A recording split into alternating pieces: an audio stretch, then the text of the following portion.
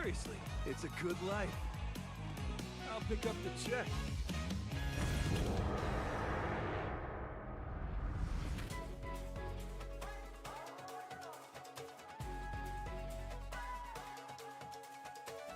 Come on, get ready.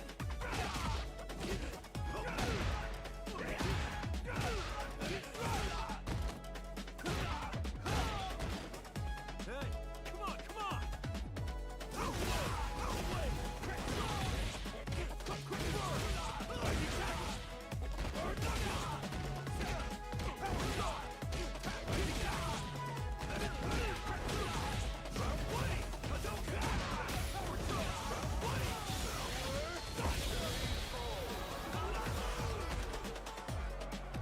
All right. You down for one more? Time for a beatdown.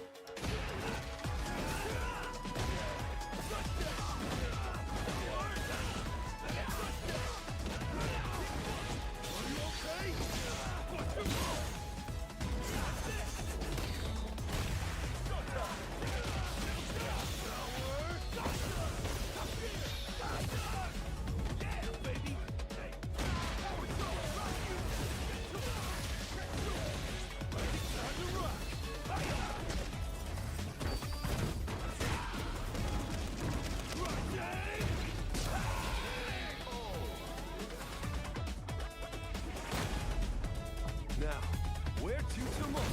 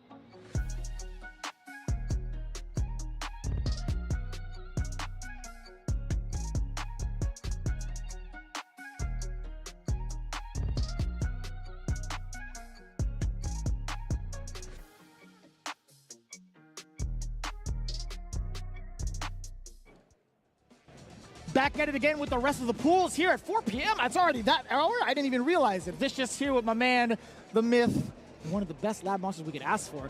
Javits, what's going on, man? Yeah, you're giving me too much praise, man. I'm happy to be here right next to you, man. The voice of Street Fighter 6, the one and only. You know, never forget that, guys. But yeah, it's already 4 o'clock. We're running through these matches today. I feel like today it's been more of less upsets, more of kind of what you expected to see. I guess more people, warmed up from yesterday. So I agree with that. We do have some really nice casual setups here, yeah, where players are able to warm up, make sure they got that muscle memory in. Whereas yesterday it was just mayhem, man. It was a little bit of like a fest, like a slugfest. That is for sure. Yeah. It was going like every which way. But I do agree with you. Even at the top of the show when me and Yipes kicked it off, I was talking to everybody here. I'm like, yo, there is a lot of like really stable cats out here. There was a lot of names that we did not recognize, as it usually goes in the preliminaries, but they were duking it out at a real proper level. There was actually a lot of respect and also some really, really great opportunities to get some of these like big exhibitions of damage. And I'm like, oh, okay, I'm actually learning a good amount too. So it's cool to see that. But also a lot of the cats that are coming from all over the country, even like internationally too, coming through for this event has been a big surprise. Yep. Just to let you guys know, going into our matchups right now with 4 p.m., we got to say we got maybe Pool H as well. So if you go to Start GG, right, go to Google, Start GG, East Coast Throwdown 2024, go into those 4 H pools and just tell me the names. Tell me, just look at those names just going into it. It's actually going to be kind of wild. Just to start things off, Zach in the Box with Space Boy. We got ASAP Ricky, that's cool, with one of the first blocks. The next one, Ramsey, is in one of his H104. I actually don't recognize the rest of the names, but I've seen Cusco before. So I'm actually kind of worried. I don't know. You got a smile on your face. You're like, maybe I recognize it, maybe I don't. The name 81 Papa Cap is just calling me right now. I definitely want to commentate that match just because I want to see what he brings to the table. Yeah. But another name that I do recognize on further down in the list is Picaro, who's actually from Peru, really strong player from South America. He's been playing a lot of in our next level tournaments in the past year and a half. Yeah, with the Blanca and like. His debut, playing in New York, he took out IDOM cleanly, so he's definitely a type of player that you don't want to sleep on. Definitely not. No. Really solid with the tricky Blanco setups. Any sort of like former Capcom Cup competitor, it makes me think, dude, this guy's still always going to be a threat no matter like what game he plays, because the understanding and also being a part of something that prestigious as a Capcom Cup, it just automatically sets the red flag. It's like, okay, this guy could probably do some pretty big damage. We'll see if that's the case for his pool, because he also has Squall. Squall's been a competitor that's like kind of like hovered out of pools a good amount of times as well. I think this might be the day he's going to do extra damage as well. But one of the big surprises, Dabuz. It is the Dabuz from the Smash community playing in Street Fighter 6. At least that's what I've been told. Yeah, you love to see it, man. You love to see like players from different games that are able to pick up a game like Street Fighter 6 and bring in some of those elements that they take from their past experiences and show a different style in Street Fighter. And speaking of players that come from other games, we also got Lost Soul, who's one of the top Guilty Gear players. Yeah, he's been going really, he's been playing a lot of Street Fighter 6 lately. He's been rocking the Akuma, and I feel like he's not quite at that top level yet, but he's definitely like really the type of player that he breaks down. He's like right on the cusp. He's starting to get a better understanding of how the game flows, and I expect to see good things from him today. No doubt. Then also going into the last set of pools, just to name a few people, right? Dr. African is coming through in pool 106. I had a long time to be able to talk with him about how he feels about like counter-picking characters, how he feels like modern should be like something that could be considered in regards to getting those counter picks going. Instead of picking an entirely new character, switch it up to modern and make it that way. Like I thought that point of view actually makes a lot of sense too. But before we digress, Riddles is in it again. I've seen this cat a bunch of times over. Another Smash player, really, really high-end top player. He is going through the woodwork and also destroying a bunch of people in Street Fighter 6. So I love seeing his transition over. Then you got Diablo Bison, and of course, the boy. Still a young man at heart, Golden Sen. The one and only, the man responsible for keeping the New York scene alive.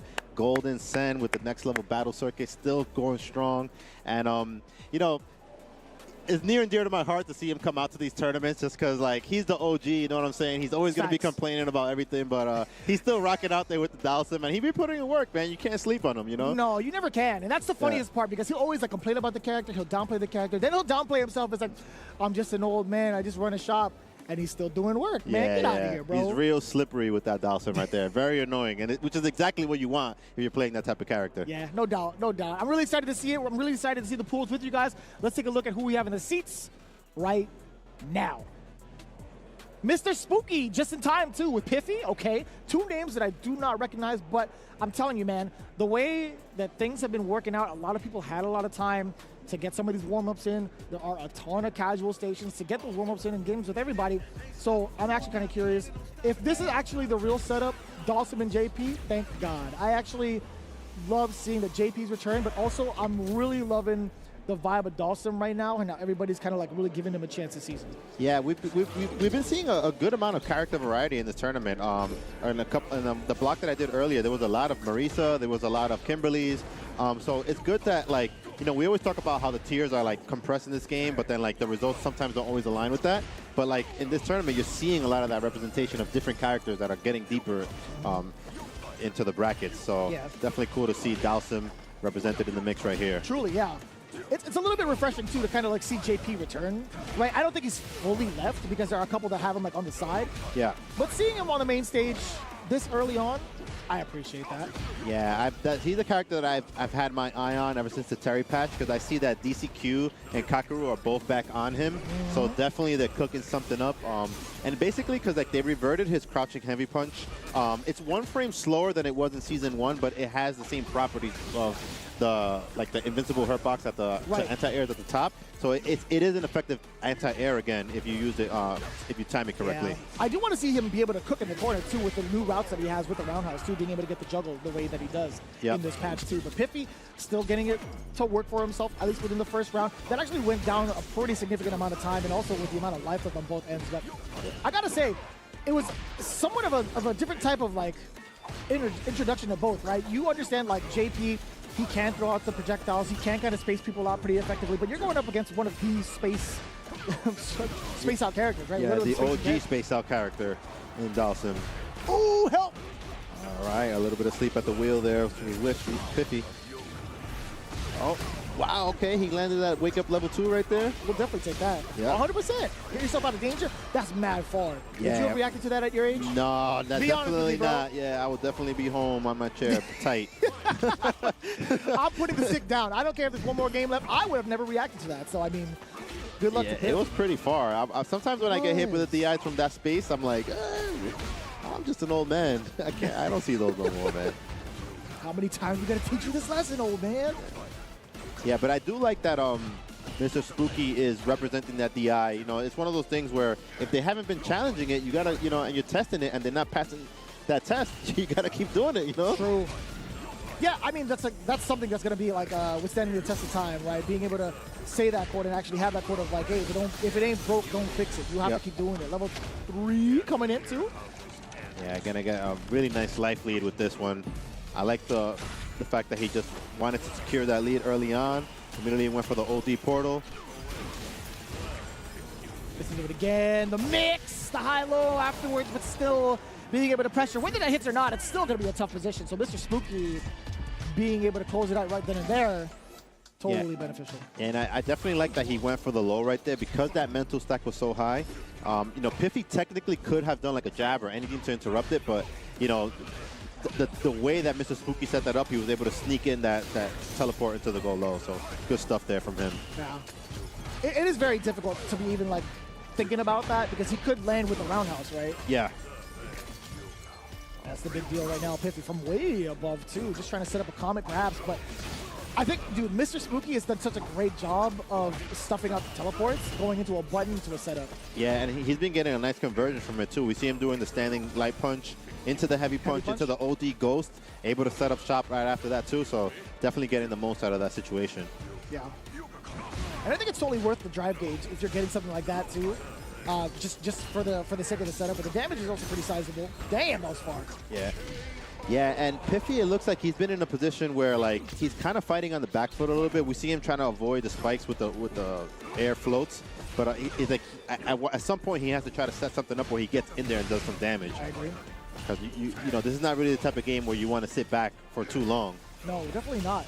And funny enough, he's opting to go for like a parry for the just the regular fireballs, right? The regular ghosts, and it's kind of understandable because it's like, do you want to risk trying to like float over to reset the timing because there's going to be spikes regardless coming out too from the bottom? But great defense. Yeah, did a good job of weathering the storm there on that level 2. But now he's nice read on the wake up drive reversal right there from Mr. Spooky, and Piffy in a dangerous position right now. No drive meter left. Let's see what he's able to do with it. You know, okay, everywhere at once. I like that. The DI had just enough armor to get through right there. Missed on that level 1 snipe. All right, not going to kill, but it's going to one more hit will do it. Oh, he just got back the drive meter. Didn't get chipped out. Miracle situation right there for Piffy. Let's see if he's able to stay alive. You'll see the setup with the Comet. Still on the way down. That could have been a moment for any sort of super for Piffy had he got the right sequencing and the spacing. Damn, yo, you're just gonna go jump fierce? Yeah, he's right there. Mr. Spooky saw that he just needed to get any kind of hit right there. And Piffy, unfortunately, did not have enough life to survive that. I like the way, the adjustments that Piffy was making in the end there. He was kind of being more mobile, sneaking in those teleports to actually start getting damage in instead of trying to avoid the whole round. But it was just a little bit too late. Yeah, I get that. I totally get that. But either way, I think I love the back and forth between the two. I just wish maybe like Piffy would have done a little bit more to kind of test out what would happen if you decided to like dodge something with a float. Yeah. Necessarily. Like if you could kind of react to like a fireball or any of the ghosts that JB throws out there, why not try to reset the timing with float, right? I think that's not too bad of an ordeal. Sure, the threat of the spike is there, but it's still like if you haven't tested out the waters first, then you're not really making that much progression, or you're not going to be making that much progression in comparison, right? So yeah, and to Mr. Spooky's credit, like we saw all those teleports, those badly placed teleports were just all shut down with the standing light punch, and he got a full conversion every time, able to set up shop. So that might have been what deterred Piffy from like playing a more aggressive style, because he was just being stopped at all those opportunities. Yeah. Just pump the brakes on the teleport a little bit, I would imagine, right? Yep. I mean, it makes a lot of sense to do so. But as you can see it, again, we're still going through the preliminaries. We still have another set of players already up and ready to go. Let's check it out now. Yeah, we are moving through these brackets, man. Yeah. It's Dumas. Going up against Paulie C. Man, Paulie C. Dumas is such a distinguished name. Like, Yeah, like man. that sounds like a JP player or It sounds something. kind of regal, you know what I'm yeah, saying? it Like, really does. He's sitting up straight and everything. He's got Yeah. good hair. So does Paulie C. All right.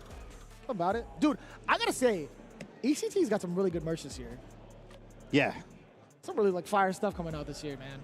Yeah, definitely. They always got the really nice like artists and stuff for the merch. So I gotta pick Caterman's brain about that too, in regards to like which artists they got what for doing like some of the jackets and some of the hoodies too. Oh Yeah. no, it was Drew Face. oh yeah, I think Drewface Drew Face always designed the puts stuff out this fire. year. Yeah, That guy is insanely good. yeah, definitely putting out some. That's some crazy. Cool stuff. Yo, I see you, man. Yep. I saw one of the tees has like a picture of a street, and I asked Walter like, what was that street? It was a little bit blurred out, and he was like, man, you should know that. That's my street, man. That's what Chinatown Fair. I felt a little silly for not knowing that, but Even I recognize that. yeah. Come on, man. Yeah, I'm Somebody too old, asked me the man. same I'm too question. old. I'm like, that's where CF's at, man. yeah, that's true. That's true. Don't test me.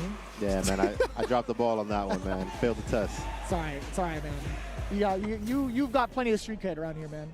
Yeah. So, Marisa. Talk to me. Marisa versus Akuma. Yeah. I feel like she can still have that burst damage. She can navigate pretty well around fireballs, but other than that, what else you got? Yeah, one of the things that like we see the wake up drive reversal right there, and I want to talk about that a little bit. After they made the change to drive reversal, that when they changed it from not only from being -8 to -6, but that you could do it on wake up, it really affected the way that Marisa structures her offense, because even when previously she was in a position to punish a drive reversal, she doesn't have like a high damage 6-frame option. Right. Whereas before she could do like a standing heavy punch or standing medium punch rather, and get big damage for it. Whereas like now she's like, you could kind of like use drive reversal a lot. It really counters how her offense is layered. So they have to find new ways to kind of find those hits. And in the neutral game against characters like Akuma that are really mobile, they have ways to navigate with Demon Flip and all that. It's a little tough.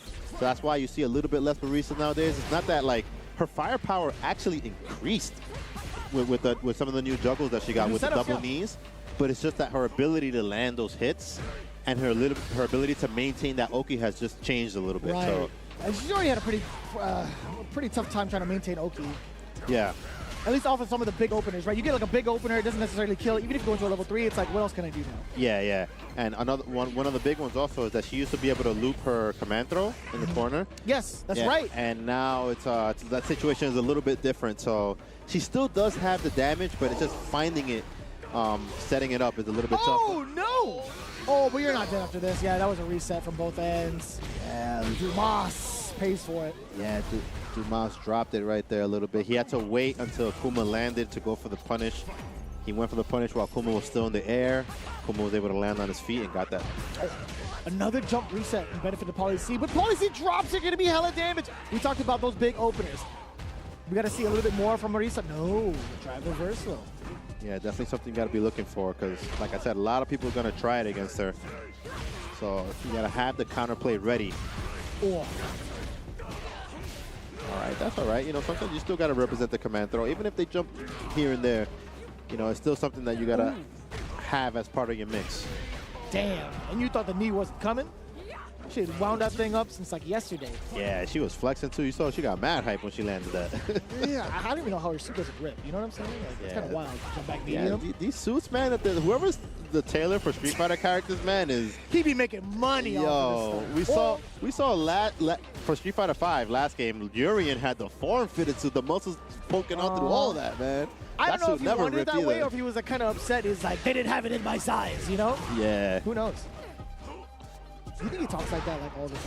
I think he does, I think he man. does, too. Yeah, he's definitely the type that would do that. Pitiful scum. Damn! I'll have 2 sugars with my coffee. That's right. You know? No room for cream. Oh my god, the damage is actually insane. That was literally right below the letter C Yeah. on his name. Yeah, definitely. If you were getting clipped by Marisa as Akuma, you are going to be really sad. Yeah, that's one way of putting it. You would be bleeding, that's for sure. Oh. All right, nice hit of air right there. Okay, got a little follow-up. That was made forward. That was like that hit around the special effects. Did you see that? Yeah, the double duff right there. Oh, he's just getting clocked. I don't know if the matchup matters at that point. If you're just getting duffed. When you get dumped that hard, it's not about the papers anymore, son.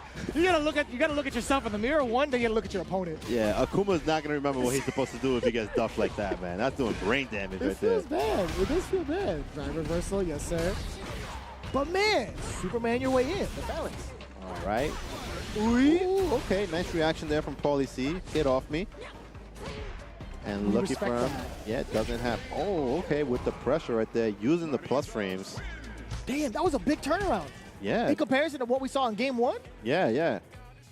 it's actually kind of wild. Dumas taking it down.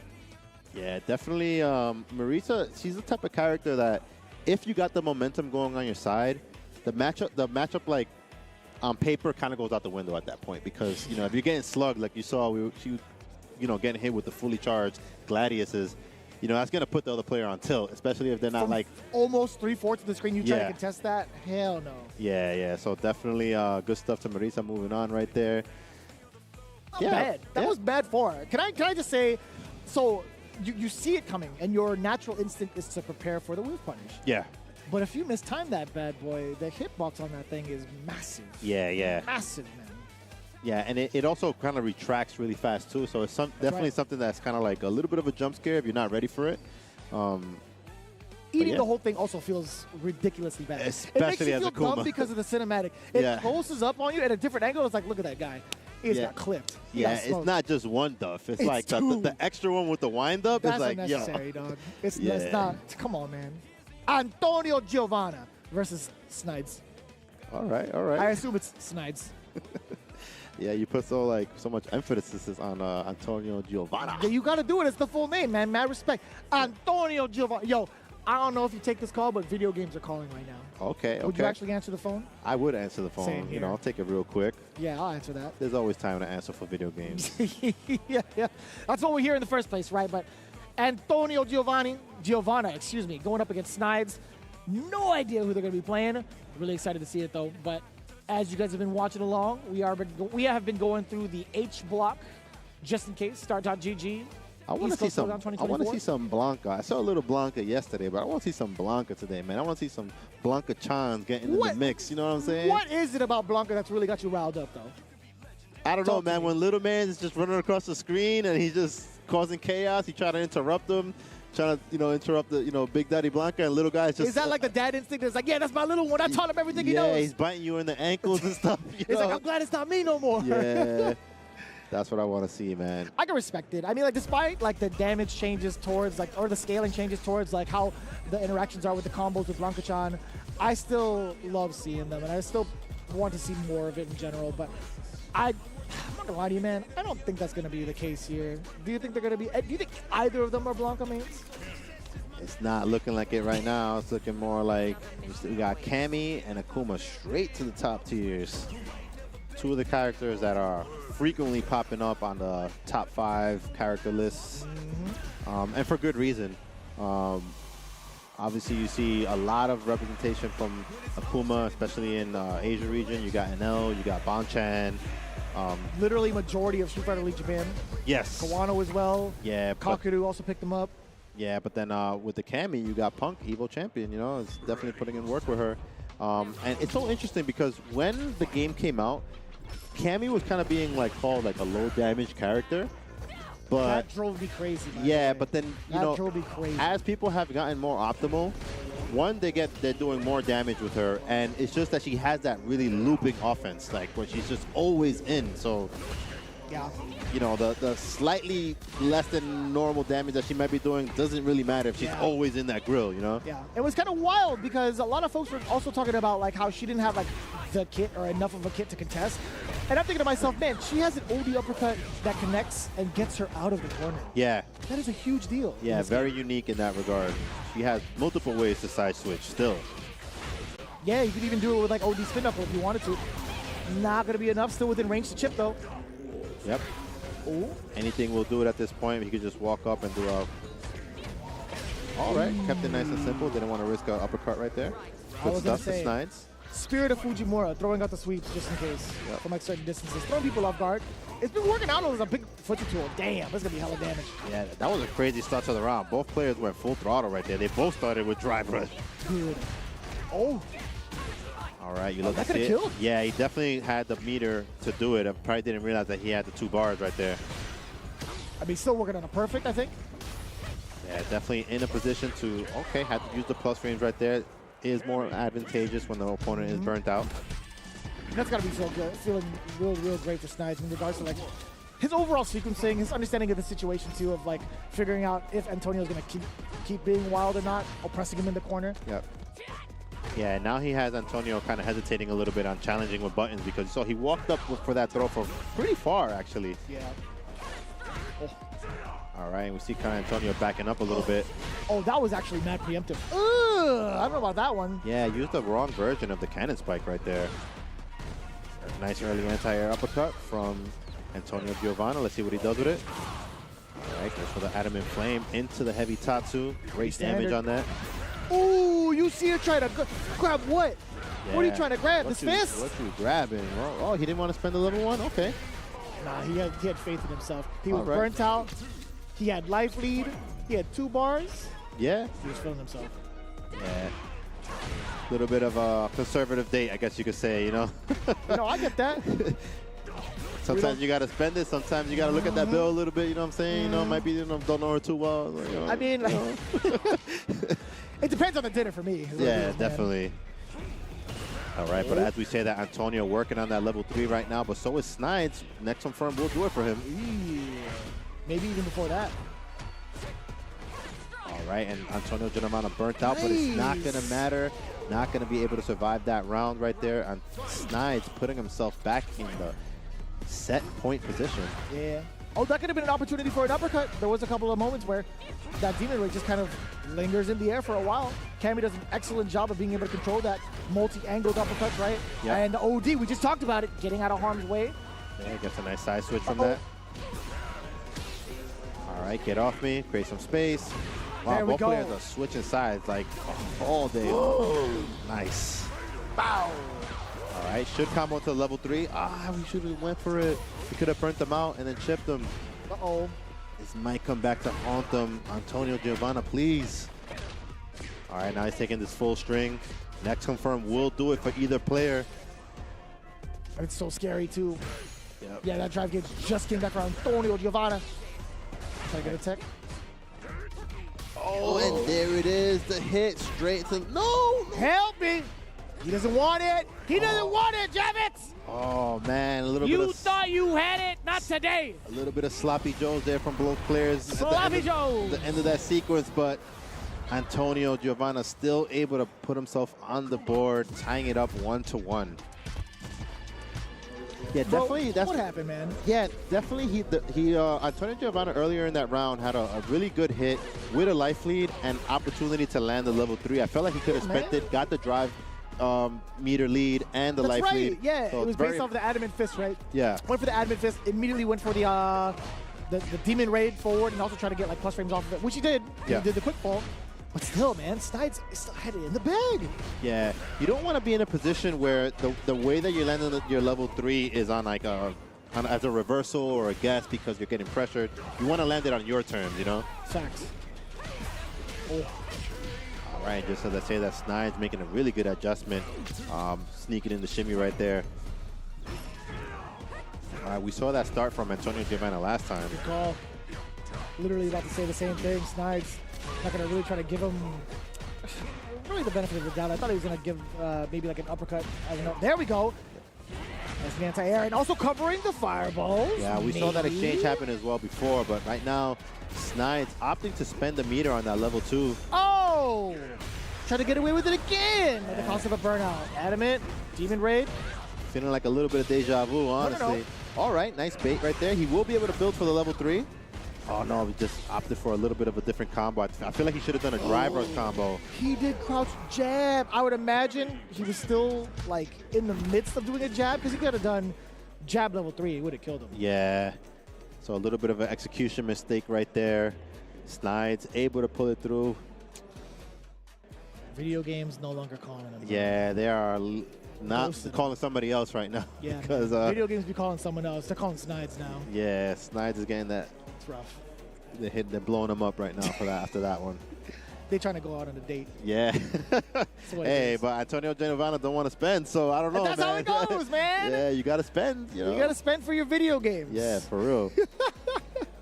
But either way, you guys are tuning into East Coast Throwdown here in Hartford, Connecticut. It's been an absolute blast thus far. It's been so cool to see everybody kind of like represent in regards to like the different regions. And I know a lot of, obviously, a lot of North American representation, but some of the names that we kind of like see in the woodwork of like a couple of highlights here and there. We see them kind of like roaming around the streets of a lot of these weekly events too, like TNS, Can Opener, Neo Judai Street Fighter Academy. Yep. The whole 9, right? We're starting to see them really fight for the spot. And it's really enlightening to see. I'm loving the fact that these guys are still grinding it out the way that they are. And it's been so East Coast heavy, obviously because of the region, but in terms of like the actual gameplay itself, it's been evolving little by little, and I love that. At least for today, it's been like going through it all. Yeah, and just to remind you guys, this is a premier event, so the winner of this has an auto qualification spot into the Capcom Cup. So there's a lot at stake with what these players are fighting for here. And yeah, I'm very curious to see after the way yesterday went and the way that today's shaping up, like how is going to be that TAT 24, you know what I'm saying? So Right.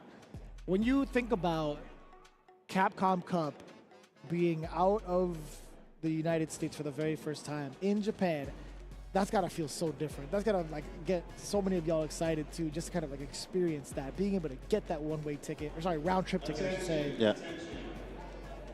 If it was one way, that'd be crazy, bro. Like you win and you just gotta stay there, bro. That's it. I mean, if I won $2 million, I'm staying in Japan that year. Yeah, you gotta defend it from there. Yes. That'd be fire. That'd be kind of sick. Yeah. You get residency for a year? Okay, sign me up, Okay, man. let's do it. If my visa says, hey, you're only allowed for 3 months, I'll come back. It's fine. All right. This is what I like to see. This is not the first time we actually saw this exact matchup earlier today. Jamie versus Chun-Li. I'm glad there's more of them out there. But overall, this is going to be a little bit of a long-winded conversation. Jamie, in your current thoughts, and I got to pick your brain on this, your current thoughts on him this season. He's got a ton of amazing buffs that go towards it, but like I don't know if it's really like enough. Yeah, it seems, at least from what I've been observing, it seems like despite the buffs that he has, just some of the tools that he doesn't get until like drink level 3, it kind of like he's kind of gatekept until he could get that 3rd drink. So, and it's not even just like with the command grab, right? There's so much more that goes into like the special normals in terms of the ranges as well. Yeah. So I feel like if maybe they could like rework which moves he gets, like maybe have one of them access earlier on, like maybe the command grab at an earlier stage, something like that. No. To keep that at 3, Playboy. Okay. Maybe the special normals, like having like certain ranges or certain distances, then we could talk about that. But the command grab, nah, son. Like I'm a big enthusiast for that. You know me, for sure. Right. I still think that's too powerful. Okay. We'll keep it at level 3. But aside from that, like, once he has the level 3 or higher, he's definitely like very, very strong, in my opinion. But it's just that some of the way that his Oki is structured and all that, he has to give up like damage to try to get to become a better character, and then like by the time he gets there, sometimes it's a little bit tough to make the comeback. So. Yeah. Either way, we got Pumper Jam rocking it out with Chun-Li. It's a little Zeppy. Coming in with the Jamie. Fierce right to the grill, though. Yeah, Pumper Jam with the classic standing heavy punch. We've been seeing that normal since Third Strike for about 25 years now at this point. So people have been getting PTSD, clocked for bro. 2.5 decades, man. That is wild. I still get PTSD with that normal. I can still hear the way she like screams it out in 3S. Oh. Yeah. I like that. I like that as a punish counter. You still get a couple of drinks, too. Yeah. All right, nice. Setting up the fireball right there just to create the space. Back-to-back attempts at a dive kick. You saw that, right? That was early jump short. That had to be a dive kick from Zeppy. All right, Pumper Jam walking up with the jab pressure, then backing up to set up the Kikoshos. All right, deep walk up into the throw right there. All right, good reaction there on the anti-air tension kicks. Yeah, pretty consistent, I gotta say, for Pumper Jam. I think, for the most part, I think, like, you know, he's pretty spot on with, like, catching somebody mid-air. But Zeppy's done a great job, at least up until that point, kind of, like, keeping it ambiguous as to his air approach. I know he baited out one of the Tensho kicks, at least earlier in the round, but there's got to be more than that. Oh, right wow. angles, too? Yeah, definitely got to think about the angle that you're doing it at. Sometimes you got to choose a regular anti-air if you don't want to risk missing like that. All right, going for the low forward driver combo. All right, good use of the wake-up driver reversal right there. I love that more players are representing that as part of their wake-up options now. I agree. Another missed dive from Little Zeppy. He's running into a lot of these fireballs with some of the drive rush, man.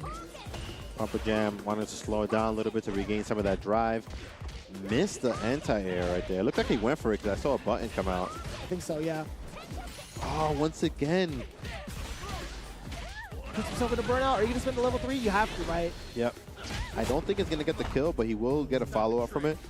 We'll be able to stay close for the Oki. I think maybe sneak in a command throw, maybe. Okay, wants to go to level 4.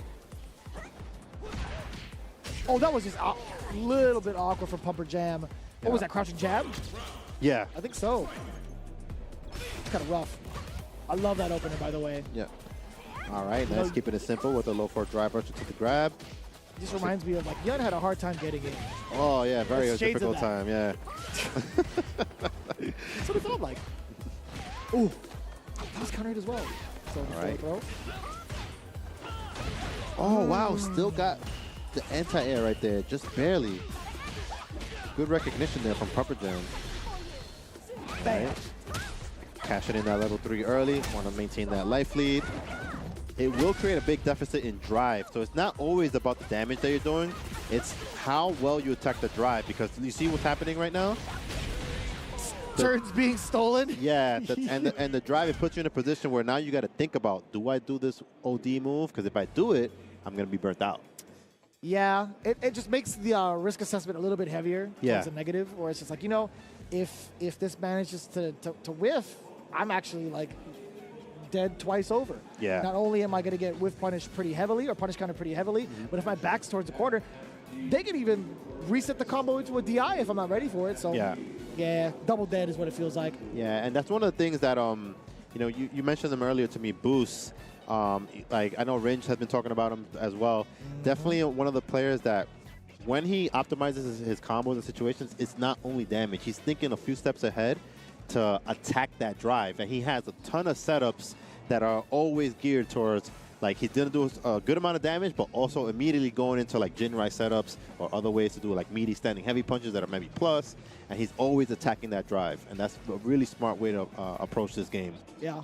And it really is tough to kind of recognize it before it's too late from, like, the receiving end. I think Boost does an amazing job of masking that intention.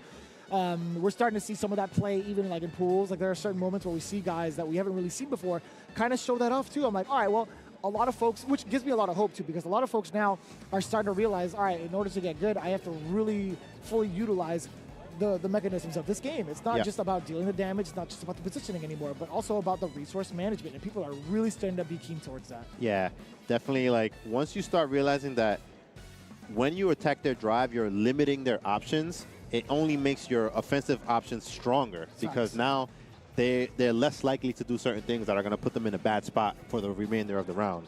So definitely something that more players are like, the meta is kind of evolving where Even with some of the buffs that these characters are getting, like if you remember Zangief, when they buffed him, yeah, it was great that he got a lot of damage buffs, but the real one that really made a difference was the way that they increased a ton of his drive damage on like a lot of his normals. So Standing medium kick being one of them. Yeah. Insane. Yeah, and like they nerfed Zangief in the Terry patch. Yes. By the toward medium kick is more negative on block now. I think it's like -3. Yeah, it was -3 and now it's -4. So Oh, it used to be it's punishable now. Yeah, That's it's right. punishable now. And the headbutt, forward heavy punch, they added scaling to it so that he's not getting like a big damage. Either like it's not like so much of a 50-50 anymore with like Right. grab or headbutt. He was getting like insane damage on both options. Now they lowered the damage a little bit, but they kept the drive damage. So he's still able to attack that drive meter, take away those resources from you, and kind of shut down your options where like, do you really want to do a reversal ODDP? And then like, you might be cooked after that. Yeah, especially with Zangief. Yeah, no, it makes a lot of sense too. We have definitely seen that being shown off like pre and post Terry patch. So I feel like the mentality is somewhat the same. It's just a little bit more pressure behind it in terms of the risk from the opposing side. But Space Boy coming up, yeah, man, versus Mayun. Yeah, and speaking of Terry patch, Space Boy actually was known for his Luke, but he's been playing Terry. So I wonder if, like, Terry's pretty recent, so I'm not quite sure if people have, like, the confidence in their Terry yet to bring them out in a tournament like this. But, yeah, we already saw Kusanagi from Mexico won a tournament recently with Terry. Vash TS actually during pools, I think he made it from the winner's side, if I'm not mistaken, earlier today. He's been showing off that Terry all day. Yeah. So I'm curious to see if Space Boy is actually going to bring out the Terry this time around, or just go back to the tried and true Luke, who also did get a buff in the Terry patch. The less pushback on all of the light normals. All the light normals. Yeah. Yes, that's right. Short, jab, and the strong. Yeah, I saw that demo too. Yo, shout outs to Desk, by the way, for putting in the compilation. I think Desk and Buffet will do a really great job of like breaking down some of like the patches and stuff too. Yeah. I was mistaken. I actually misspoke. Vash TS lost to Tino, but still we got to see some of the Terry play at higher level. But Space Boy going with the Bison. Yeah, fix my face on the Terry pick right there. He picked the real boss of the game right here. Okay. Oh, you heard the tap parry. Still a lot of damage. Like 2080 something. And Bison is a character that more players are starting to pick up now. As we saw, Xiao Hai, of course, won EWC with him. And definitely a character that you're just seeing more of in general. Kakaru's using him really well. Yeah. You got Pugera also using him. Bogura. Yeah.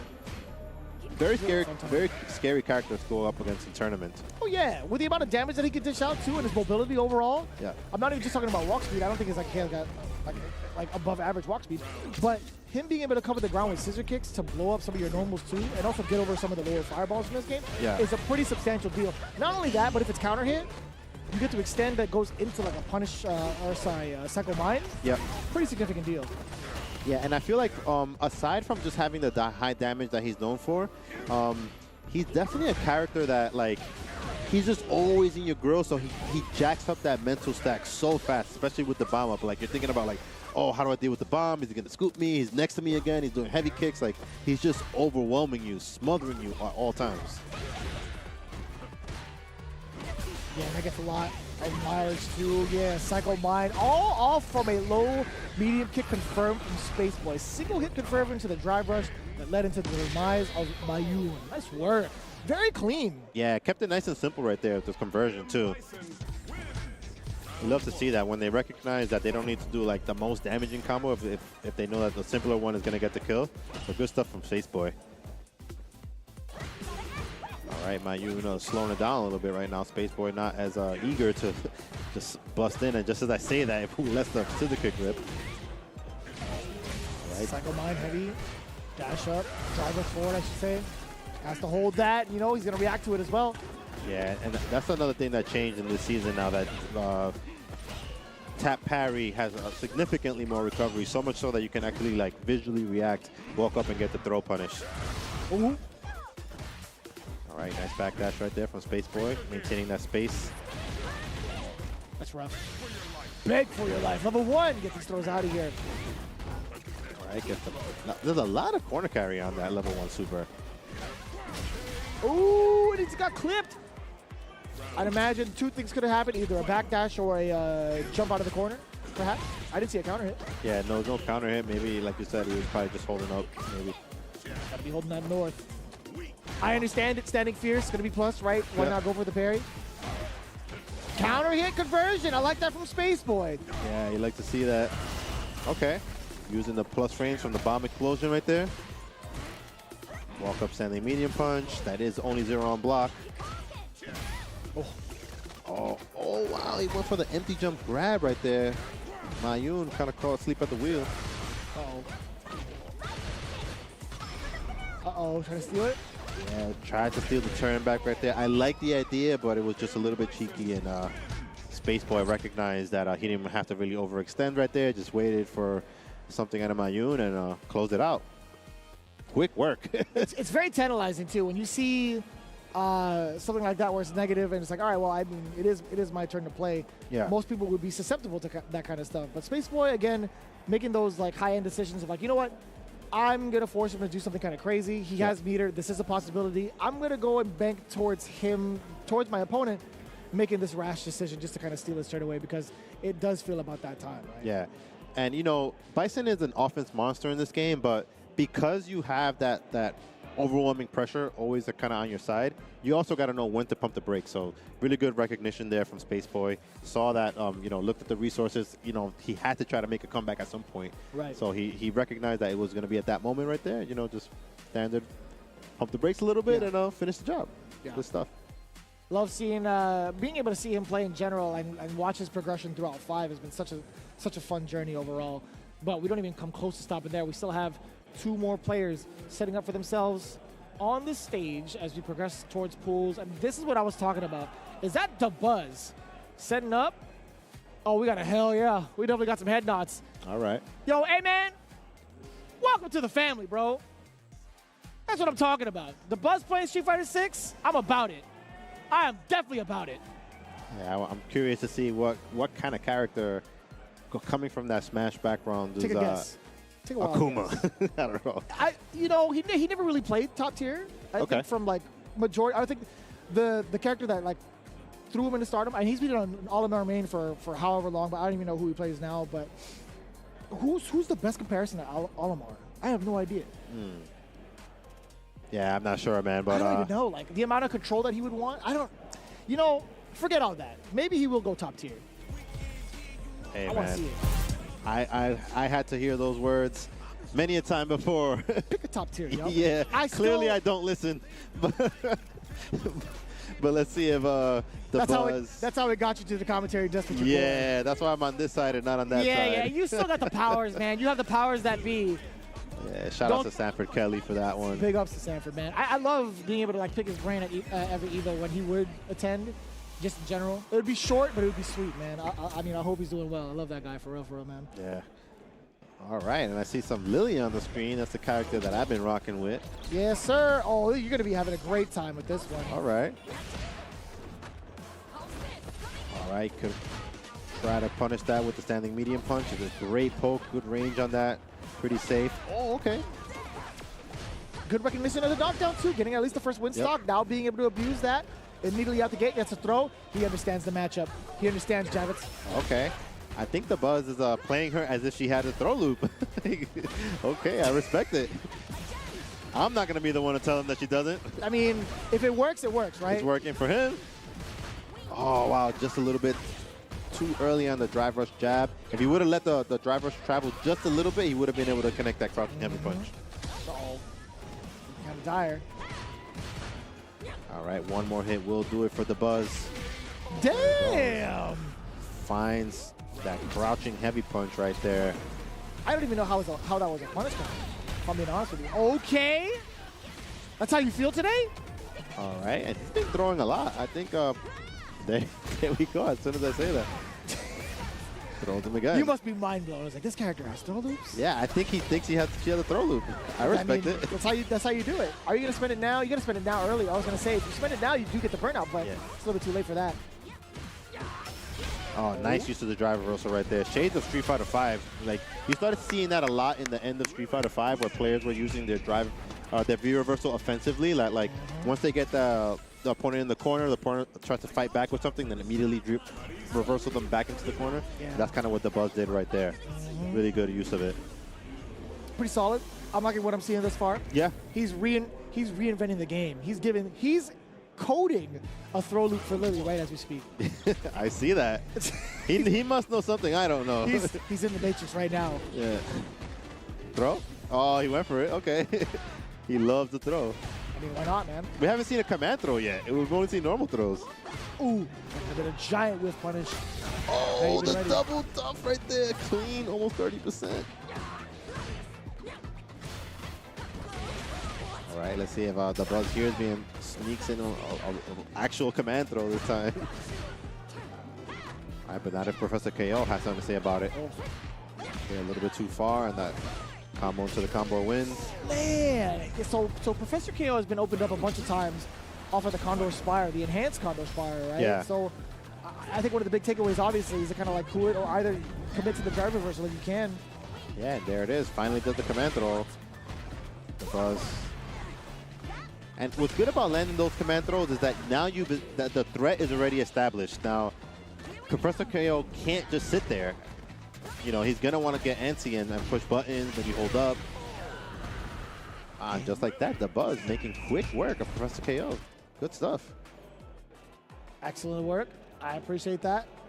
Him wandering into the world of Street Fighter 6. I don't know how long that's been happening, but it is 100% a welcome addition to the family. That is no doubt. I would love to see like how much further he progresses and how much longer he's going to be playing. Yeah. He's not the only one that we talked about in regards to other communities walking into or contesting themselves into the land of Street Fighter 6, right? We have Riddles as well being another one of those cats, being able to fight their way through and doing a phenomenal job, man. I watched his journey these last couple of months and I'm like, man, these cats really be out here. All the hard work that they've done in other games in regards to like the hard work of studying and understanding frame data and how like the meta works in regards to like how the movement is and how the characters are. They understand like how it works. It's just a matter of like executing now. And it's not even going to take up that long in my opinion. Yeah, definitely. And you know, the nice thing about Street Fighter 6 is that there's multiple ways to play the game. You obviously have modern controls as well. Yeah. Some of the execution is a little easier than the previous Street Fighters, more accessible rather. And so, you know, having that foundational knowledge of other games is applicable to even a game like Street Fighter. It's just a matter of tweaking like the specific knowledge of the mechanics and stuff to make it work in this game. So good stuff to both of them. Yeah, no, it feels really good to see it overall. I mean, we still got so many more like matches to go through, and we're all gearing up for that top 96 later on tonight. But in the meantime, we got to shout out to everybody that's been a part of the CPT journey thus far. One of them being Street Fighter Duel. We talked about this a bunch of times over, and for good reason, man. They have a really, really interesting spin on a lot of the current cast of Street Fighter. You know, you have them from like all over too, from like different iterations. Just recently, they added the Street Fighter 6 collab by adding Luke into the game. Also, one of the cooler things about this game, they have some really nice artwork, some really, really wild outfits for the characters. But it's not just the outfits. Like some of the characters too come with like a different skill set for some of the missions that you need to take on as the story progresses. You can check it all out yourselves. I've been nerding out on this game for a very long time. Check it out with the QR code down below. Then of course, we got some more coming up these next couple of weeks, huh? Yeah, I love to see the flags just hanging down right there. You see all the different teams being represented, and SFL JP, man, it's like they kind of elevated the standard for what SFL is, and you love to see like just like look at the bottom too, man. You got the jerseys all up in there, a bunch of the legends and new faces alike, and yeah, you love to see it, man. I'm very excited to see what they're gonna bring this year. Yeah, it's kind of wild from all fronts, being able to like learn from each other and see what the plays are like, what the production's gonna be like. But one thing is for certain, one thing that I'm really looking forward to is this one right here, Street Fighter League Europe being live from November 15th through the 26th. I am so excited to not only see what the roster is going to be like, how the action's going to be, but more importantly for me, I want to see the boys up there. I want to see what the commentary team's going to be like, and you guys get to explore all of that. Be sure to tune into Capcom Fighters, man. Be sure to tune in, hit that follow button right now.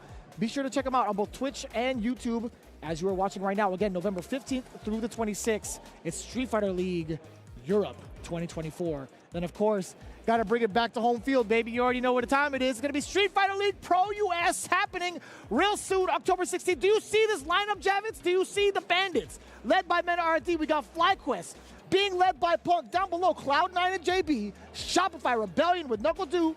Fighting Spirit coming back with Oil King. Then, of course, our Red Rooster, the hot sauce with Mono. Yeah, definitely a bunch of killers. That is quite the lineup right there. JB is at this tournament too, so definitely, you know, revving up for that. And yeah, that's going to be every Wednesday starting on October 16th. That's right around the corner. Real soon, baby. Yeah, real soon. We got so much more to look forward to and so many more games as well as we continue on with East Coast Throwdown. You guys don't want to miss it when we come back. We got more of those games coming right at you. Stay tuned.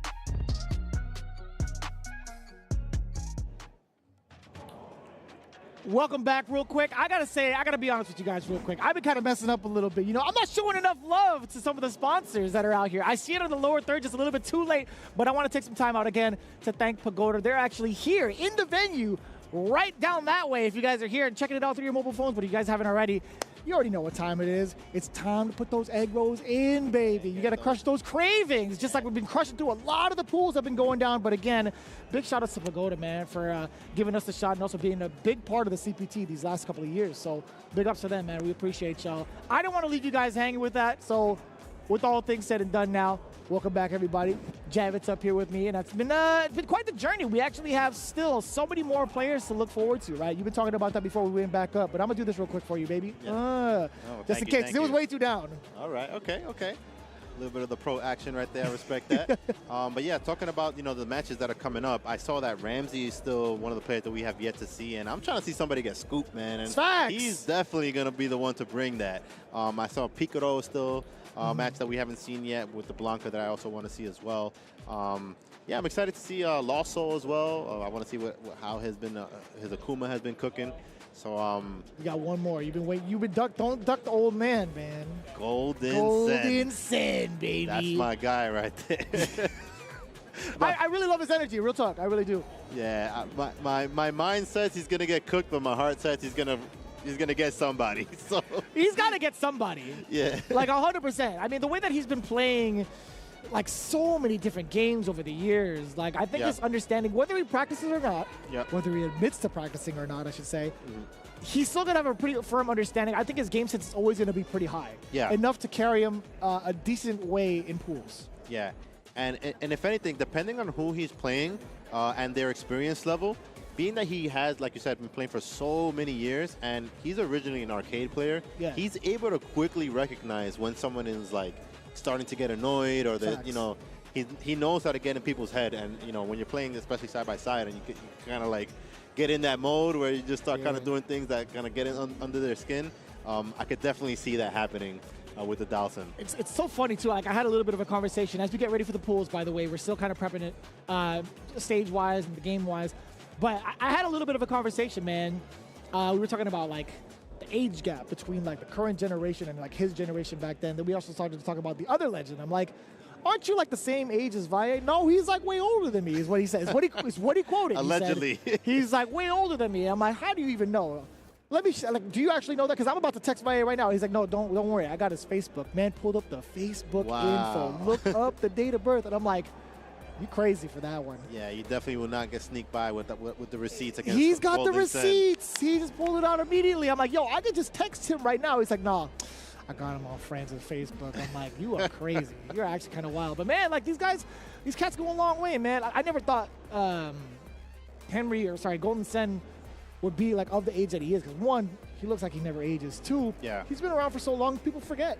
Yeah, people truly do forget. Yeah, and just to give you a little bit of the lore, he was actually, like, from our scene, along with Eddie Lee, one of the first players that was actually traveling outside of New York, going to play to tournaments like Midwest Championships, and one of the first East Coast players to be flying out west. So he's definitely from way, way, way back.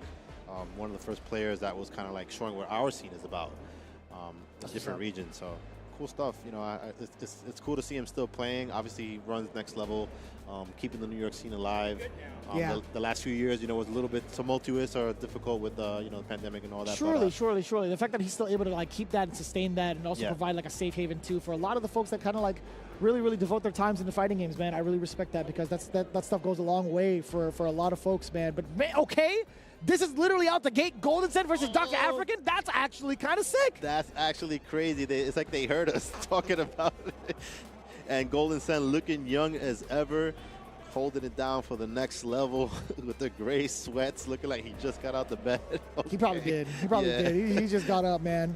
He's already trying to like soften up Dr. African, talking him up a little bit. But I gotta say, yo, Dr. African, his hairstyle, yo, it's getting thicker and thicker every time I see him. I'm like, yo, you gotta keep it down, man. It's already looking good already. Yeah. Like, save some for the rest of us, brother, man. Yeah, it's like he's aging in reverse. Yeah. Nah, he's looking great, man. He stays in shape. His mental is still just as sharp. Dr. African, he's been doing a phenomenal job of, like, any character that he plays, he really puts it to, like, the higher limits. So we'll see, man. I feel like he's always been on the cusp of greatness as well.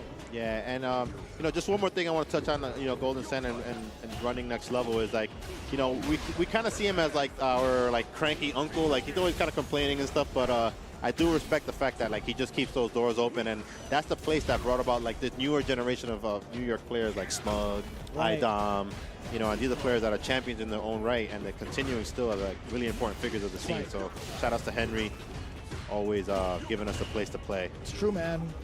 Couldn't do it without some of the pillars that we have today. But right now, on the sticks, he's currently at the deficit. We're going to see him kind of like space out a little bit with some of the fireballs. But going into the switch for the mix, I think Dr. Africa was more than ready for that.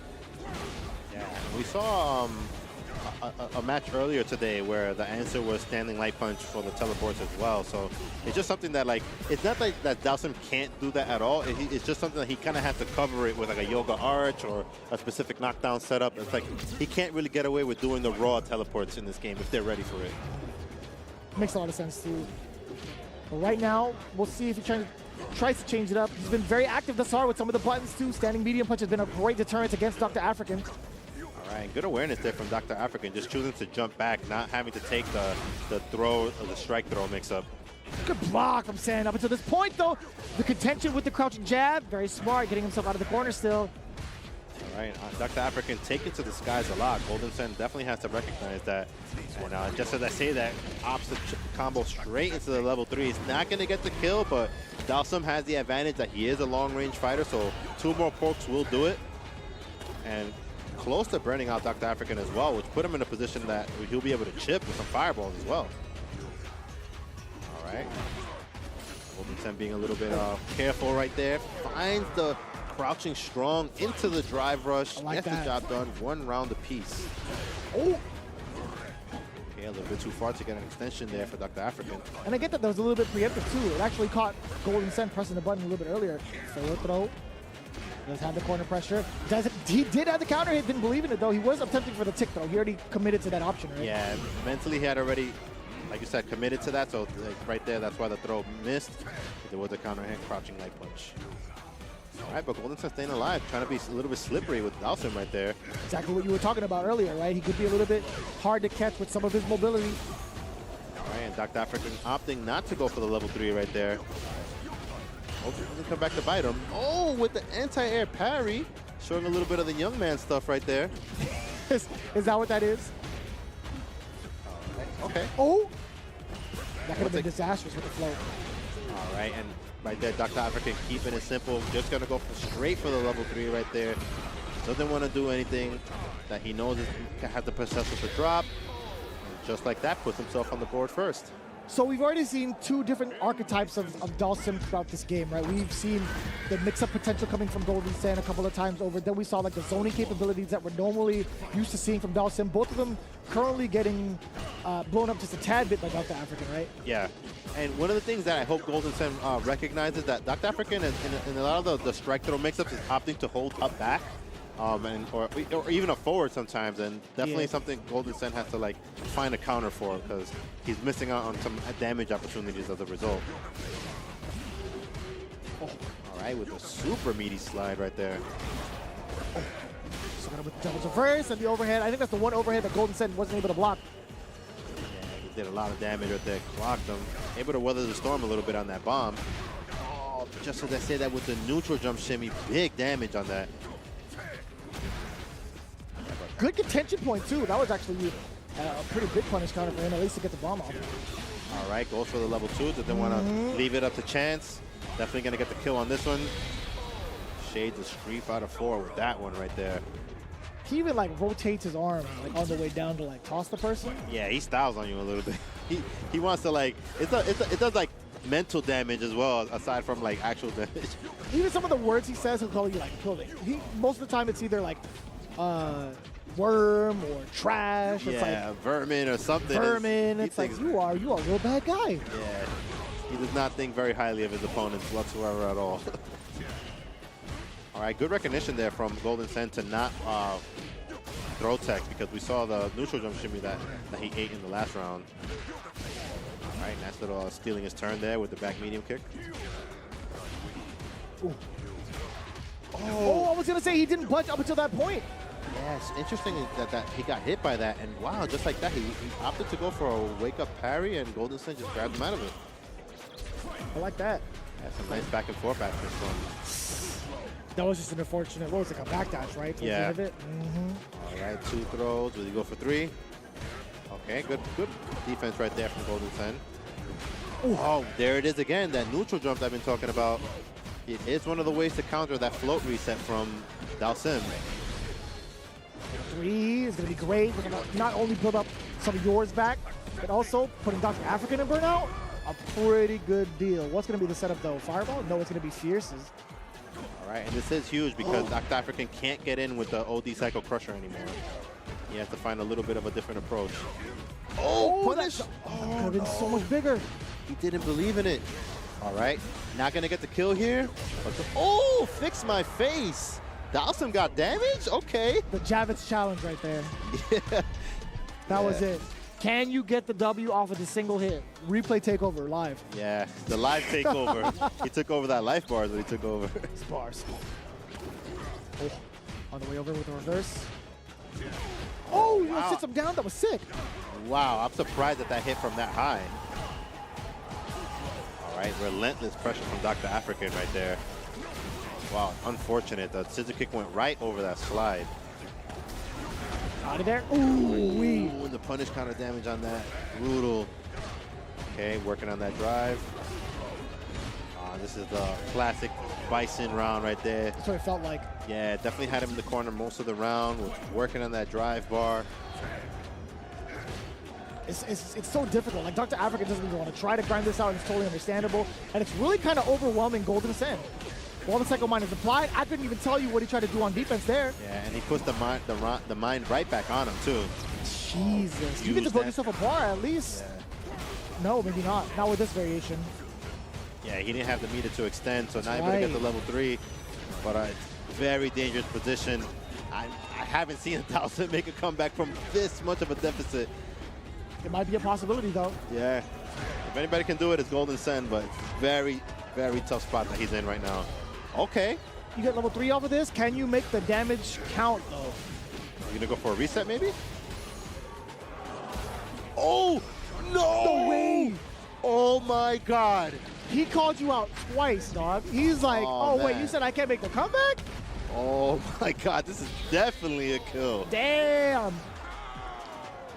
He said, you better fix your face if you want to come back to next level.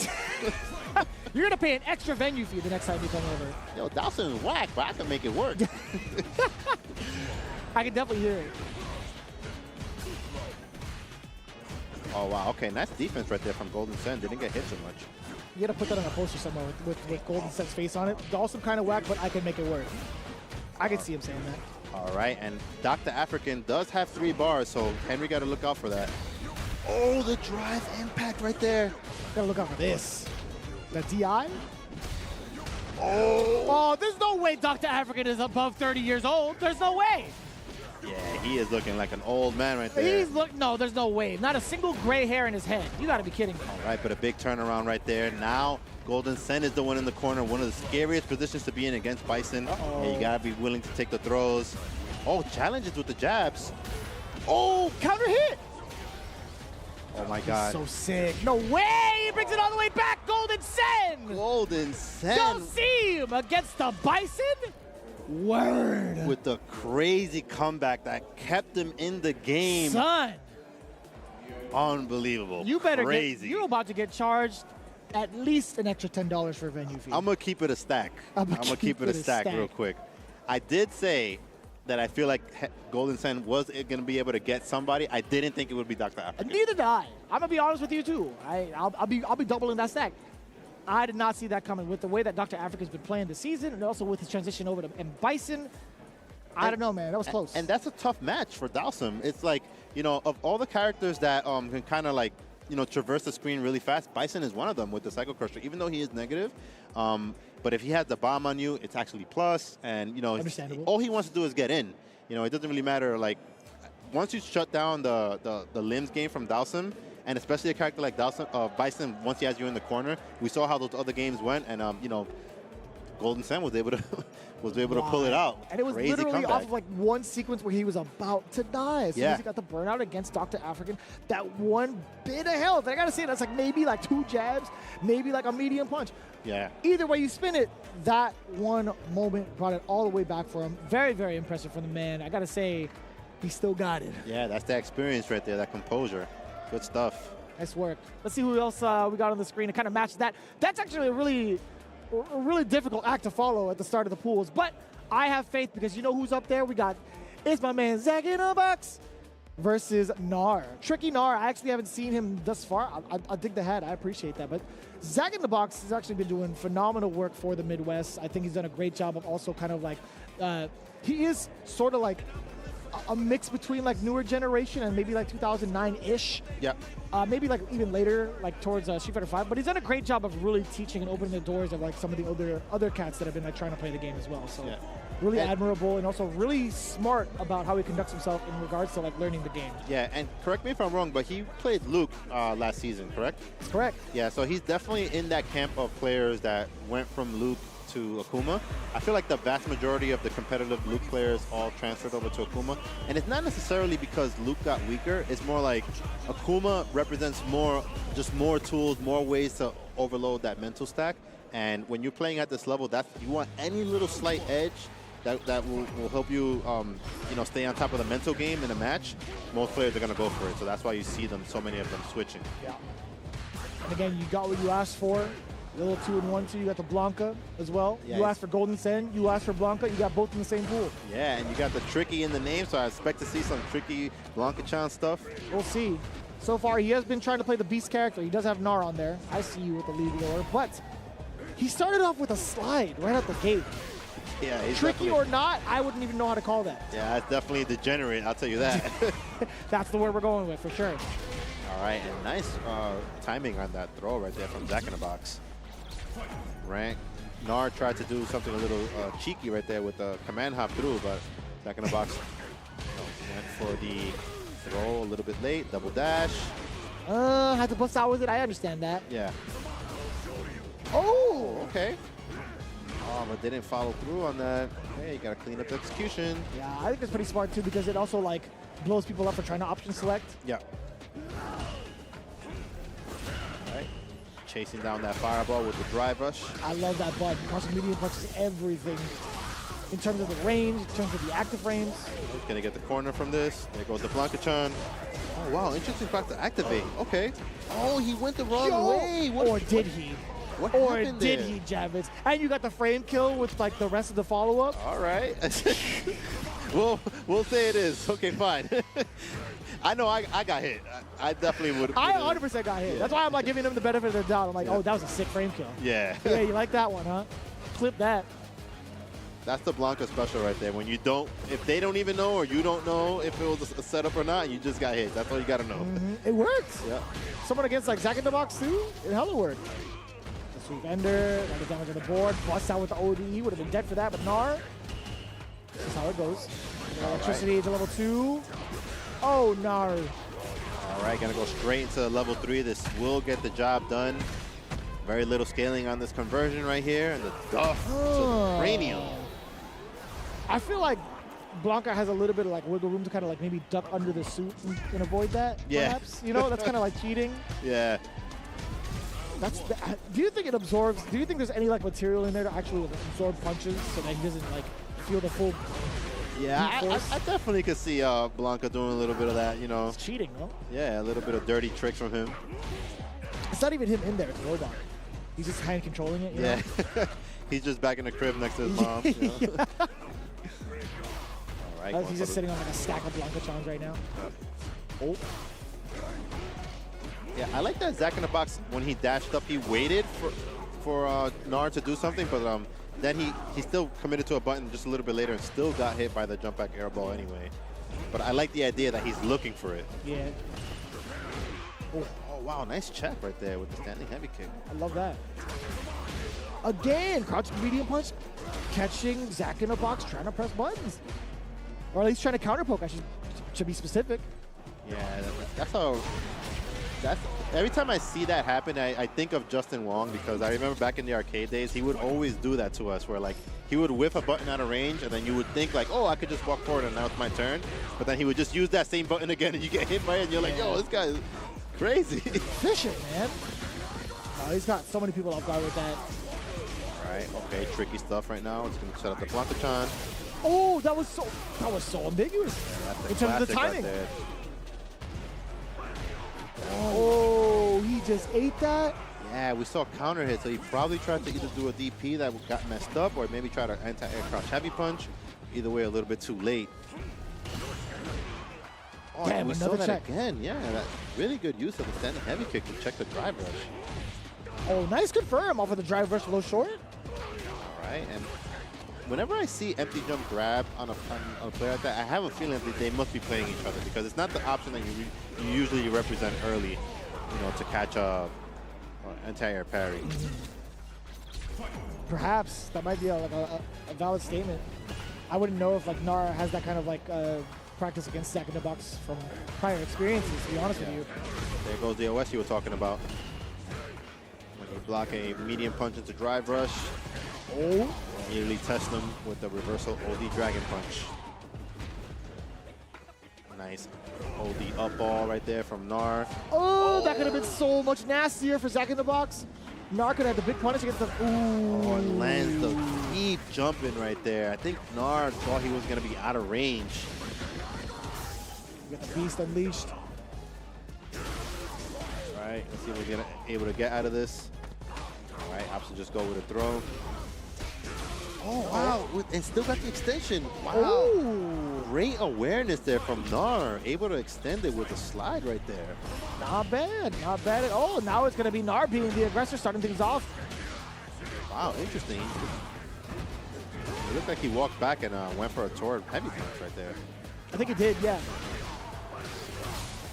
All right, little man's coming. Oh.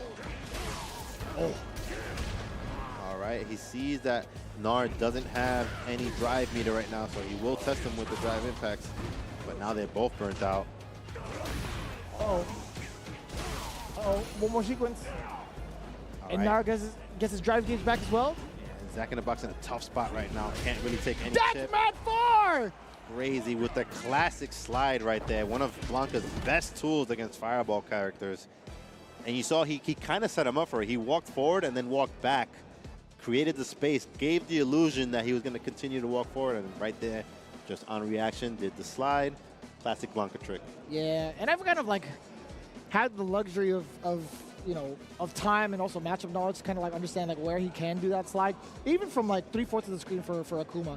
If he's like maybe at the edge of the drive gauge bar, which Zack in the Box was, Yeah. Blanca could also still be within that range right under the end of the drive gauge and still be able to slide at the very end of the active frames to catch him. That is a very long distance to cover a fireball. You got a lot of time. Yeah, and it's a meterless option too, which is what makes it really strong. Feels good, man. Yeah. That's what you asked for. That's what you asked for. Yeah. Got to see the Blanca. Right now, I'm loving this group right here, man. I already saw what I needed to see.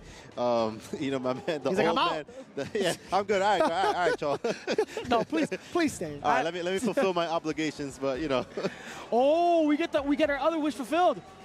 Yo, we got Ramsey coming up next. Ooh, okay, versus okay. Boston Zone. We got Boston Beta in the building. That's what I'm talking about. Yeah, okay. What day is it today? Just tell me the day is it today. It's the 12th, man. No, but what day of the week? Saturday. Saturday Night Slam Masters, baby. Oh, Let's that's facts. go. Let's That's do facts. This. Little bit of Yo, we got Slam Master Maz. action. I want to see that. I like that too from Ramsey as well. Yo, Mozzie, did you hear me from back there?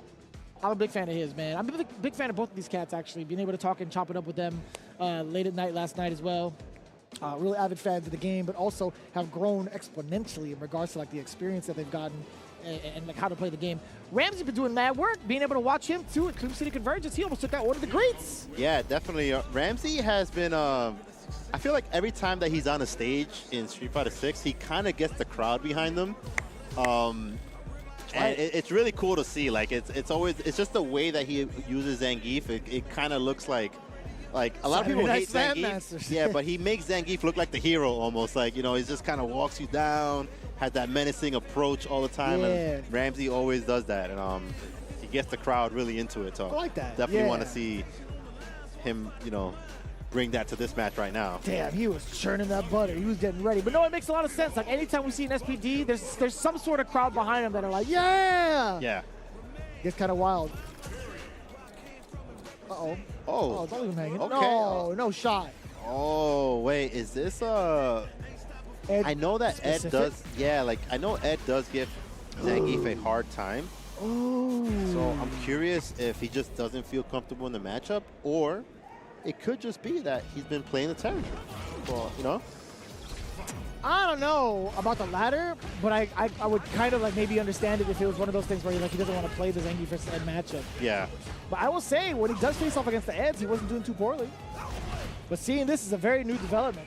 I'm not going to lie, Loki took the wind out of my sails because I think Ramsey, again, he's like easily one of the more enjoyable Zangief players to watch in the country. Absolutely. But you know what? You know, sometimes there could just always be missing context. We don't know how he feels about the Ed matchup. And, you know, he's the one that's on that stage right now. And, you know, you want to go with conviction on your decisions, you know, not just always pleasing the crowd. So, yeah, I'm curious to see what he has with this Terry right here. Okay, no level 2 right now. No dream combo for you. Yeah, didn't have the bar built up, right? There's a couple more sequences, but Maz. Yes, sir. He was able to sneak it in.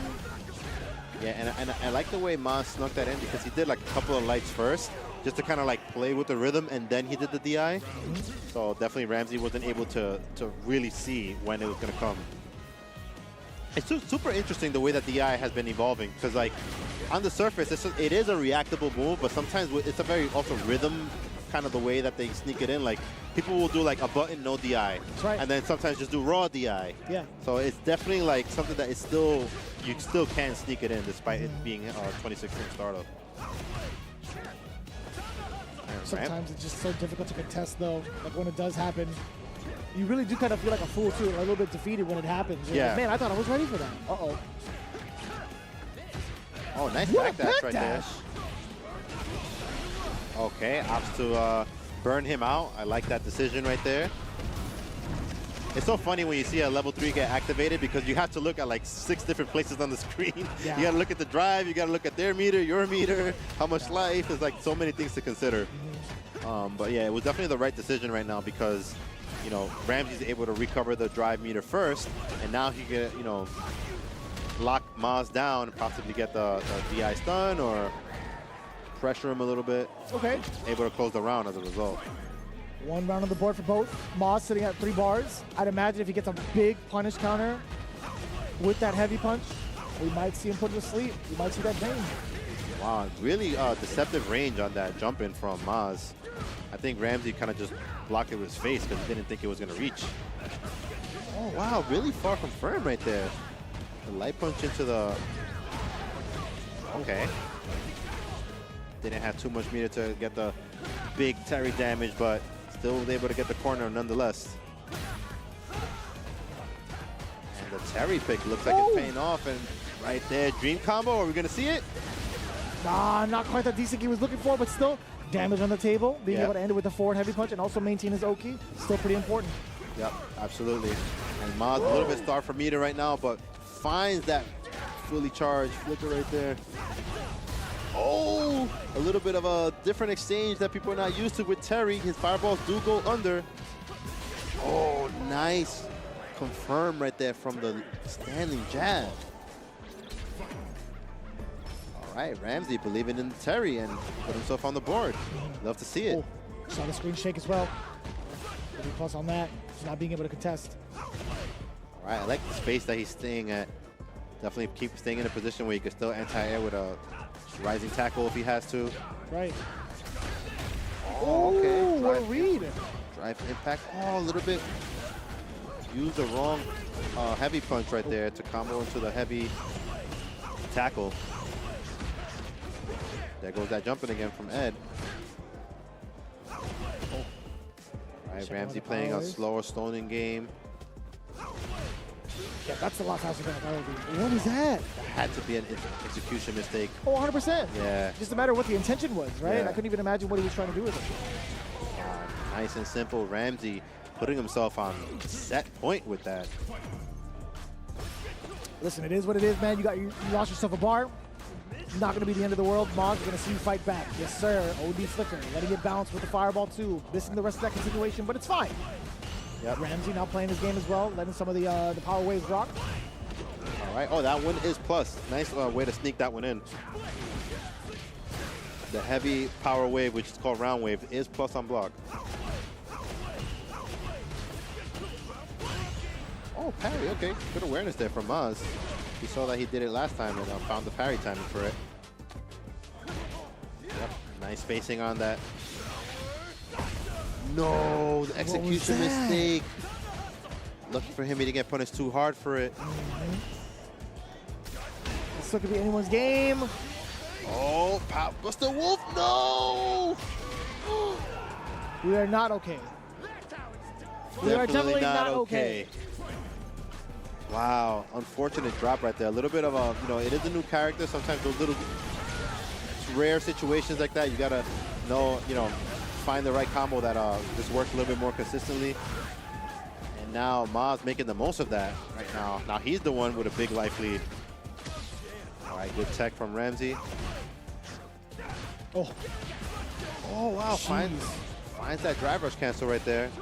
Wow, excellent corner carry on that. Does it level 2 to himself? You gotta cover that. Rising tackle.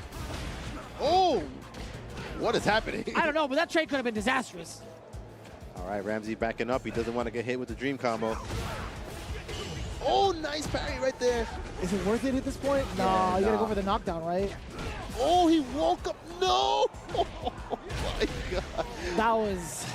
Ramsey will take it, but he got a little smirk on his face. He knows. A little sloppy. Come on, man. Yeah, you got to clean it up. Just clean it up, man. I'm going to talk to you after this, Ramsey. Yeah, just clean it up, man. Hey, shout out to the Maz, though. I do have a question for you in regards to like that perfect parry, too. He did build up a level 3 for himself. Do you think if Maz had committed to emptying out all of his drive gauge and committing to the combo despite the scaling, you think it would have been just enough to get him into the KO territory?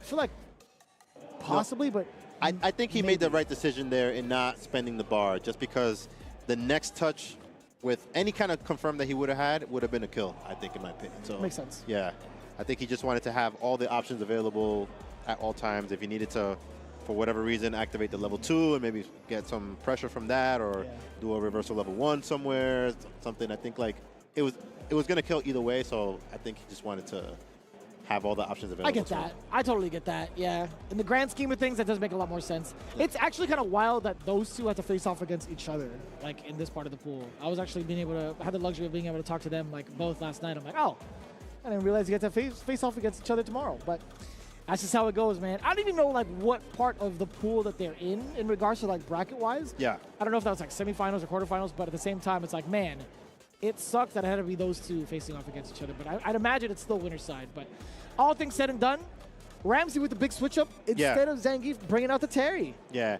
and you love to see that because, sometimes when you're known for playing a particular character, you pigeon yourself potentially into a bad matchup. And Ramsey was like, I'm not going to play this bad matchup. I'm going to play what works for me. And clearly, it works for him. This is sick. Yeah, this is actually cool right here. Picaro, who's been playing in the New York scene lately, as you see the DTN tag right there, and Lost Soul, another next level native, known more for the Guilty Gear play, of course, with that very, that dangerous character that he plays. It's so crazy. But yeah, he's no stranger to the top tiers. He went straight for the Akuma pick in this game, and of course he's always talking into the camera. Nobody ever knows what he says, but. We gotta have to have a lip sync analyst. Yeah, Lost Soul Cam, for sure. Did he play Nago in Strive? I swear I thought he did. I don't remember, to be honest with you. It's been a while since I've followed Lost Soul in regards to his previous games, but I've been following him a lot, at least in the world of Street Fighter 6.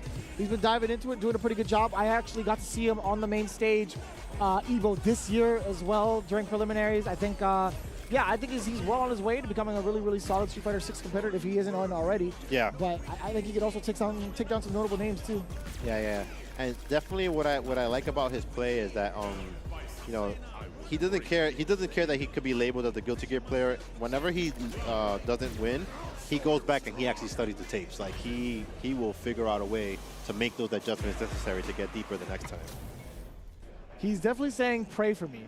Pray for me, please.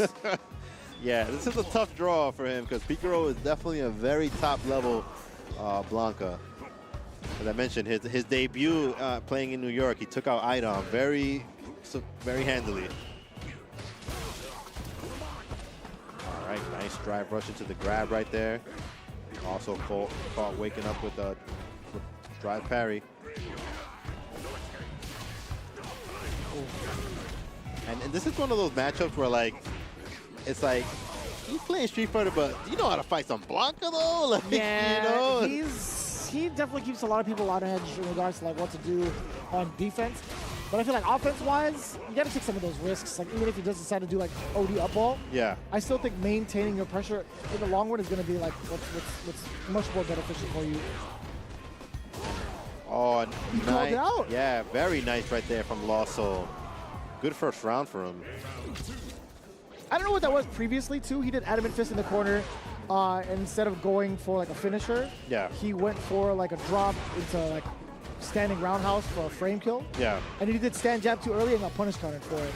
Yeah, so it could be a little bit of just a timing mistake right there, but Picaro making him pay dearly for it right there. Yeah, you don't want to drop anything against Picaro because he will make you pay really hard. All right, nice up to fireball game right there. And he's doing it at a range where it's harder to react to with the slide. Feels that way, yeah. Oh.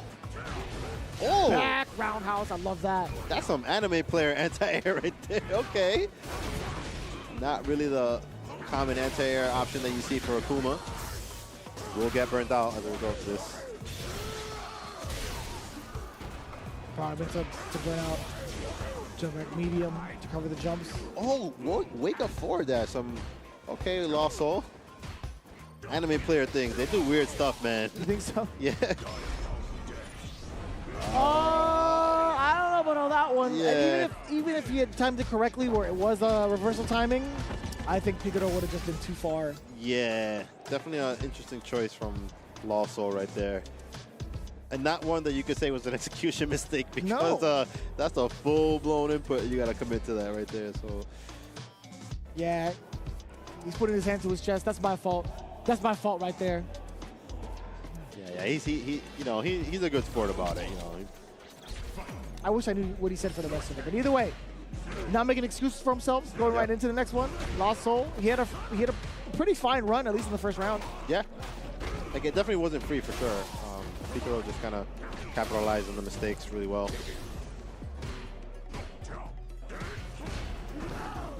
All right, that demon flip right there, straight over the Blanca ball. Didn't bait the reversal that time. Ooh. Oh, caught the legs. Fast. Yeah, Picaro waking up now. Maybe recognizing that Lawso might be a little bit on tilt with some of the drops. Oh yeah, there it is again, another drop. Yeah, caught back as you saw the startup of it. OD ball. All right, went for the OD Adamant Flame into the command teleport dash. Oh, an ODP right there. Went for the jump back light punch.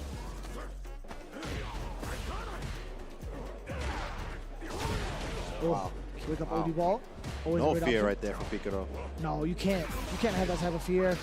Put himself in a burnout for a very good reason. Oh, I thought it was going to be within level 3 territory, but not really. Ooh, wow. Jump back heavy. Yeah, we saw that being used quite a lot in that set. Good recognition. Didn't even want to think about what kind of air approach Akuma was doing. Just go for the jump back heavy punch. Yeah. Good stuff to Picaro.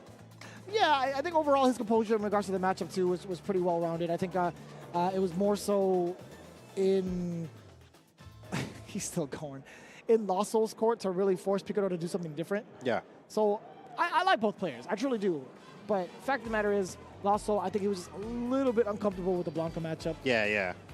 After that first round, that first game rather, we kind of saw that some of those situations he wasn't really ready for with the right punishes and stuff like that. And then it started to show, and he had a couple of drops as well. And Picaro was all over it. As soon as he saw that he smelled blood, he just kind of ran with it. Yeah, totally understandable. But we've been going through a couple of these pools. Just in case you guys had missed it, this is definitely the H block that we've been going through these last couple of hours, I want to say. But we still got so much more to go through, right? We still have a lot of people kind of gearing up and getting ready to go on the stage, which is really, really exciting overall because, again, it has been nonstop here in this ballroom. Everything's getting mad loud. Everything's getting mad hype around us, too. Yeah. I would love to kind of get that interaction with the crowd eventually as we go back out there. But, man, you guys have been rocking out with us for so long. We still got so much more to go through. We talked about the All-Stars that we're going through for this block. We talked about it. And I think we've seen all of them in rotation. We were like, I hope we get some of these cats up here. Yeah. We literally saw everybody. Yeah, that yeah. we talked about. All the names I want to see, the only thing I didn't get was the Zangief. But we got the Terry surprise, and it worked out for him. So shout-outs to Ramsey doing his thing, moving on in the bracket. I respect it. Listen, if you don't want to play the bad matchup, hey, you're in control of your own destiny. You do what you got to do, Playboy. If it's not Zangief, can't stop you. You can't stop you. But Yeah, and you'd like to see that because, towards the end of Street Fighter V, you saw so many players having multiple characters to go into these tournaments with, and it just goes to show that the growth of the way that the players approach Street Fighter now. It's like if they have the skill to get good with one character, they could apply some of those fundamentals to another character, Yeah. So Yeah. very cool to see. Really a lot to talk about too in regards to everything that's been going on.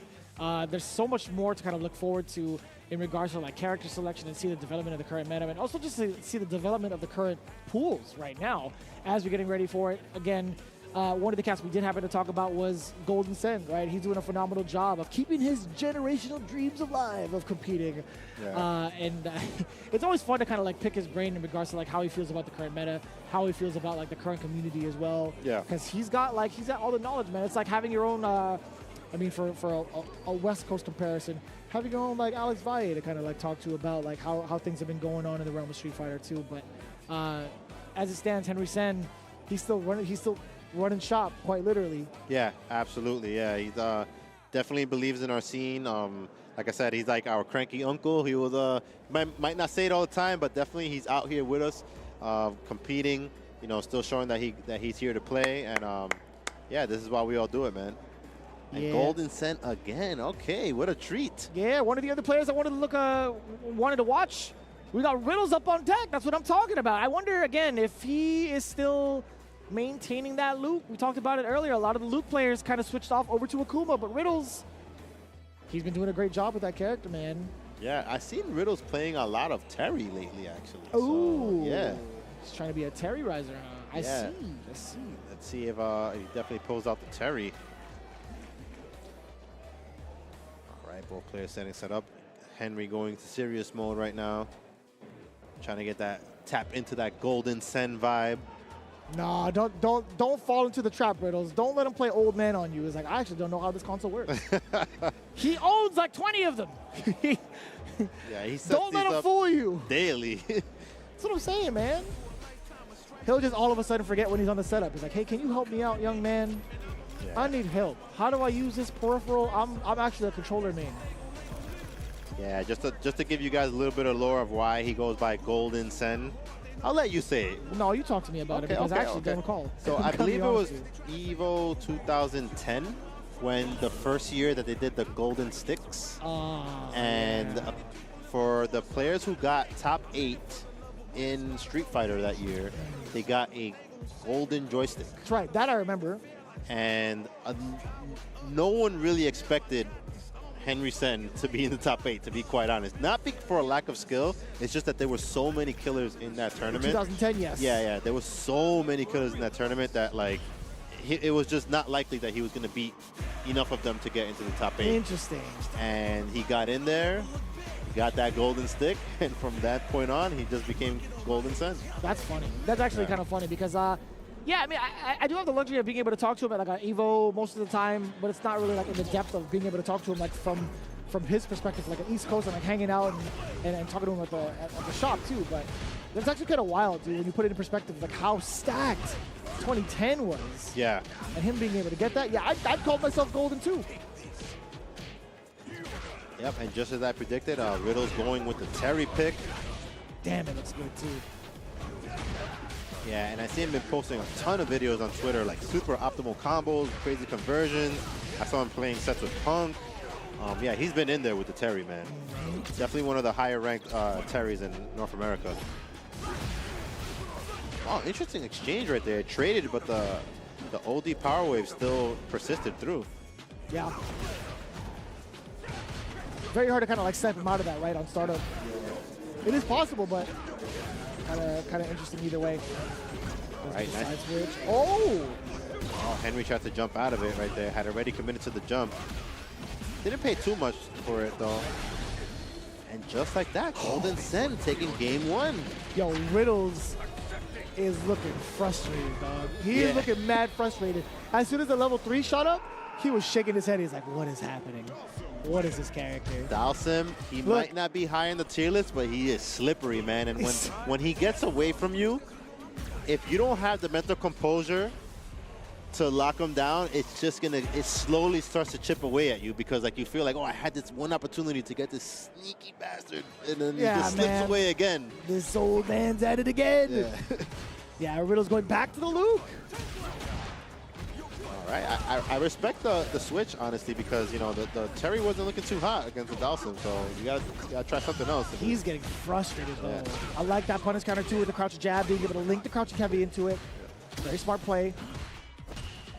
Right. Oh, no escape. Does get the forward throw against the parry. You gotta cover that option as well as soon as the dive kick drops down. Oh, that standing heavy punch was so late, and he still got the punish counter right there.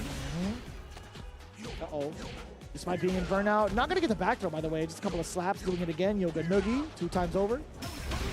All right. Nice drive reversal right there. In the corner. Oh, teleported out. Sneaky. I've been talking about the slippery Golden Sen stuff, and that was one. I had not seen that exchange happen like that. Huh? I really enjoyed that one, too. And the trade-off mid-air. Wow, I gotta say, man, you were not kidding about the slippery old man. Yeah, I did not think he was gonna be able to get away from it in that way. Okay, but Riddles with the double perfect combo right there. Into the sequence into the meaty shoulder. Yep. Oh, that was mad active. There was no way you were going to be running past him. Oh, wow. Golden Sen tried to go for a shimmy right there, but Dalsim doesn't have the best walk speed. Oh, he jumps so slow. He's floating around.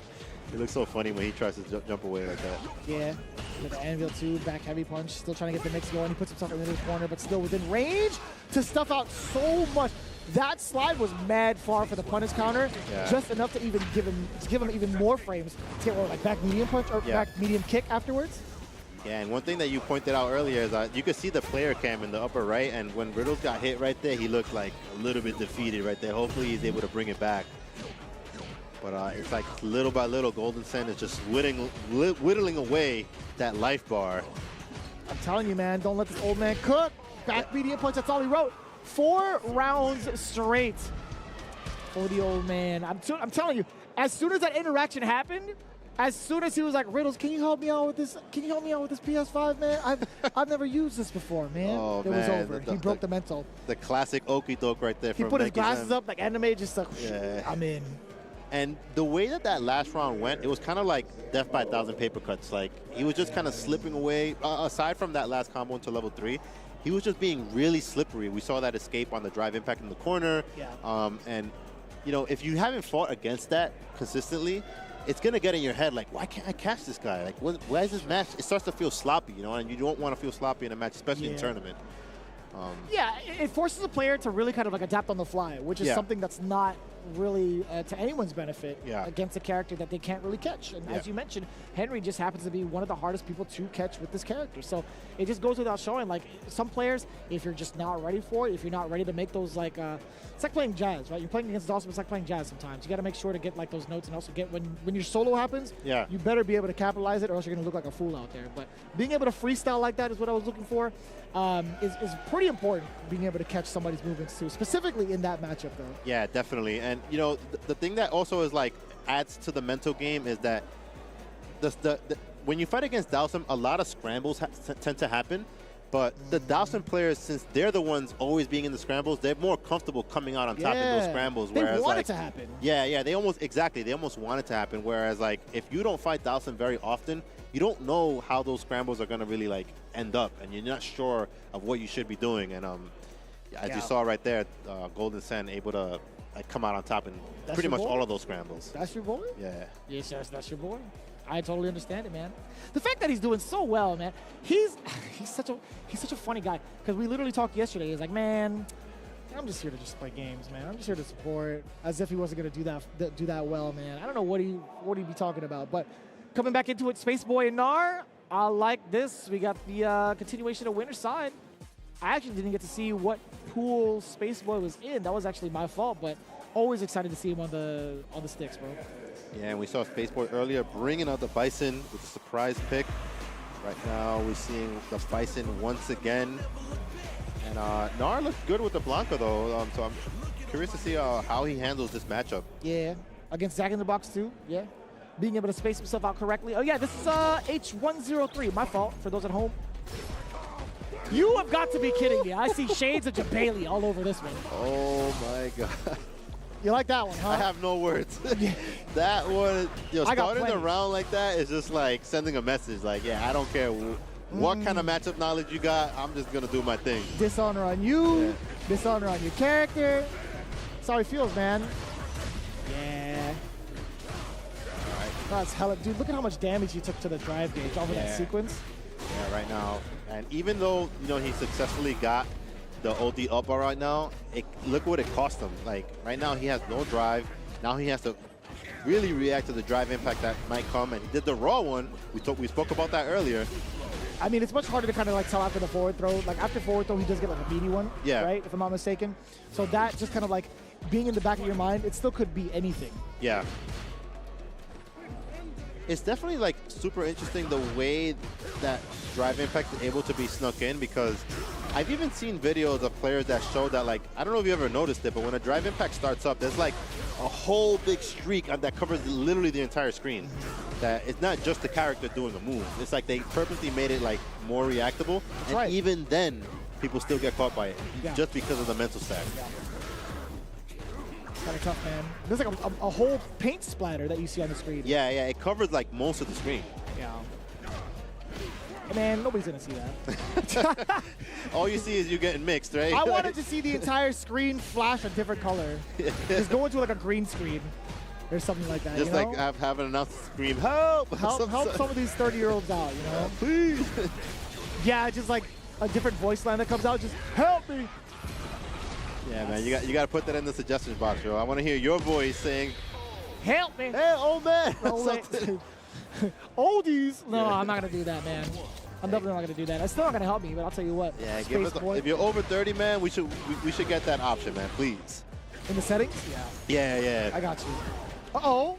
Oh, that could have been so disastrous, too, with the mine. I like that. Wow, he got the punish kind of throw on that, too. Good patience, Space Boy. It drained so much of the drive gauge because Gnar just held on to the berry. Wow, ultimate Bison pressure right now. Damn! High, low, high, low. That's not even just for, like, entertainment purposes. This is a punching bag, yo. This is punching bag Blanca. Well, that was destruction. Yeah, Space Boy was in the gym right there. Oh, wow. You saw the startup of the OD ball right there. Bison does not care, sliding across the full screen. Oh. Man, I got to say, I never thought I would see the day where a drive rush better than DJ was going to be put in the game, and Bison is just like, hold my beer real quick. Yeah, no, I mean, like, to be fair, DJ had his nerf just a bit, right? Yeah, I'm not mistaken. Yeah, it's one of those things, like, they took it away from one character and give it to another. One. I don't like that one, brother. Uh-oh. Yeah, but still no bar to your name. You can't really get out. You're in burnout in another situation where, ooh. I'll tell you who does like it, though. Space Boy right here. A little bit too far to get the dizzy. Oh, he's big chillin' too. Does have level 3 attack. I don't know about all that, brother. Yeah, not sure what he was thinking with that one. You put yourself in a burnout for this for the final mix? Oh, okay. Jump back leg kick. I like that choice right there. Worked out. Oh, no. Nice. Dude, how is Gnar making these comebacks happen, man? Yeah, he's keeping his head in the game. I like the composure. Ooh, yeah. Good check, too, against the drive rush, crouch, medium punch.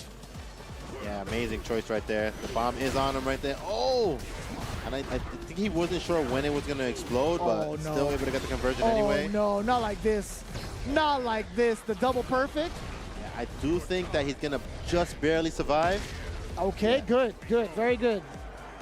Oh my God! But not for long. You should have just done it. Disrespect. He walked up to him. He knocked on his house. He went. There was no dash. He just took a stroll through the back streets right there. The people in the background were just like, oh my God. Didn't we just find that guy in the dumpster like last week or last month? Who is this guy? Yo, I want to see the slow-mo of that, man. He took the menacing walk. He took it all the way through. He walked down the streets. He knocked on everybody's door just to find Blanca. He's like, you, get out of here. I love it. Either way you slice it and dice it, man. You guys have been going through a lot of the action here. Street Fighter 6 for East Coast Throwdown. Something that's near and dear to our hearts. Also, with Capcom alongside it, we have even more projects in the woodwork. We've been talking about a lot of the sponsors that have been coming through for the CPT. Let's talk about one of them right now. We got Street Fighter Duel still being able to be free to play and very much so friendly with all the gems they've been throwing out. Very creative with some of the outfits they've been throwing in for some of the characters too, the big collabs that have been happening. At one point, they even had a Ninja Turtles collaboration. I don't know if you know about that, but it was actually kind of sick. You do get like, one of the cool things about the events is that they at least give you two copies of the guest characters coming in. So it's really, really cool. I love it. So be able to check it out now. Scan the QR code down below or even check the App Store, where you can find it. Be sure to check it out. The artwork is so sick in that game as well. And speaking of sick stuff, Capcom Pro Tour Singapore Super Premiere just next week. The registration is closing for that very soon, Wednesday, October 16th. So if you're trying to get that last chance to qualify for the Capcom Cup, definitely sign up by the 16th and definitely tune in to Capcom Fighters because they're going to have some ton of killers over there. As you can see it on the calendar as well, man. We talked about it this weekend. There's only one that's going to qualify into the big dance, Capcom Cup, happening in March 5th through the 9th. In the meantime, all the premieres that are happening, we just talked about it. Next weekend, we got the Super Premiere in Singapore. Followed after that, the very first weekend of November, we got the Super Premiere in Japan. I can't wait to check that out, as well as Blink Respawn. I hope I can make it out back into the DR because, again, blessings upon blessings when you reach that land. Everybody there, mad welcoming, mad hospitable. Then, of course, Kings of the World going across the pond to London, UK to round it all off. Again, you guys do not want to miss this. The registration is open, capcom.us/CPT24. And another big thing coming your way before we even get to the big dance, Monster Hunter Wilds. I'm definitely going to be picking up this game. Y'all can be pre-ordering it right now because it's coming out February 28th of next year. We've been seeing so much footage of it thus far from a plethora of different avenues. Most recently, Tokyo Game Show. We've seen the different classes, and we've just seen the arc evolve over time. I'm personally excited to get my hands on it. I know a lot of the cats, Justin Wong is also trying to get up on the action. I know maybe Yaisu can get into it as well, but I think maybe some of the other commentators have been really trying to claw their way into it. And you can too with Monster Hunter Wilds. Yeah, definitely. It looks like a game that I want to try. I've been watching the trailers on that, so hopefully we'll be able to play together. Looking super sick with the Monster Hunter right there. Yeah, it feels really good, man. But let's talk about it right now. We've been going through a lot of pools these last couple of hours. You had a block yourself. I had a couple of blocks in the morning. But this is the segment we all like to talk about. It's time to put the egg rolls in, baby. But I will say this. There's been a lot of development in regards to how the pools have been played. It's been really, really hot and steamy thus far. Yeah, absolutely. And, you know, we saw a lot of people get crushed, like how you got to crush those cravings with your pagoda snacks. But yeah, of the matches that we saw today, definitely, of course, Golden Sen was really surprising in the way he was able to weather the storm, particularly against Dr. African. We saw Ramsey shy away from the Zangief pick. You know, probably wasn't too comfortable in the matchup against Ed, and he was able to pull through as well. It wasn't just like a desperation pick that he wasn't ready for with Terry. He was definitely fully prepared for that matchup. And that's what you got to see. You know, at tournament, you're able to bring out different tools and stuff. So. Yeah, and not necessarily talking about the matchups themselves, but seeing some of the competitors that have come out of the woodwork from a multitude of different games. Highlighting two of the big ones, in my opinion, that I think are going to be very promising students of the game. We got both DeBuzz as well as Riddles. We can see DeBuzz still slightly new in regards to like how the overall mechanics of the games work, but he has a firm understanding of what to do in certain matches. We talked about Lily and Marisa, him being able to throw Marisa over and over again to the point where you're like, damn, I didn't know he just invented throw loops like that. He's teaching me something new to this day, right? I love the fact that he's coming into like our field and trying to figure out how to play this game with the amount of work that you would need to play his game. There's no way in hell I'm going to step into his territory because of like how much more you would need to study in terms of like frame data and spacing. But the buzz, he's getting it all put together. We see Riddle start to put together as well. But it's hard to put it all together against the man who's been playing for decades before people were even born yet. We got Henry Sen, Golden Sen, taking it down, multi-game challenger. Multi-generational talent right there. Still running the show up in next level, keeping the New York scene alive as we spoke about earlier. And yeah, you know, even though Riddles lost, I do like that Riddles is still coming out to these events for Street Fighter. As you mentioned, he's known more for Smash, but it's you gotta you gotta come out offline and put all your cards on the table, because that's the only way that you're gonna grow as a player. And the fact that he, you know, coming up here on these stages doing this, shout outs to him. I'd like to continue to see more of him. Yeah, truly. Really inspirational overall. One of the things I do want to see as well is how much further a lot of these cats are going to progress. We've seen a lot of big W's thus far. We've seen a lot of really impactful decisions being made, even in the preliminary side. Again, we're still going through like who's going to make it into the top 96 today, and it's still so ambiguous. We called out some of the big superstars that we were expecting for some of the pool play. Yeah. Some of them actually got rocked. Some of them expecting to move forward as we had seen it earlier. But as we talked about it, we still got the rest of that pool play. Sorry, top 96 play coming up a little bit after this. But you guys have been leveling up your snack game as well. You actually have seen us kind of go through some of the egg rolls a little bit. I know Pagoda's actually right down over there in the ballroom, so really excited to check them out as well. Just right near the entrance too, so you know it's unavoidable. Yeah, I'm definitely going there right after this. You I don't know walk about in, you, but like, you get that smell. It's like, oh, come on, man. You know, I don't want to eat before like a commentary block, but since I'm ending, you know where I'm going to be at. So big shout out to Pagoda, man. Straight over there. Shout outs to you guys. But yeah, man. So what was your favorite match of the day so far?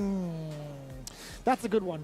I think the very first match we had seen between Golden Sen and Dr. African has to be my favorite one, just because of the fact that he came back with such a low deficit. He had no drive gauge to him. He only had a bit of life left. But one thing that he had to his name was the super rod. He had 3 bars to his name, and all he needed was just a couple of touches, which he got, coincidentally, and it took it all the way down since then. I think that easily had to be one of my favorite matches. In terms of the back and forth, I thought it was in favor of Dr. African, but Golden Sen, man, can't keep your eyes off of him, man. Yeah, definitely.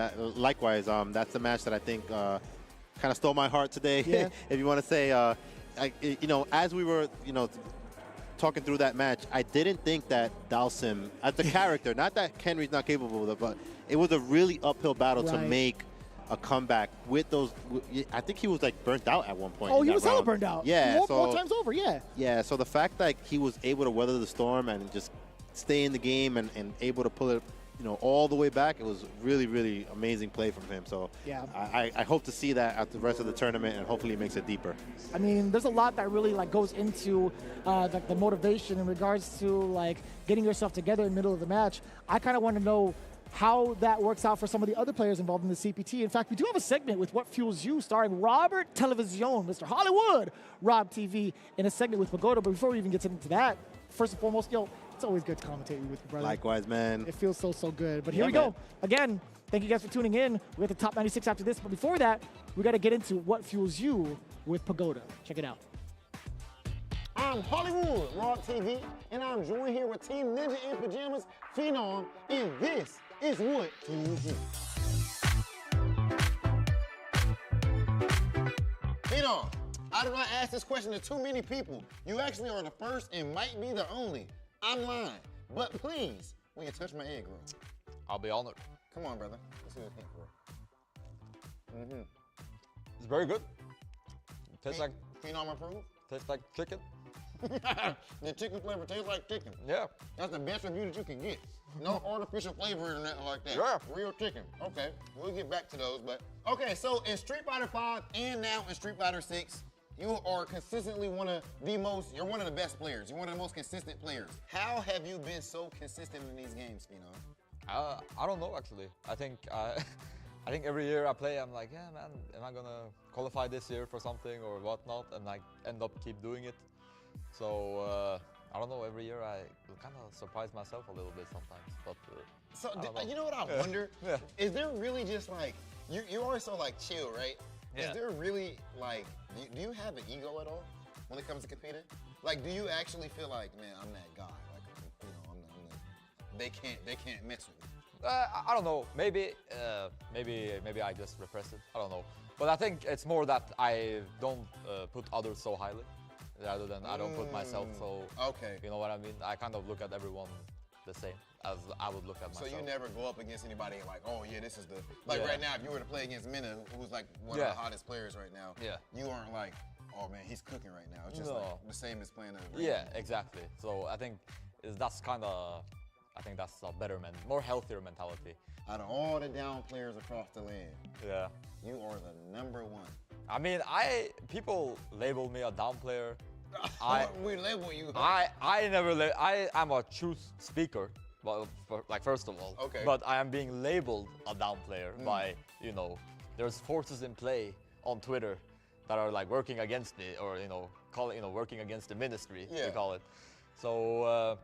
But yeah, like it's really the truth. Like the top 5 right now, I think Akuma's better, Guile is better, Zangief is better, Rashid is better, and number 5, you could put Bison number 5. You could put Chun-Li number 5. There's a lot of. But whoever it is at 5, it ain't. It ain't Ken. No. No matter who you put No, there. it's not Ken. Ken, I can give you top 8. Phenom, it's been a pleasure talking to you. Before I let you go, I do have to ask you one very important thing. Yeah. What makes you hungry for success?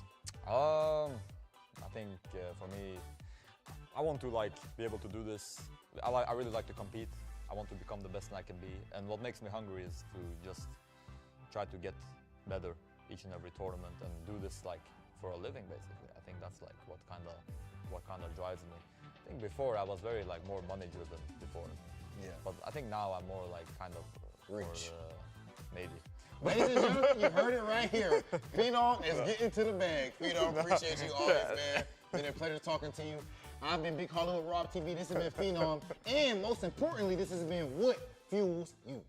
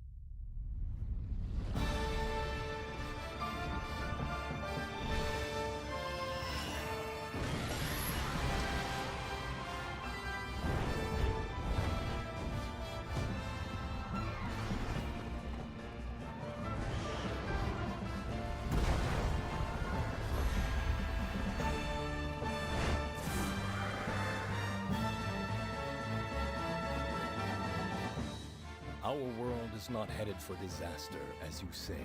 The Exalted One's awakening is simply the first step towards the birth of a brand new world. Everything will be destroyed to be born anew.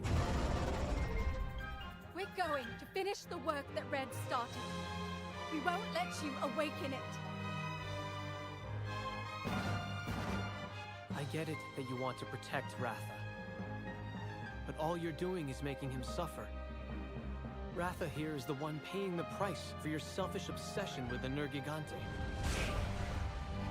Let's go, Rathy! Fire! It may be impossible to save the world without Ratha's help. Bonds of friendship between riders and hunters. Looks like the children really are our future. Tsukino! Understood! I won't miss!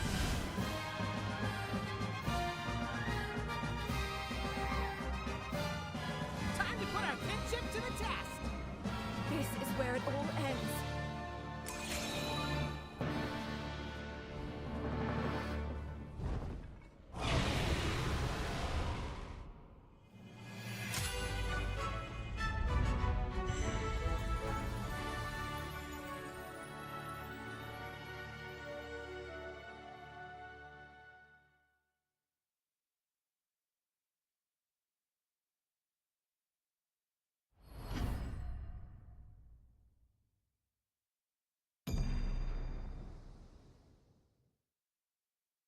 PlayStation.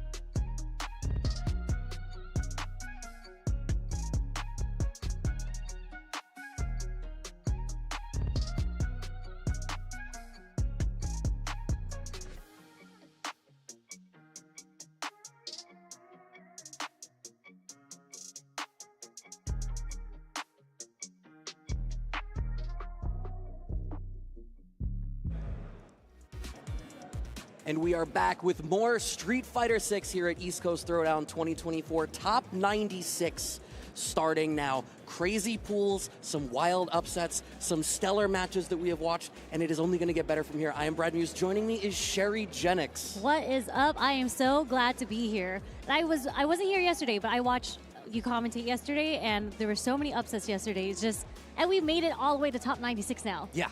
I can't believe 600 plus players to 96 players left. Well, there's so many pools. I tried to do the math on it yesterday of how many individual pools there were, and I gave up on it. I forgot. I did it this morning, but I can't remember anything anymore, so I just know there was a lot. I said earlier today, even when I think I remember something, I only give myself 90% credit. Yeah. Mm-hmm. It looks like we have players sitting down already, but I mean, we can reference some of the upsets. Young Matt Teen in winner's side after taking a dub over Angry Bird. This is El Chicote versus Profit sitting down. Profit getting the dub 2-0 over Idom to make it out of his pool in winners. That's right. We were just talking about that. Profit is a local here. He is from Connecticut, right? Yeah. So Profit, I mean, he was also very good in Street Fighter 5, so it's not really surprising to me that he's doing really well in Street Fighter 6 too. Everybody just kind of has, he was a Urien player. They just, right? He was Urien, right? I think he played Urien for a little while. Towards the tail end of it, I remember him playing Gil. Yeah, everyone just kind of has to find their character in this game, and it seems like, I think you told me he plays Aki now, so I'm glad that he found a character that works out for him. Yeah, and he was playing Aki last year at ECT. He was playing Aki as well. I remember an old friend of mine sat down and had to play him in bracket, and he was asking me about the Aki matchup, and I was like, I don't know. But she's a funky character, you know? Absolutely, but at the time, she was, right now, Aki's in this great spot. I think people are reevaluating her after the year 2 changes, but Profit was playing her in year 1 when I think there was something to be desired in how her kit sort of worked together. El Chicote, though, on the Lily. Same thing that we talked about, too, like, El Chicote was also a Lily player all the way from Season 1, and there were a lot of, I don't want to say complaints, but asks that Lily players wanted, and they got a good amount, I feel, with Season 2. So I think they're both happy with how both their characters ended up. Yeah, I'm going to be intrigued about this largely because I feel like with Lily, you want to be, like, in a lot of matchups, I feel like it's good to be able to try to get those win stores in the back. Nails is going to be a much more important mid-range tool for Profit than Fireball, just because the Fireball goes so slow, it's not going to dissuade her from getting those stores. Yeah, and like from full screen, it's kind of like you can see El Chocote is just very comfortable getting the win stores from the get-go. And I feel like this is such a scary position to be in as Aki because you really have to watch the fireball game at this point. Or you can just drive rush in, you know. I mean, it's always an option, and I feel like Lily is not a character. I don't know that she has great counter pokes to deal with DR. I think she's very much a character who's structured around having other ways to bully through neutral instead. Yeah. But she isn't always the best equipped at making you stop bullying your way through neutral. Managing to get out of the corner using that Windstar, has another one. Profit, and in the corner, oh no, gets clipped. And now getting bullied in the corner just a little bit. Yeah, being burnt out against Lily, and as you mentioned, she's just like, she's not typically like a Street Fighter 6 character. She's not really like a drive rush in and neutral type of character. It's a lot about the win stores and getting in other ways in the neutral. And Chocote has been doing a really good job with that. Okay, meaty DI is going to connect. That ought to be the first round for Chocote, provided that he doesn't drop it, and that's not a drop that anyone should be doing. No, not at all. Especially not in top 96 at this point. Certainly. At this point, I think there's an expectation that you can play 100 level of this game. Yeah. We're in some sophomore classes now. Meaty pressure from Profit. Meaty button connects. Big cash out. Already had the poison stored, so we get a huge extension off of this. Is he going to choose to spend bar? No, just sets up meaty pressure. Finds the throw off the parry. That's going to be enough. A perfect KO on that round. What an answer. Yeah, this is one of the weaknesses with Lily, right? Like, she doesn't have a lot of defensive options, and Aki's one of those characters. They're both kind of similar, where if they're on the offense, they kind of just stay on you. Yeah, I think the difference is Lily, I feel like, can run out of steam and then wants to go back and start to cycle and get those stores back in. Aki, I think, does a much better job of staying in that pocket and sort of cycling through that. As we're seeing right now, there's a lot of, we go back to neutral, but you have the frame advantage to throw that fireball and start to navigate in behind it. And El Chocote is very clearly not confident going for these stores anymore. Jump in, unanswered. Not great anti-airs for Aki. Yeah, and Lily without the stores is kind of a rough character. I think wanted to challenge in case we were stealing an additional store out of that. Okay, what an answer. Getting started, okay. 3 bars on both sides. Can't really afford to block much more. I think that was Profit really wanting to force the issue and force burnout, but overextended just a smidge. What a backdash. Yeah, what a nice backdash to escape the pressure. Overhead, okay. And it's just such a guess on how long Lily's going to hold that store, right? That charge. Oh, tricky stuff. Varying up their drive rush movement, but El Chocote able to cash out the confirm into the level 3, going to be able to take that first game. Just like that. I think they were at that health for both characters. I think they were both one hit from cashing out and taking this first game. Yeah, I think depending for Aki, just based on like what confirm you get, I feel like she can either absolutely produce damage or she can find a little lacking, but do a good job of setting up that next interaction for herself. She's definitely a sequence character. Yeah, that's a good way to put it. Command grab from El Chocote. Low. Profit trying to find a way out of the corner. Overextends just a hair though. Oh, it's fine. We have the super in the back to close that one out. Set point for El Chocote. Yeah, 2 lights straight into super. No meter for the next round, but definitely enough to seal the round and make it match point for Chocote.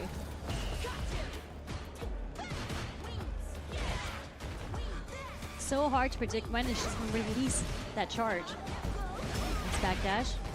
Reversal, but Profit very close to being burnt out at this point. Slowly building that drive bar back.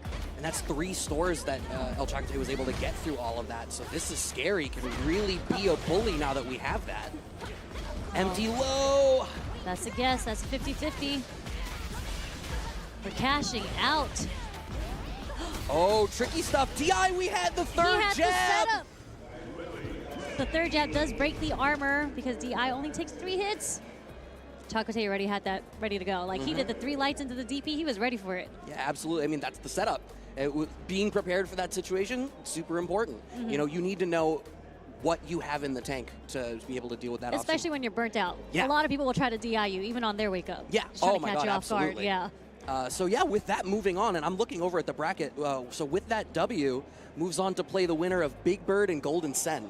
And I just watched Golden Sen. Mr. Old Man Henry Sen. I just saw him play against Riddles. I think that was to make out in winners. Yeah. So, you know, like, if you haven't played against Old Man Sen, like, he plays so uniquely, and he's old school, so you would think he's, like, kind of fundamentally based. No, he kind of goes, but he has the fundamentals. Like, and he's playing Dawson, which isn't a very common character in Street Fighter 6 right now, so you just have to really navigate and figure out how this how this player plays. It's really hard to figure out how Henry Sten plays. Yeah, there's something to be said about someone who can go buck wild but has that fundamental core. Yeah. I think there's a lot of people who can go buck wild and they make it work, but if you are able to sort of get the lid on that and slow the game down, they can start to lose some steam. To have that fundamental core that you've built it around and then be like, hey, at the end of the day, if you do make me stop my nutty stuff, I can outplay you clean too. Yep. That's a dangerous opponent to play against. It is. And he's been doing this for years now, from Street Fighter 4 to Street Fighter 5, and now still Dawson in Street Fighter 6. He's definitely making it work. Always a joy to watch. Seeing him, I saw Bunch was popping off watching the sets because you as know well. that's I don't want to say he's grandpa. That is old man Sten. He's been here for so long, and like he's been so supportive of the community. He's done so much for the New York scene, and just it's great to see him still competing and beating butt. He is OG for sure. Not a veteran, OG. Brutus sitting down on P1 side. I think that said. I think that was Tino. I'm gonna double check my bracket as well. Rocking the ECT merch, we see that, and I see 2 stick players. We also like that too, representing the old school Tino. Yep. So Zangief from Brutus, not going to be a big shock there. We were just talking about Dawson. Oh, now this is definitely a matchup that Brutus is not going to want to be playing into. You know what? Like, he's a Geef player, so I feel no sympathy for him. Oh, I wish him luck. And I don't think it's as bad as it was, like, compared to the previous Street Fighters. Oh, certainly. Just because the damage that Geef can dish out. I think on top of that as well, I think Geef has tools in his kit in this title that let him stay in the pocket a little bit longer, where before, trying to stay in and on top would be super difficult. He has different tools that can make it a little bit harder for Sim. So I think he doesn't have the same firm grasp on the pace of the matchup that he would have had historically, but Tino still has that grasp right now. Life lead and drive gauge lead. Yeah, and Dawson being a character with no reversal as well, it's just like, once Geef gets in, you're going to have to guess. And regardless, it's going to do a lot of damage if he gets wrong. just held that parry for so long. I wonder, did you actually gain drive gauge for how long you held on to that once you blocked the fireball? That's something we can evaluate later. Finding the low in the corner. Let me just turn back though. Was Tino, has a level 1, doesn't cash it out. Brutus with the drive gauge advantage. This is super tight. All we need is one opportunity to get in. Sweep connects. One mix up for it. Low connects. Brutus with the first round. They were pressing some buttons. That was a lot of that was like 4 counter hits in a row. Oh my God. I mean, as a Geef player, you really have to go for those hard reads with the sweep, and his sweep, I feel, is like one of the best in the game. Oh, he's definitely got range. I think the scariest thing about Geef right now for me is that his neutral game, his footsie game is so strong. Like, stand short, so strong, stand medium punch, and then the buff on the fierce, they actually anti-air Dawson. Oh, okay, not close enough to really feel confident or confirm. Not able to punish it, though. Oh. The DI is going to catch sweep. Going to keep him burnt out a little bit longer. Brutus is going to have to pull something. Oh my God. He is sneaking in. He was trying to knee his way in. Bruce was looking like the one there. Yeah. Just dodging limbs like Neo dodged bullets. It's like up, down, crouch. I've never seen a big man make himself look so small. But Dawson was just floating around on the screen. Nice confirmed this time. It is going to hit from Tino. Tino doing his best to keep Brutus out is just so scary, especially when Zangief has 3 bars. Yeah. No, absolutely. You are one mistake away from having like 60% of your health bar deleted. I appreciate... Oh my God, what a tricky interaction. Finds the side swap off of that really weird float situation. Very little drive gauge here, but backing off. Plenty of room to breathe in terms of his life. Brutus with the corner control, but he gets clipped. Tino managing to deal with that first game. I appreciate how much Tino was willing to use level 1. Like, didn't want to store it for level 3 or anything like that. He was just cashing out the damage when he could get that confirmed. Exactly. And then he actually played very, very evasive. Like, just, if you are playing Dawson, yes, your main goal in the matchup against Zangief is to be as evasive as possible. And it's nice that he was able to get some damage off of it. Yeah, I think a lot of people speak to this game as though you can't be like a purely defensive player, you can't play evasive. I like when you incorporate that element here in this matchup, it makes those small interactions that historically would only be a little bit of health, and it's like you get super so fast in this game. Cash it out and get that damage. Exactly. Instead of just like poking Zangief to death with all his health, you actually get some damage off canceling your pokes. Oh, Okay, punished by the corner. Okay, we're out. You know what? That's the cost of doing business. You'll eat that lariat. Perfect parry. No pickup. There we go. Brutus just trying to find a way in. Okay, send medium punch. He has to use so much drive gauge in order to do it. What's good is once he does get in, even on block, he's doing a ton of damage to Tino's drive gauge, but he's just not in the position to get as much out of it. Float away from the regular throw mix-up, and now Tino in the driver's seat. Brutus burnt out, yellow life. Yeah, in a very difficult position because it's not like he can just throw a super out there or anything like that, trying to catch a limb. Yeah, that's checkmate. That's checkmate. You literally had nothing to, you could not do anything. No, certainly not. So set point here for Tino. Tino's just incredible spacing and just awareness of what Brutus wants to do at this moment. Well, and I also appreciate it. There's this read of when Brutus starts to sniff for things and is going from a I need to walk forward to a I need to whiff punish state. Tino stops hitting buttons and starts going second. Yeah.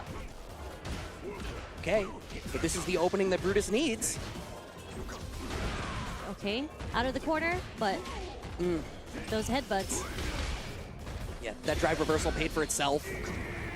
Oh. Teleport backwards behind him. He's going to get a full punish here. Oh, actually misses the conversion.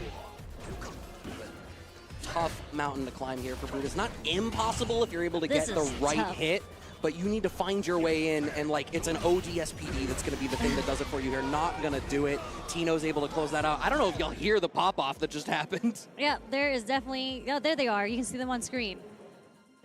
Congratulations to Tino. He played that match really, really well. I can see the struggle for the Geef players, though.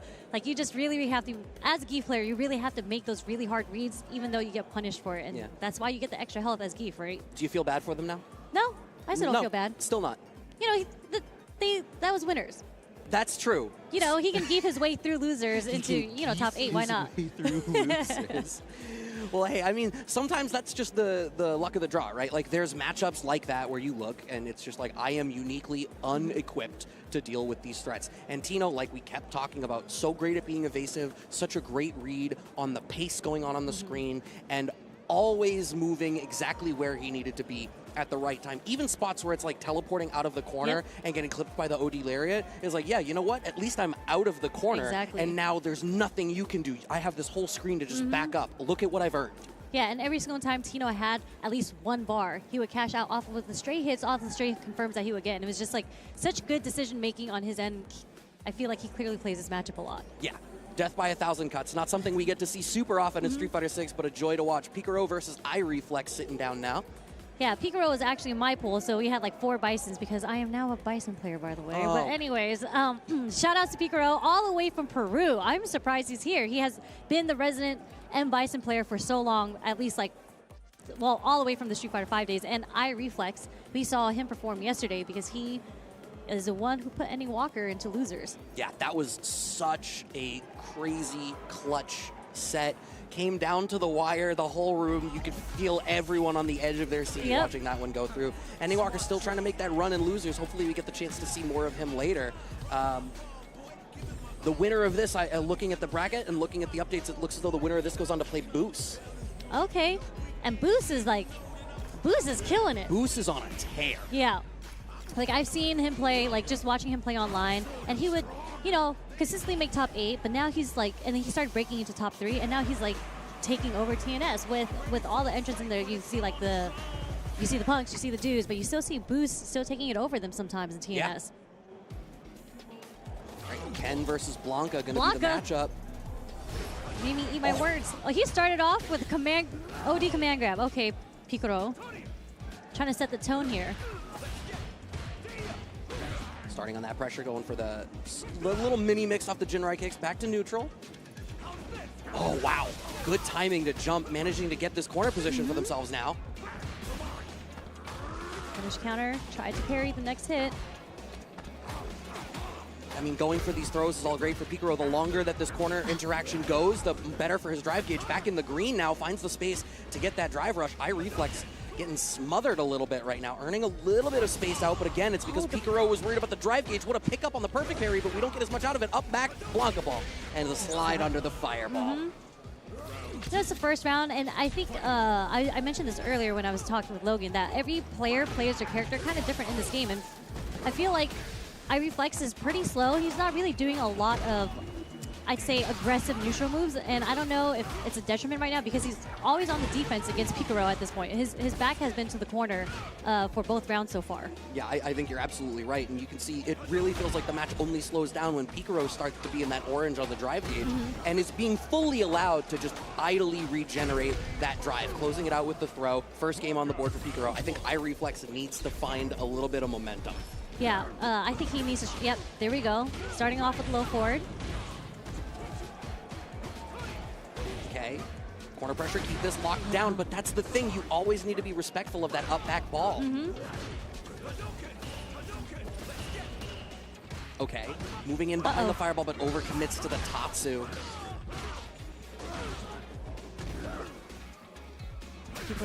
Oh, getting the hits. Nice conversion of Picaro here, straight into the level 1 super. Burns himself out, but he has a huge life lead at this point. We'll even take those trades at that point. iReflex. Okay, can we see a comeback? I wonder why we didn't go for side switch.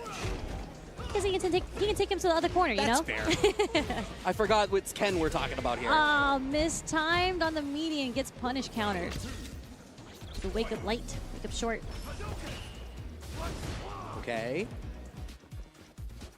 Ball, real patient right now. Only get a jab off of it, but we create a little meaty situation for ourselves after in the scramble. God, Blanca's reach is insane. Yeah, but Picaro has spaced those out really, really well.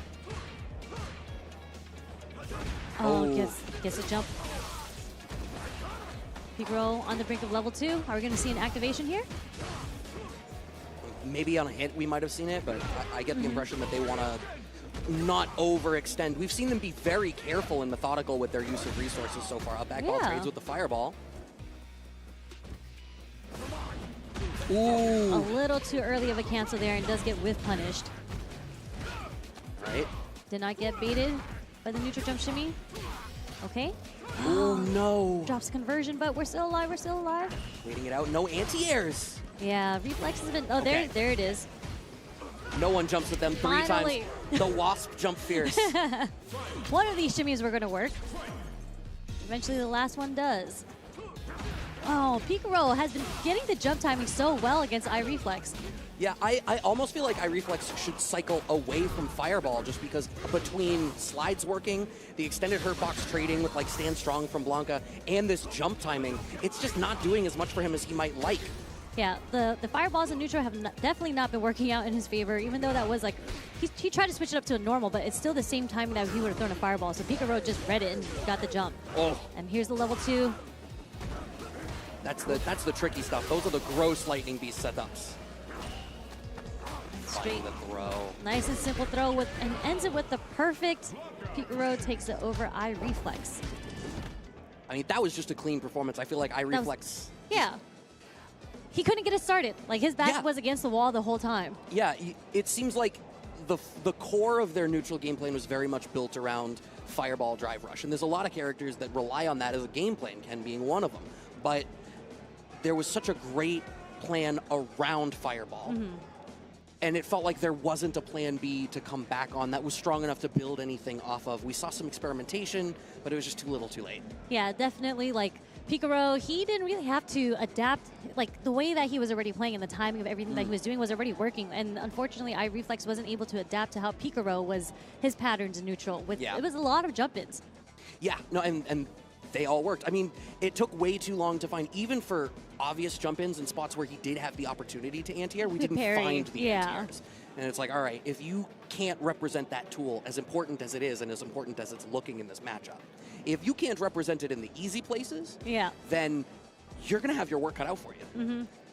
And just like that, iReflex does go to losers, and Picaro makes it through in winners. Yeah, I will double-check in a moment who they will be playing in winners, but I do know we have players sitting down again. Okay, that's Boost. Yeah, I said it at the beginning. Players sitting down. I hear people outside getting excited. That's because there's JB versus, who is JB playing? You know what? I have the brackets right here. Oh, that's right. B-Son. B-Son. That is, who does he play? He played earlier. I just commented it. I don't want to. DJ. I'm going to say it's DJ. Bison, I'm assuming must be a local here because there's a lot of cheering going on outside. Maybe. I'm not familiar with them, so if they're comparatively local, I imagine it's either CT or New York. I'm not familiar myself. But we do know that JB is from New York. Now lives in the West Coast, though, so we have to deal with him online all the time. This Rashid play, this is the first Rashid I get to commentate today. How long after one transplants from New York somewhere else until they stop being New York? No, if you're from New York, you will never lose that New York in you. Even if you've been in the West Coast for 10 plus years, you will always be a New Yorker. That is my understanding from talking to New York people, especially when that player starts winning. Yeah, that's from New York. Like Justin. Justin has has not lived in New York for a very, very long time, but he will always be Justin Wong from New York. Chinatown Fair. Okay, tricky stuff, finds the throw. Bison, oh, the up kick works, but actually the tornado clips him in the back. Not enough invincibility frames for the later frames of that up kick. Oh, good jab check. Conversion off the counter hit, Sam medium punch. Overhead meaty. One of the few characters that gets a combo off an overhead, a meaty overhead. Okay, nice counter poke out of Bison, but a combo drop. I love that JB managed to get the side swap in there. He's like, okay, usually you would end up on the other side, but he walked back while the kick was up in the air. Yeah, that little minute optimization, but it makes a difference. And I feel like JB was just firmly in control there, right? It almost struck me as though Bison was playing in a way where it's like they want to represent their pokes, but they weren't playing in a way to respect what the other character had on the table. And I feel like JB was doing a great job at picking exactly the spots of this is where you want to use crouching strong, and I'm ready to smoke you. Yep, exactly. So JB didn't really Bison had a game plan going in, basically. We all start with the default game plan, right? And JB was just not allowing that to play at all. Took us right to layer 2. The later you get in a tournament, the easier it is for you to skip that layer 1 and start acting as though you've established the rules already. Exactly. And just with JB, he started off with the shimmy. He didn't represent throw that often in the last game either, but the shimmy was able to work. Oh, perfect parry. We're going to dump out the meter. Yeah, might as well. Secure the win. Exactly. Even if you have life to play with, it's not worth taking the risk. And it's just like a level 1, you know, so you will, as we mentioned, you will easily gain that meter back. And we all know Rashid and his level 2, there's a good chance that we're going to see that come out this round. Yeah, I mean, even committing that level 1, about maybe half a bar behind Bison in terms of resource generation, because JB is just so firmly in the driver's seat, is the one actively generating meter. Bison is... all the meter they have is from blocking. Yeah, and luckily enough, Bison has not gotten burnt out. Okay. He's trying to find a way to poke JB down, but JB is very good at counter poking in neutral. Yeah, and it very much feels like Bison doesn't know how to approach that style and start to open something up. And he's starting to try to bring in the sway, but I feel like he's not earned a sense of, oh my god. He could have cashed out and killed, but I guess he wanted to reset, save some of the meter for the third round, or he's going to take it here. Knee drop, gets away with it. Okay, I mean, he's just one hit off. Are we going to see level 2? No. Interesting. I think he thought about it for a second, because he kind of hesitated when he hit the backdash, but... Oh.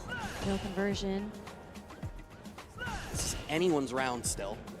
Yep, they're both one hit away. Oh! Just the jump in, raw jump in. Wasn't ready with the anti-air, and JB's going to take it. Yeah, it looked like, I would love to watch the playback, it looked like he had committed to something. I don't know if it was like the start of a back roundhouse and he just did it too late to be able to answer something.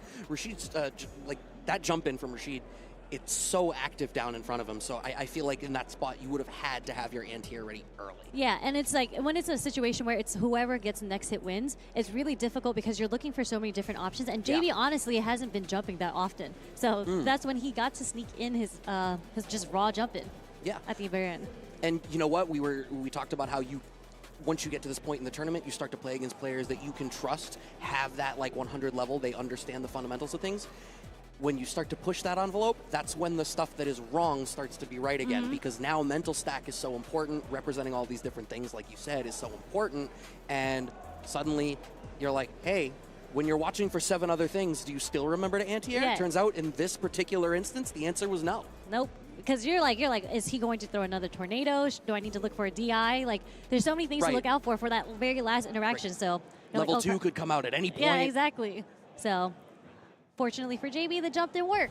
Good read on him. Yeah. On his end. Yeah, I think in general, he demonstrated a really solid read. Oh, good.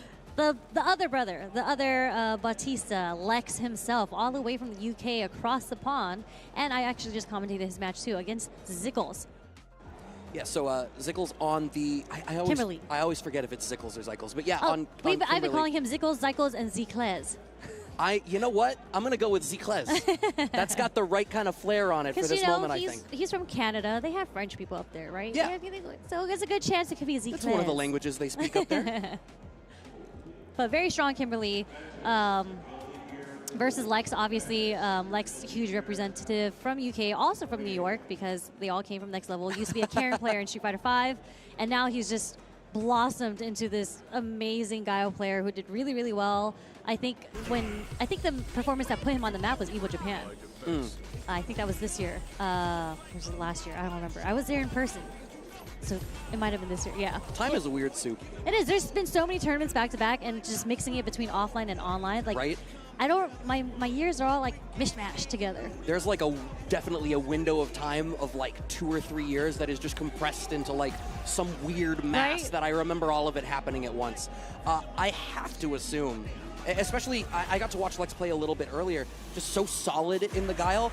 I think it's going to be hard for Zicles to get the type of momentum that they're going to need and really start to move forward. It's going to be a lot of how well they're able to represent the different tools that she has. Even elbow drop, flash kick covers so much horizontal space, you can't bait out anti-airs against Guile as well as you can some of the other characters in the roster. Yeah, and back in the day when you did flash kick, sometimes you can jump at a range where flash kick will whiff, and that's not as common in this. Like cross-cutting or auto-correcting with flash kick in this game is pretty strong with Guile. Perfect parries out of Zickles, slowly gaining the space, and Lex actually at the drive gate disadvantage. What a check on the run stop. What a check.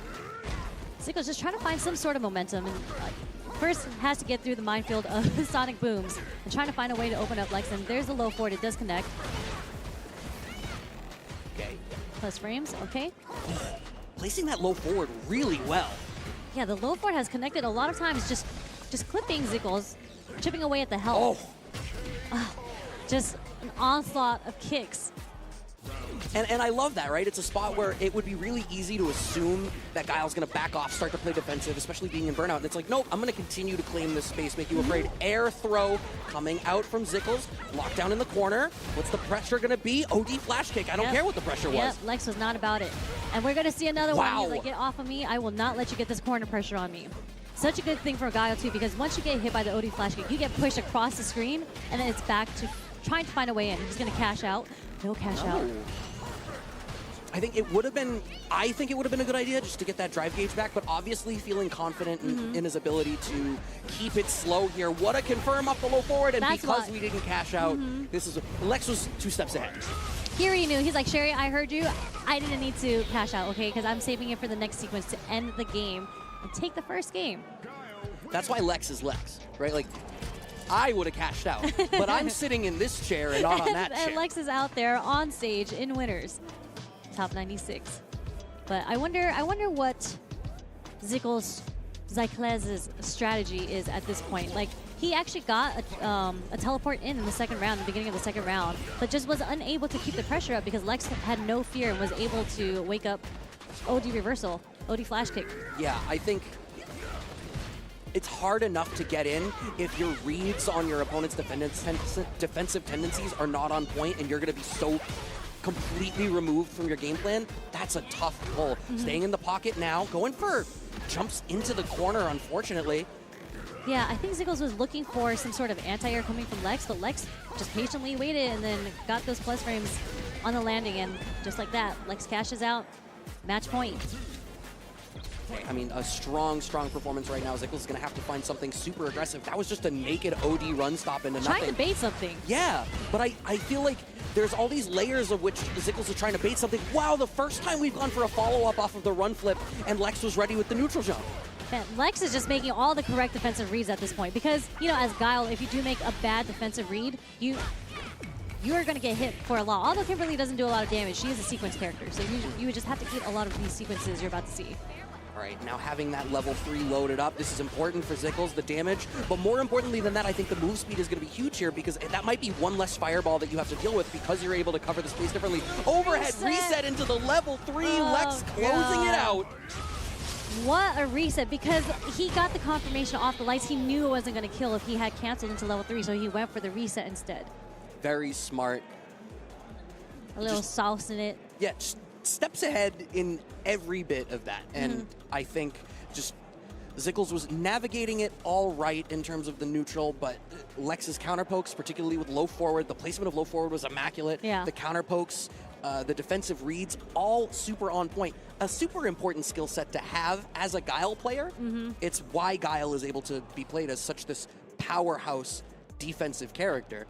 If you can bring that out of him, suddenly he comes alive. Exactly, especially in this game where like it feels like you are way more in the benefit if you are on the offense. Like if you have a character or a player that does really well defensively, it's really hard to open them up, especially a Guile player, right? But I've seen other Guiles where they play the opposite, where they're super offensive. Yeah. And that works in this game still too, but Lex, again, made all the right defensive reads. Yeah, I think people undervalue defense in this game. It's hard because you're guessing. It is hard. You literally have to guess right every single time, and Lex guessed right every single time. He did not make one wrong decision on defense, actually. I think the thing about guessing right is people look at 50-50s as a binary choice. You know what's not a binary choice? Checking out Street Fighter Duel. Street Fighter Duel is a mobile game that was released last year. If you haven't heard of it, it's an RPG based on Ultra Street Fighter 4, featuring more than 40 of your favorite characters, such as Ryu, Akuma, Chun-Li, Cammy, and Guile. Enjoy a new mobile twist on a fighting game classic? Head over to your app store to download and play now. And look at that. We still have World Warriors going on right now. So make sure you go to capcom.us/WW24 for more information on how to register for your locals and rules for your region's events. Your path to Capcom Cup 11 begins right here in the World Warrior. I love the World Warrior circuit. I think it's one of the coolest things that they did for the Capcom Pro Tour over the years. You can play from the comfort of your own home, and when you're doing that, snacking is even easier. Go ahead and put your egg rolls in. Pagoda Egg Rolls, kind enough to support Capcom Pro Tour. Show them some love. They're kind enough to show us some love. When you're playing World Warrior from your house, you're all cozy, the microwave's right there. Yeah, heat up the egg rolls. Logan was just talking about their cream cheese ragoons. I didn't even know they had that, but that's a, you know, again, as you mentioned, when you are playing at home, go hit that microwave up. Yeah. Get yourself a snack. Creature comforts. It's, hey, life is short. Enjoy it. We'll be back with more Street Fighter really shortly.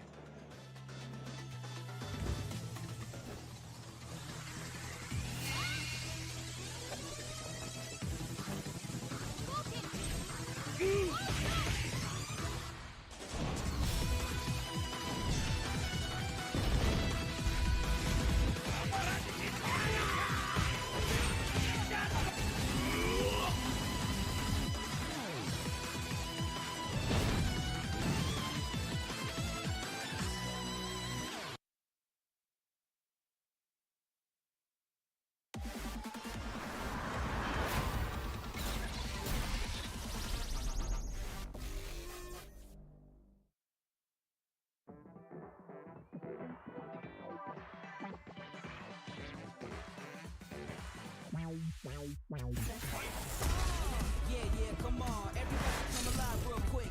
Battle of the strong, survival of the fit. Take your best shot. Hope you don't miss.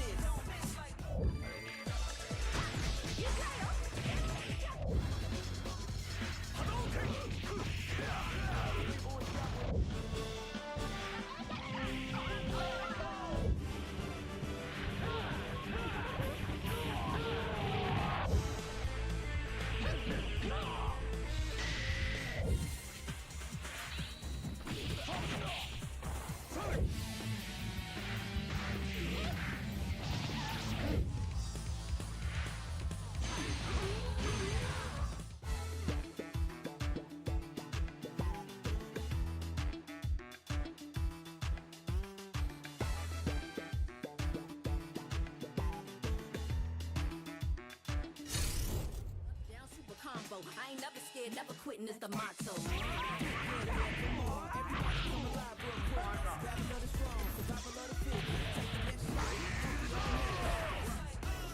Yeah, come on, everybody come alive real quick. Battle of the strong, survival of the fit. Take your best shot, hope you don't miss. A new challenger is among us. They can take it high, you can take it much farther. Fast with the hands, E Honda. Defend my legacy with strength and honor. Boom, take it, my believers. I'm the greatest ever. Come down, see, no way I can't reach this. It's a showdown, this is my arena.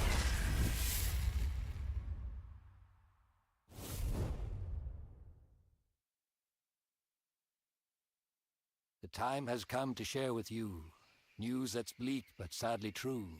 I'm talking of the fell black blight, a spreading darkness, endless nights. The environment's changing and the monster population's taken a nosedive. Blackgrass, rampaging monsters. What do you know of this corruption? This so-called black mist is actually the Black Blight. Then, there'll most likely be a blighted monster nearby too. Looks like this whole village has been blighted! Do we know what the blight is or why it's eating away at the world? No. But we know that it attacked our home, and that it must be destroyed. The kinship stone commands the might to purify this foul black blight. And we're gonna stop the Black Blight!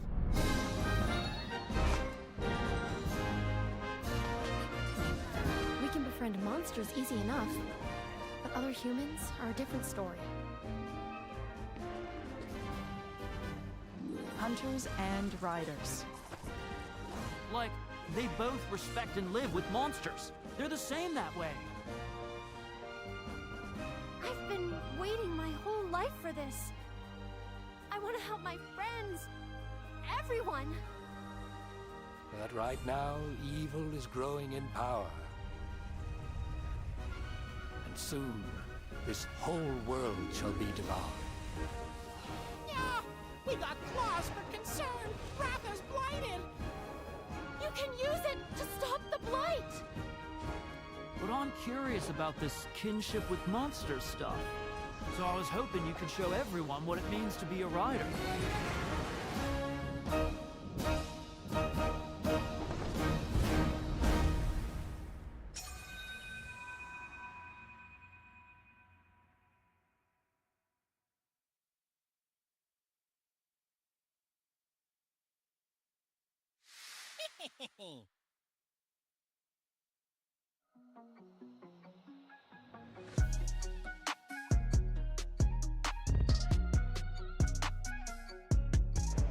Welcome back to East Coast Throwdown. This is day number 2, but we have made it all the way to top 96. And we've seen a couple matches and winners already. But geez, there have been some really, really good matches so far. Yeah, I mean, stuff has been super tight. I think as the tournament is going on, not just in terms of because we're progressing later and so we're filtering down to the stronger competitors, but I think in general, even watching the pools, it feels like everyone is warming up through the weekend. Yeah. Play is getting tighter, sets are getting closer. It's been a joy to watch. And I'm looking over, I think that I see Kaba sitting down. That is Kaba indeed. So we're going to see another guy. We just saw Lex play. Lex just advanced. But we're going to see Complex 90 also, Akuma player, resident Akuma player. I actually know him from Twitter, so I've actually never seen Complex in person before. It's always fun to come to these events and then put a face to the handle, right? Right? It's like, and because we're in the Street Fighter 6 era where everybody plays online, like I really only know people's online names, and they're like Zickles. This is the first time I've ever seen Zickles in person. Yeah. Zickles. But yeah, Complex had, my recollection is that it was a pretty close, it was an Akuma mirror to make it out of his pool. Against the artist formerly known as Joe Umerogan, Thunder. Yes, Thunder. Tight set there, but, you know, managed to get the better of it. I wonder how this is going to go now. Akuma having lesser health against Guile can exert so much control on the screen, and I feel like Kaba is, you referred to like aggressive Guiles, I feel like Kaba is one that I associate with being more willing to be aggressive and move forward. Kaba was literally who I was thinking of when I was talking about the aggressive Guile versus like a defensive Guile. Defensive used to be Dominion. He doesn't play anymore. I would say Do is my idea of a defensive Guile now. Although Lex played a really defensive flavor earlier. Yeah. Like the way that Kaba plays, he's able to sprinkle in so many different normals, and he catches you and counter hits you all day because you're not really expecting coming from a Guile that's approaching you. Yeah. It makes you feel dumb. Yeah. You're like, this isn't supposed to happen. No punish on the sweep there, but we're going to get the pickup off the strong. Jump in. Little delay off of that jump in. Nice parry. Kaba, you wouldn't believe that he's at the corner with how confident he seems right now. Yeah. Like, he is very confident just down backing in the corner, doesn't mind pressing, finding his ways, like that punish counter right there. All right, first round on the board. And that was, I mean, the bravery to the crouch jab after blocking that dive kick, too. I mean, it was, I don't know if it was as low as it certainly wasn't as low as it could be, but it wasn't like a super high up dive kick. Yeah, wasn't that negative, but again, when we talk about intuition in players, like they've played so much where they kind of understand the defensive reads and what buttons to press when, and what the guesses are. And oh my God. Man, Kaba is on it right now, right with the drive rush overhead. We're gonna build enough meter for level 3. Yeah, you're dead, goodbye, cash out, game 2. There has to be another Dominican in the crowd. Mena's not here, but I hear the screaming for Kaba. I heard a lot of, okay, okay. Yeah, I mean, just clean, Complex, obviously looking flustered. The series of jumps all there, all answered. No deviation, no change in, like, maybe if I do it this way. Just not able to deal with all of these varied limbs like you highlighted coming out of Kaba. Yeah, and Kaba was able to, like, switch up his anti-airs, too. Like, it was crouch fierce once, and then it was flash kick twice after that. It's just Complex is trying to find his way in. And even though he had, nice bait. We talked earlier about that it can be hard to bait the flash kick out of Guile, but Akuma with that demon flip, better equipped to do that than most. Nice cross cut. Oh, punish counter that's gonna put Kaba into burnout, but the bravery of a wake-up jab, you're in burnout, gonna die on one hit. Kaba, literally no fear, because I mean, I guess if you're in burnout, you die on the next interaction anyway, so might as well commit to the crouch jab on wake up. I can't, but why are you jumping? Okay, force the issue, no, finds the jab back, confirms into the level 1, that's gonna kill. He was ready for the cancel into level 1. Again, when you are burnout, people get so trigger happy with DI. You just really also have to know that these players at this level are so ready, even when they're in burnout, to cancel into a super. There's that bait. Yeah, huge corner position. One of the issues for Complex that we just saw demonstrated in that last round, though, not really able to finish his plate. That was a spot perfect fireball trap, but committed to trying to claim the space. Kaba having tons of damage now, about to build up to level 2. Oh, no anti-air. No anti-air there, but after this block fireball, the end of the sequence, we're starting to go air to air. So you can just see how Kaba is mixing up all his defensive options. He's already whiffed flash kick twice. He's looking to air now. Walk up sweep, level 1. Oh my God, it beat out the throw, and now Kaba, another fireball hit will be enough to do it. Complex needs to finish the job right now. But he does have that 1 bar left. Are we gonna? Why? And the cross-cut flash kick closes it out. Complex was not able to find the finish line for any of the opportunities that they landed themselves in that set. Yeah, very unfortunate for Complex. Like, it's funny because he was able to find the opening, but when you're playing at such a high level, like, you really, really cannot give your opponent another opportunity to live, and then you have to force another decision made to seal the round. And Kaba has made the correct decision every single time. Yeah, I talk about the highest level of Street Fighter. I call it a game of inches. It's all about that. The higher tier of competition you get, the more and more small decisions and small optimizations matter. It's really easy to fall into the rabbit hole as a newer player or a burgeoning competitor to get really bogged down in optimizing things. But where it really becomes important is when you start to get at that point. Kaba had all those optimizations on point, and Complex, I think, was struggling to get the best of what should have been the more foundational part of his game. Yeah, and like, he started understanding how to get his way into by baiting so many of those flash kicks. Yeah. But it's like, you really, really need to capitalize, and I want to say sequence, but really have your routes down to make sure that, again, you have the opportunity to be on the offense now. You really have to take advantage of that. Yeah, no, you're absolutely right. I am excited for this one. Y'all might have caught it on the camera before it went over, but again, I can see the production feed on the side. My eyes went wide. Shine and Daigo. What a match already. And this is just top 96. We're not even top 24 yet, which is happening tomorrow. We're going to see one of New York's best shine. Kimberly, resident Kimberly player, maybe Chun. And then we see Daigo, man himself, all the way from Japan. And we also have Beast Cup coming from Daigo, the 3v3, which he entered himself, partnered up with Kaba and Louis Man. Oh, God. What a team. It's going to be the Dominicans plus Daigo. Interesting team. Yeah, so Shine, obviously the reigning ECT champion, having taken it last year. I wonder what the character choice into Akuma is going to be. I don't know. You think he's going to go Chun? I personally feel like that might be a better matchup. You know, obviously one of Kimberly's weaknesses doesn't have a DP, so I feel like she could get really abused by air fireball unless there's an element of like using run and getting underneath and trying to deal with air fireball horizontally rather than vertically. Chun having a DP, and I feel like Chun has some anti-fireball tools. Yeah. But at that point, now you're leaning much more into a neutral focus game. It is going to be the Chun-Li pick. Okay. Yeah, I mean, this is coming from Shine, so definitely one of the strongest players coming from New York. He has the fundamentals. He's been playing Street Fighter for so long, and he's always been a very, very solid player. Yeah, I mean, even his Kimberly is solid. I look at his Kimberly. He doesn't play Kimberly like she's this super sequence-heavy, setup, mix-up character. He plays her neutral as though it is a strong part of her game. Yeah, like when you watch Shine play, when he is playing Kimberly, he does a lot of stand medium kicks and tries to get some conversions off of that. But we're not going to see the Kimberly. We are going to see the Chun, and accidentally whiffs the Hazanchu. But as you mentioned, Chun-Li does have a lot of anti-fireball moves. That was one of them, unfortunately. Daigo's just getting all the right reads on offense at the moment.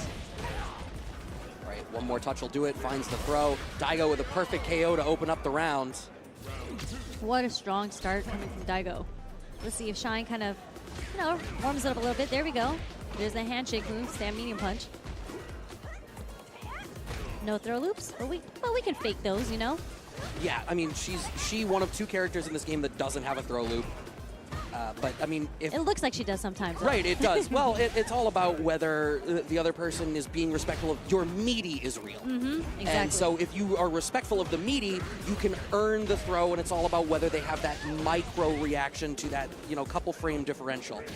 What a conversion off that frame trap, and Daigo just taking Shine all the way to the other corner, and he's going to answer with his own throw loops. That's 3. Are we going to see 4? I love 4. Oh, shimmy, and it works! I think, was it you who said earlier 3 was a psychological number that we needed to look up? And that was indeed it. It was 3 throws, and it was the 4th one that was a shimmy, and it worked on Shine. Something about it. 3 that's the number where people's brains break. Yeah, they're like, I can't get hit by a 4th one. There's no way. I have too much pride on the line for that. Nice sweep with punish from Daigo. Working his way in. Yeah, we're not going to see the switch into Kimberly, too. We are sticking with the Chun. I can agree with that. I don't think, with the way that Daigo's approaching the matchup, I don't feel like Kimberly is going to introduce anything that is going to be beneficial for Shine to try to deal with the problems that are facing him right now. Is the level 1 going to be enough to do it? Wow. That's another perfect. And that was such a good conversion. That was such a good hit confirm off the target combo to get that sequence going. Oh. No with punish. I mean, Daigo's ground game is just so solid, and it's wild, right? Because we were talking about how Shine is really great at that element of the game, but it's just... There's the Daigo factor in all of it, right? Like, you sit down against him, and there's... I mean, like, there's no way he would whiff low forward on me, right? Nah, his spacing should be immaculate. All right. Okay, party starter. Oh! Nice reaction. Oh, my God! No, canceled into ODDP. Daigo had not committed to anything yet. That's wild. Standing short check. Dive kick is going to be a punish. That's going to be it. Doesn't even spend the super meter. Just like that, Daigo is going to take it over Shine, advancing through winners. Wow, that was a tough draw for Shine. Yeah, having to play against Daigo. Having to play against Daigo. Daigo in fantastic form in that set. The Chun pick, I do think, was the right one, but it just was not in the position to deal with the ground game in the way that I think he needed to. And Daigo, I think, was much more willing to walk forward, engage in footsies, rather than playing a fireball game. So the anti-fireball tool's a little bit less important than they might have been. It was really about their spacing. Yeah. And Daigo just outspaced Shine. That's all there is to it. Yeah, like he had neutral understood so well that even though he whiffed that single low forward, he only whiffed one, but the other ones clipped him. Like a lot of times when someone is approaching you, do try to walk back. Yeah. And then you get clipped going low all the time. So, you know, and Daigo, he switched up from low forward into the fierce. Yeah. So now, like when Shine was trying to walk back, I feel, so he kind of walked himself back into the corner because he's trying to whiff punish the low forwards. Right. And Daigo was like, okay, if you're going to try to whiff punish my low forward, I'm going to walk forward and do a fierce instead, and you're going to get into block stun instead of me whiffing a normal. So Shine was just stuck in the corner for a long time. Yeah, it's a tough trap you can fall in, I feel, as a Chun-Li player. We have Itabashi Zangief versus Ludovic sitting down now. Let's go, Lud. I haven't seen Lud in so long, and I'm pretty sure Lud, resident Chun-Li player, like one of the best Chun-Li players from the U.S., probably is playing Chun again, and we all know Itabashi Zangief is going to be playing some Zangief. It's in the name. Now, I did not notice Ita's on stick yesterday. There is some... What's going on there? Some ergonomic choices have been made.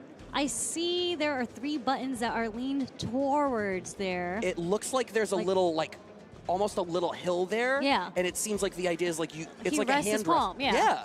It's like a mouse. Yeah, that's but exactly with 3 what it buttons is. instead.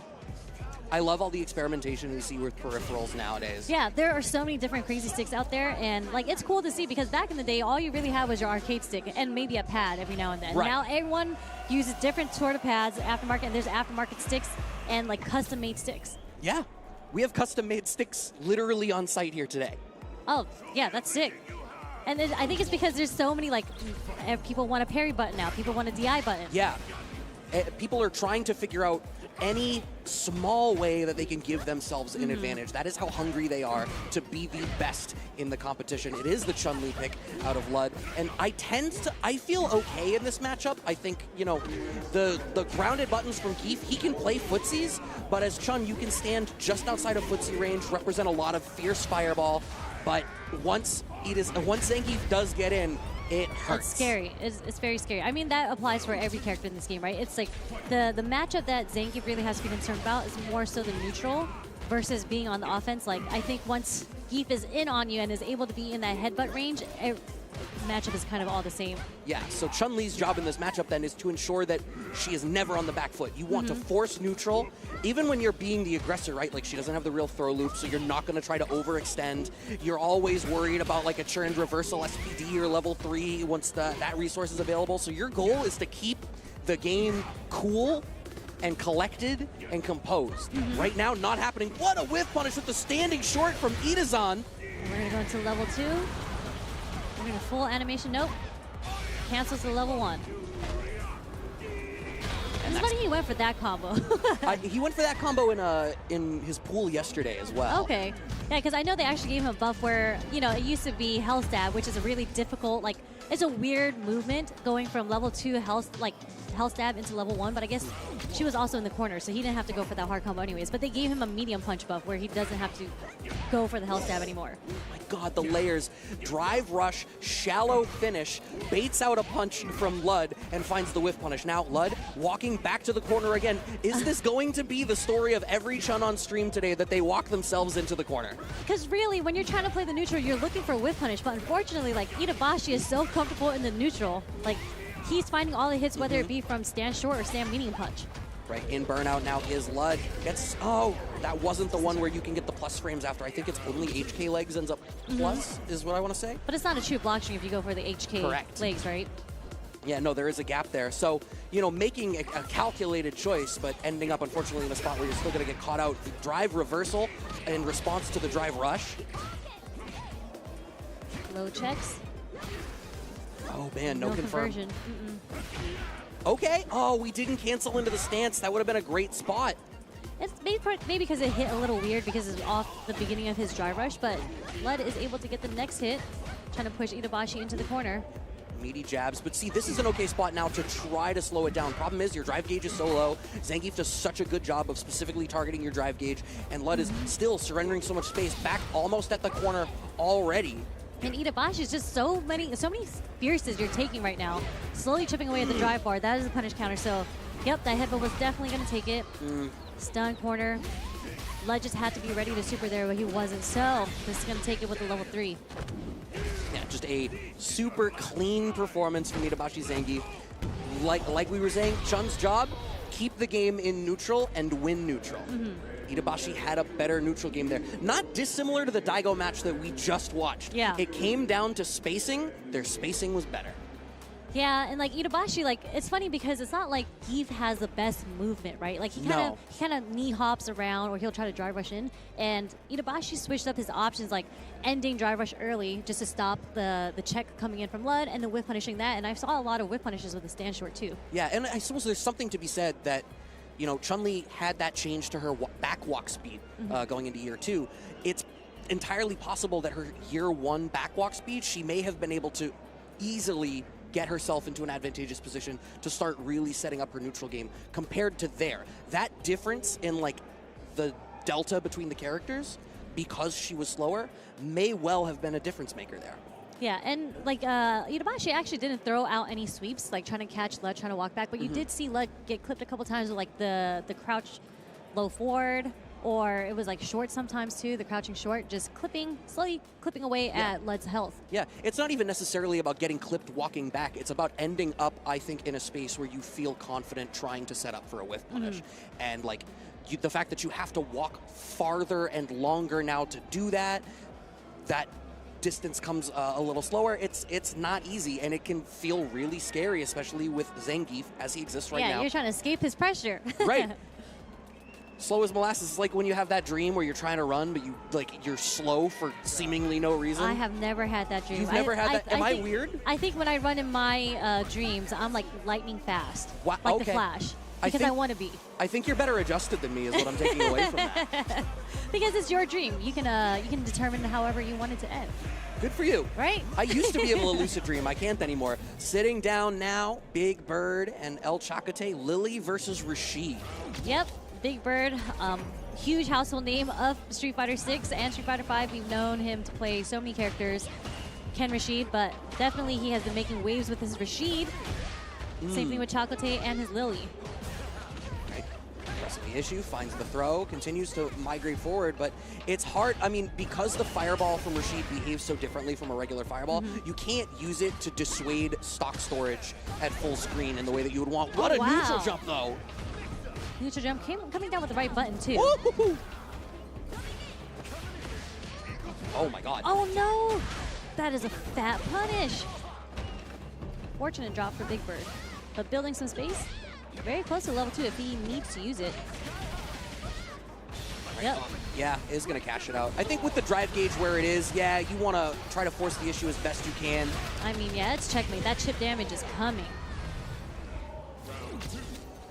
Just such a dominant tool, that level 2 from Rashid. Yeah, but meaning this round, because he didn't have 3 bars. Oh, nice perfect parry. Right, I don't think we'll see another level 2 in this round. I don't imagine so, but I mean, if they play the pace out slowly enough, perhaps halfway there, a fair bit of life actually on both sides. Committing that drive gauge, really getting hard committing to these throws, I think.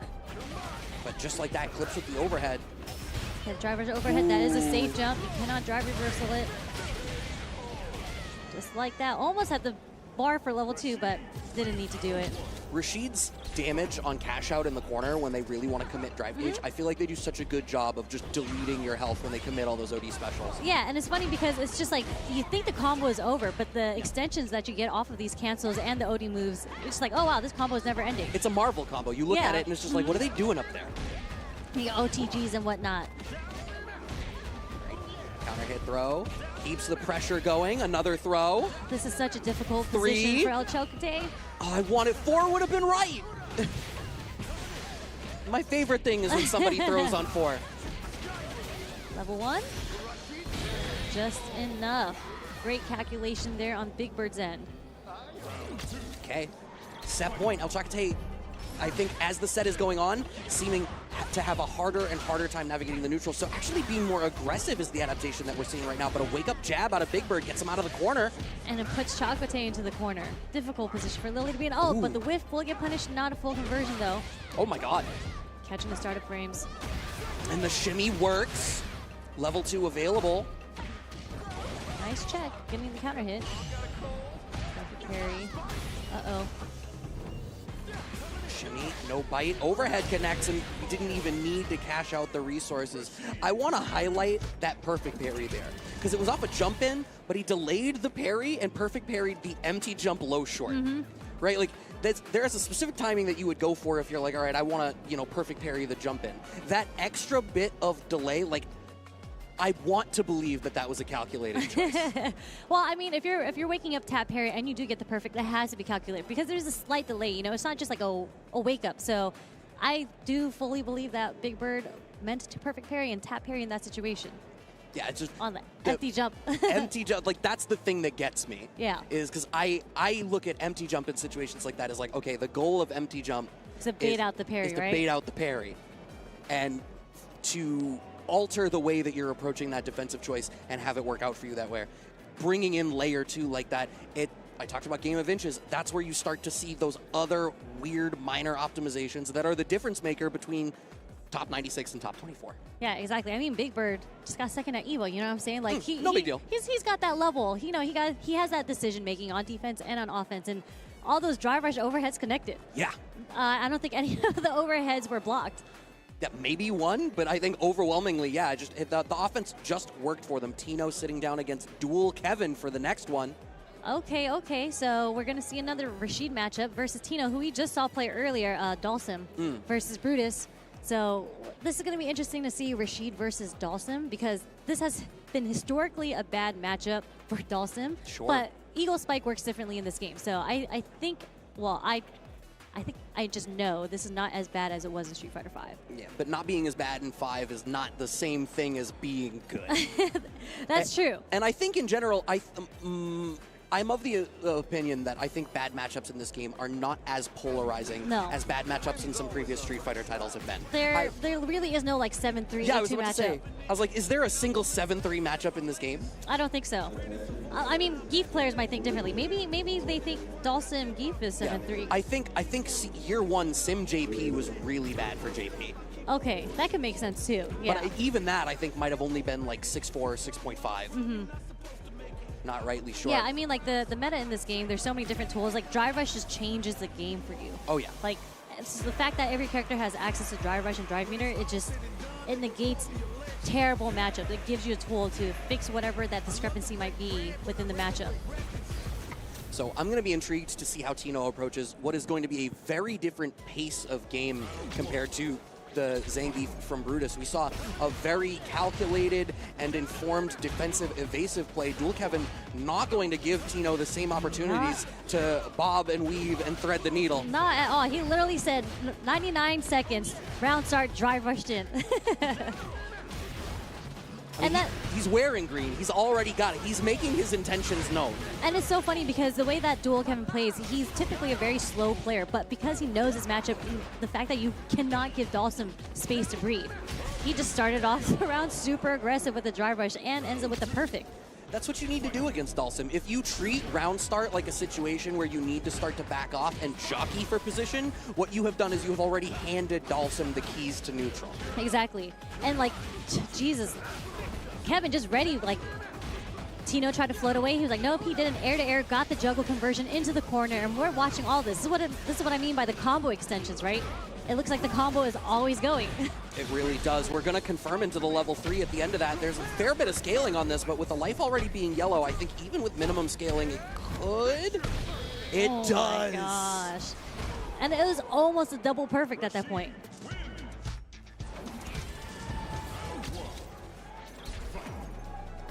Right, one game up for Dual Kevin. Okay. All right, we see Tino, instead of trying to press the button round start, you see him going back this time. So trying to build more space in the beginning of the round. Unfortunately, Dual Kevin's able to get in, and Tino's back is against the corner once again.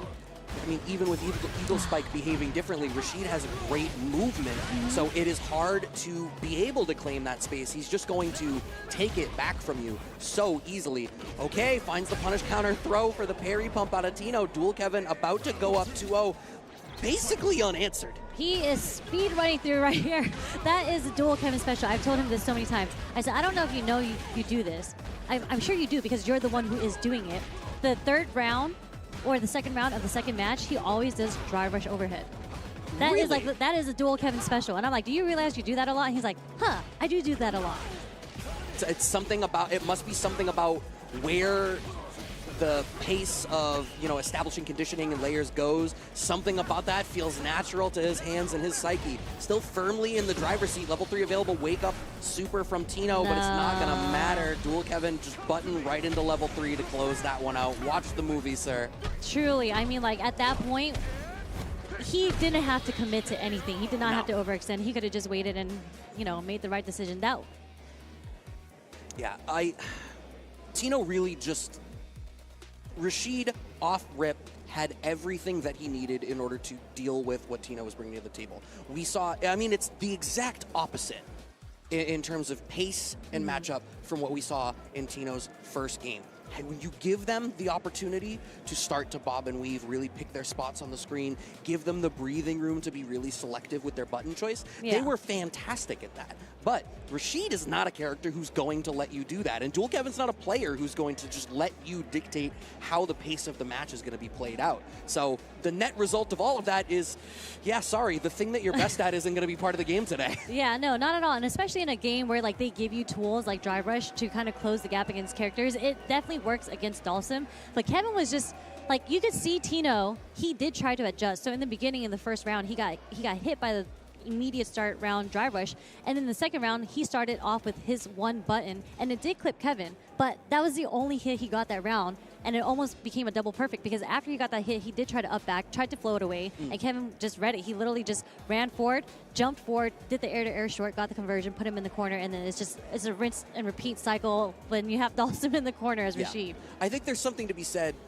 Dalsum is a character that I think across multiple titles takes a lot of time to really optimize and figure out. The tail end of Street Fighter V Dalsum, he had some really nasty mix-ups and the ability to really pressure you once he got in the driver's seat.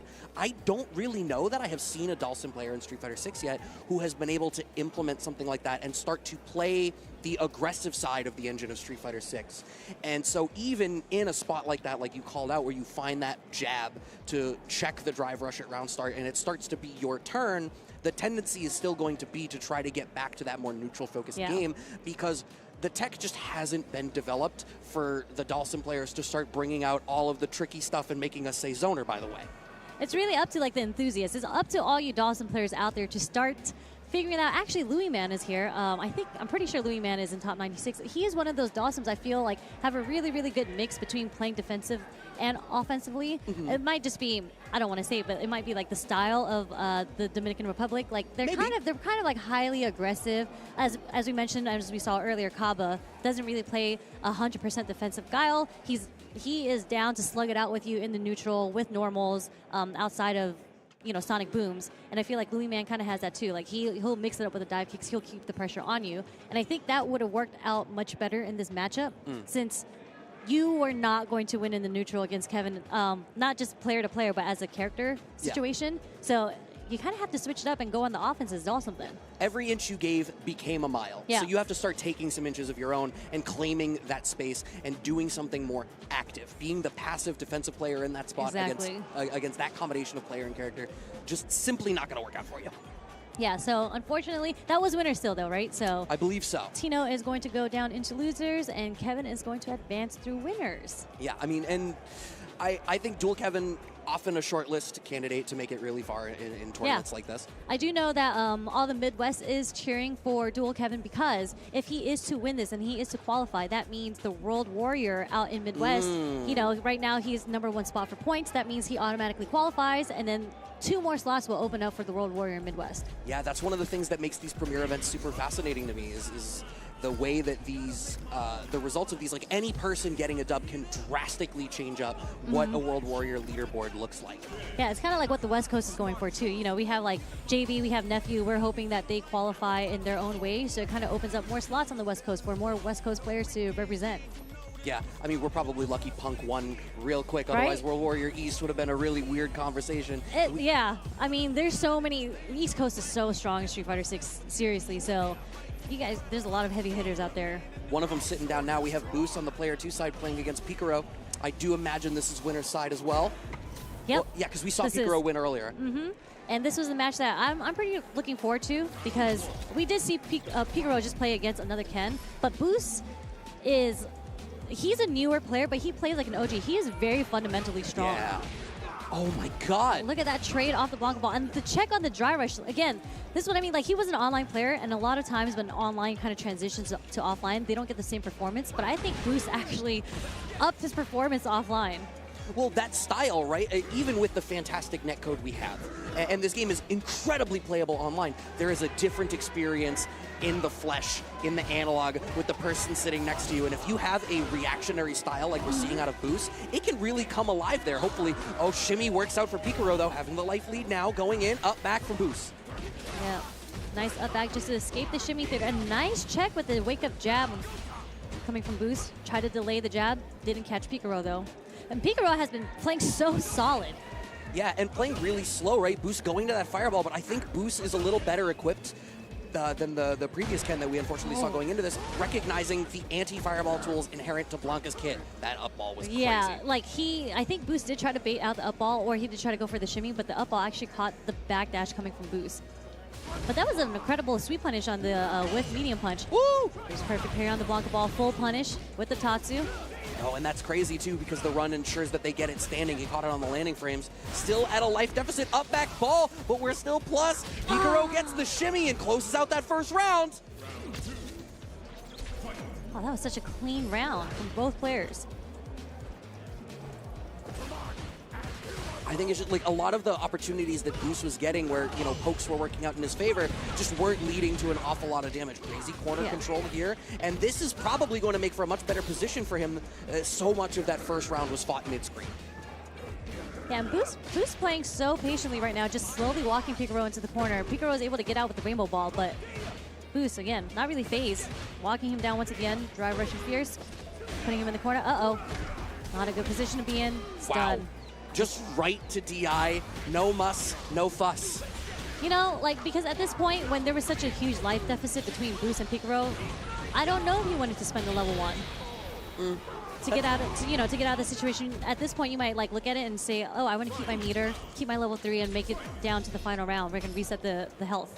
Yeah, I mean, that's a really compelling point, right? And it's all of these small optimizations and small affectations to your decision making. No situation is a true binary 50-50 in this game. There is always a way to rationalize the choice you make. Right into Lightning Beast off of this confirmed for Picaro. That's going to get Boost in the corner. Able to set up Blancachan. Uh-oh. Turn Blancachan on. Not yet. Oh, there's a wake-up low forward. Don't try to shimmy me. And level 2 is starting to end on Picaro's end. Yes, losing a lot of time off of this. Wow, what a choice from Boost. That drive rush interaction that he's been doing, been letting the drive rush rock and just taking the space a lot. So that delay crouching strong, great choice. Not able to get that pickup there was Picaro. Has the life lead now, but wants to, this slowdown is actually great for them. No hard commit, and we're ready. Green means go. Oh, what a confirm off the second hit. Okay, with Boost taking first game. But I like that adaptation from Boost, because when you saw him play earlier, he has been consistently doing, like, whether it was crouch strong or low forward drive rush, he would do a delayed light. And Picaro was comfortable blocking it the whole time. So that very last interaction, instead of going with the light, he went with a more active button, the crouch strong, and it actually clipped Picaro. Yeah, and it made the huge difference, right? We were skewing back to neutral. That's what got the momentum back in his favor. Still fighting with this mid-range. Picaro, I think, being a little bit more active with his buttons in this mid-range compared to what we saw in the first game. Yeah, we're seeing a lot more heavies because, you know, Picaro was doing a lot of crouch medium punches, so now mixing it with stand medium punch. But because he sees that Boost is trying to poke back with some mediums, he's pushing out more active buttons with heavies. That but shimmy was... That far away shimmy. Yeah, that's the wild part. I was like, He was in another zip code. What a read! He tried to do an OD up ball, or sorry, down ball. I don't know what the official name of it is, but Boost was ready with a crouch fierce.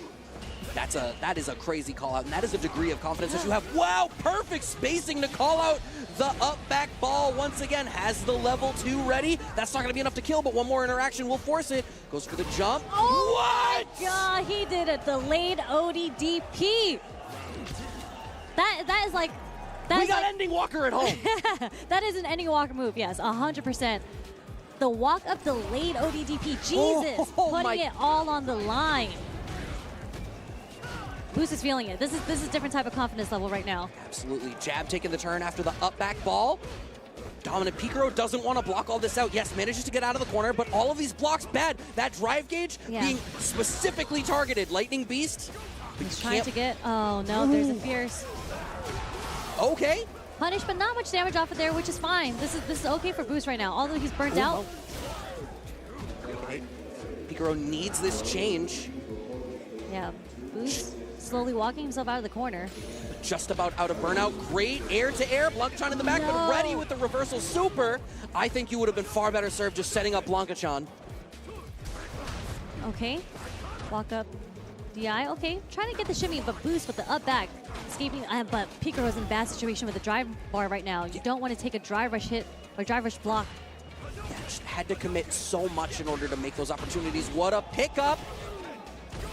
Boost evens up the life, has the corner position advantageously, has the drive gauge advantage. Up ball from Picaro, betting it all on this burnout situation, but the crouching fierce gets called out. Picaro's been doing a great job of varying where that ball lands and making Boost have to second guess his anti-air choices. Yeah, Rainbow Ball is one of those special moves that are really, really difficult to anti-air. And you'll get punished if you miss up the timing on it. God. Well, confirm off the step kick, okay. Counter hit fierce. Jump out the corner, no crosscut there, but the low forward is going to connect. Side switch into the level 2. Boost really loves this level 2. He does, and he has such a huge life lead right now. Just Picaro is going to have to make one hell of a comeback. Ooh, what a check. Lightning Beast in burnout, but I mean, you're basically trading burnout for the control that Lightning Beast gives you. Unfortunately, this is not a great spot to now be in. Back against the corner. What a whiff punish from Boost. One more touch will do it. Meaty DI is enough. Unfortunate. A couple execution errors in the end from Picaro. Unfortunate for him, but Boost, super, super clean play. And you could see the adaptation in the end where he started baiting out the air OD ball down. Yeah. Like he's punished it twice with 2 different punishes, and he was just so ready for it. The crazy hard reads that Boost was making in that set. He was squatting in Picaro's head. Yeah. Right? He had squatter's rights on that entire property. That was it. It was just living rent-free. Yeah. And on top of that, just the incredibly strong neutral game. I mean, Picaro, no slouch. That was 2-0. That was far closer than a 2-0 would have to be. That's like 2-0, but it was close, but like without a smidge of irony. Yeah, like, unfortunately, like, Picaro, he played it so strong, especially in the first game, but I feel like Boost is able to, like, he's like, okay, I see that you like doing a lot of up balls or air balls at this point, and he started changing the timing on when he would punish it, because he did lose that first round, because he did, he blocked one and tried to press some buttons after that and got counter hit. Right. So he's like, instead of trying to block these OD balls, I'm going to start punishing you in the air for doing it. Yeah, and it's a really hard call. But, I mean, in a lot of those spots when up-back ball is being used defensively, it's probably in a position where you already have some initiative. So you have some frame advantage that you can play with to do some of these bigger choices. And it's really about whether then the Blanca player recognizes that and starts taking that turn back. Because now you need to start cycling back in, wake up jab. And it's like, no, you actually do need to keep this off. We were at that point where we got off the reservation of playing by the rules of frame advantage, and it was the responsibility of Picaro on Blanca to get them back on track, and it just didn't happen. A stellar performance. Yeah, incredible performance from Boost, and he does move on, so congratulations to him. Picaro does drop into losers, but again, still able to make it through losers if he keeps up that Blanca play. Yeah. And I am hearing we have one more match for y'all before we cut to a break and swap teams. Oh, and this is going to be a good one, too. Yeah? So I can see it's Fatality versus JB. So we saw Fatality earlier against. Were you commentating that match against Zaf? Yeah, I was, and Zaf's the homie, so that hurt. Yeah, that level 3 coming out, just super clutch coming from Fatalities, and that was literally the only way he could win, and he was able to execute it. Where a lot of people stumble, you know, when they're like, I have to hit this level 3. A lot of times they mess up their execution, but not for Fatality. And then obviously there's JB, who we saw earlier. Just what else do I have to say about JB, you know? Right. I mean, it is what it is. Bulldoze through. Hopefully, Fatality is going to be able to meet the intensity that could be coming his way. DJ, obviously, pretty well equipped to try to control that mid-range, really dominant in those spots. DI, an important thing to represent against him. So we're going to have to see a very different flavor of matchup than when we saw Fatality play earlier, because obviously that was against Akuma. Good call. What I was going to say is Fatality's counter-poke timing when we watched him play against Zaf was really good. And that seems to be the continuing trend right now. Oh, there's a shimmy. And we did watch JB play earlier against Beeson, who was another DJ player. So he's actually back-to-back playing 2 different DJs. But the play style that you can see from the neutral, what an unfortunate miss. No autocorrect there, but yeah, it was a really strong start for Fatality. OD up kicks, one more interaction will do it for Fatality. Just backing off, cool sway into backstep, full charge on the fireball, so JB's gonna get an empowered special. All we get out of it is a throw. Press the issue, wake up, jabs. Fatality plays fearlessly on defense. I mean, you really have to mix up your wake-up options, and wake-up jab was it because JB did try to go for an overhead, which is a slight delay there. Just no fear with the reversals. And nice pokes. Yeah, the placement of these standing medium kicks has been so good. And it's really nice to see him using sway as a movement too. Instead of backdashing, he kind of swayed backwards just to build more space between him and JB. Okay. And I think JB right now is trying to figure out how the neutral is going to go. Because he's been getting poked a lot. Okay, this time getting the meaty. All right, backing off. We want to use the level 2. I think the decision being, I'm still navigating this neutral, but I am being the aggressor right now, so let's keep me in the driver's seat. Yeah, there was an opportunity for JB to get the punish counter throw there, but he was waiting to get the shimmy going. Oh, please. I want to see one more. No. I don't want to work too. But there's the perfect parry. Go straight into the punish with strong. That was a lengthy round there as well. Jockeying for position here in this mid-range. Drive rush forward. At the same time, Fatality goes for that back sway. So earning that space. Level 2 available again. You build super so fast in this game. Sometimes there's no reason not to use it. And like it's a good opportunity because JB's drive rush meter was in the orange. It gave him a good opportunity to build it back into the green. Oh, this is going to hit. He went for throw. Does he have rhythm? He's got the rhythm. You see the full animation here. Taking him back into the corner too. Plus frames right into throw. Are we following it up? Sway backwards. Okay. Same interaction. Oh my, exactly the same interaction. That was a rerun. Oh no, he missed the timing on the throw and the combo. This is gonna connect. This is just burn into level 1 too. Oh, didn't even need to. Just OD Mixer just to seal the deal, but he did have the level 1 ready just in case that didn't kill. I feel like if you're a character who can, in the corner, find opportunities to burn your drive gauge on overdrive versions of your specials, you have so much damage available to you. Dictator, another great example. Oh yes, I know that for Bison. It's great. But JB, looking like he's figured out how to play against the neutral against Fatality right now. It's going to be up to Fatality to figure out how to counter poke again. Yeah, it seems like the choice is slightly faster buttons now that Fatality has established a much stronger, mid-range poke game. So you want to sort of stymie that on startup. Fatality very much on the back foot in terms of life right now. That was an early jump-in button. Nothing really comes of it. Stuck at the corner. Oh, you were going to be in Burnout. Was too afraid of it. Now in Burnout, you have to hold this. Yep. Unless you went for the super, but again, with that life deficit, I wouldn't want to spend my level 1 super and still be in Burnout. You'd probably still be checkmated into losing that round. JB getting off his level 2. Let's see what he gets off of this. Okay, good jab check. That's a brave spot to jab, too. And all he takes is a damage from a punish counter throw. Oh, we can't take another one of those, though. Nope. Level 2 does get through. This projectile invincible. Again, we're going to take him to the corner and see. Let's see what the sequence is here. Oh. Nice check from JB with the crouch jab. Okay. Jump into the meaty pressure. Backing off. Fatality appreciating the little bit of breathing room that he has. JB fishing for a whiff punish there. Ooh, great drive rush check. But no, we don't finish it out. DJ has such great cash out, but we're not going to get it there. Back from JB. Oh, perfect parry.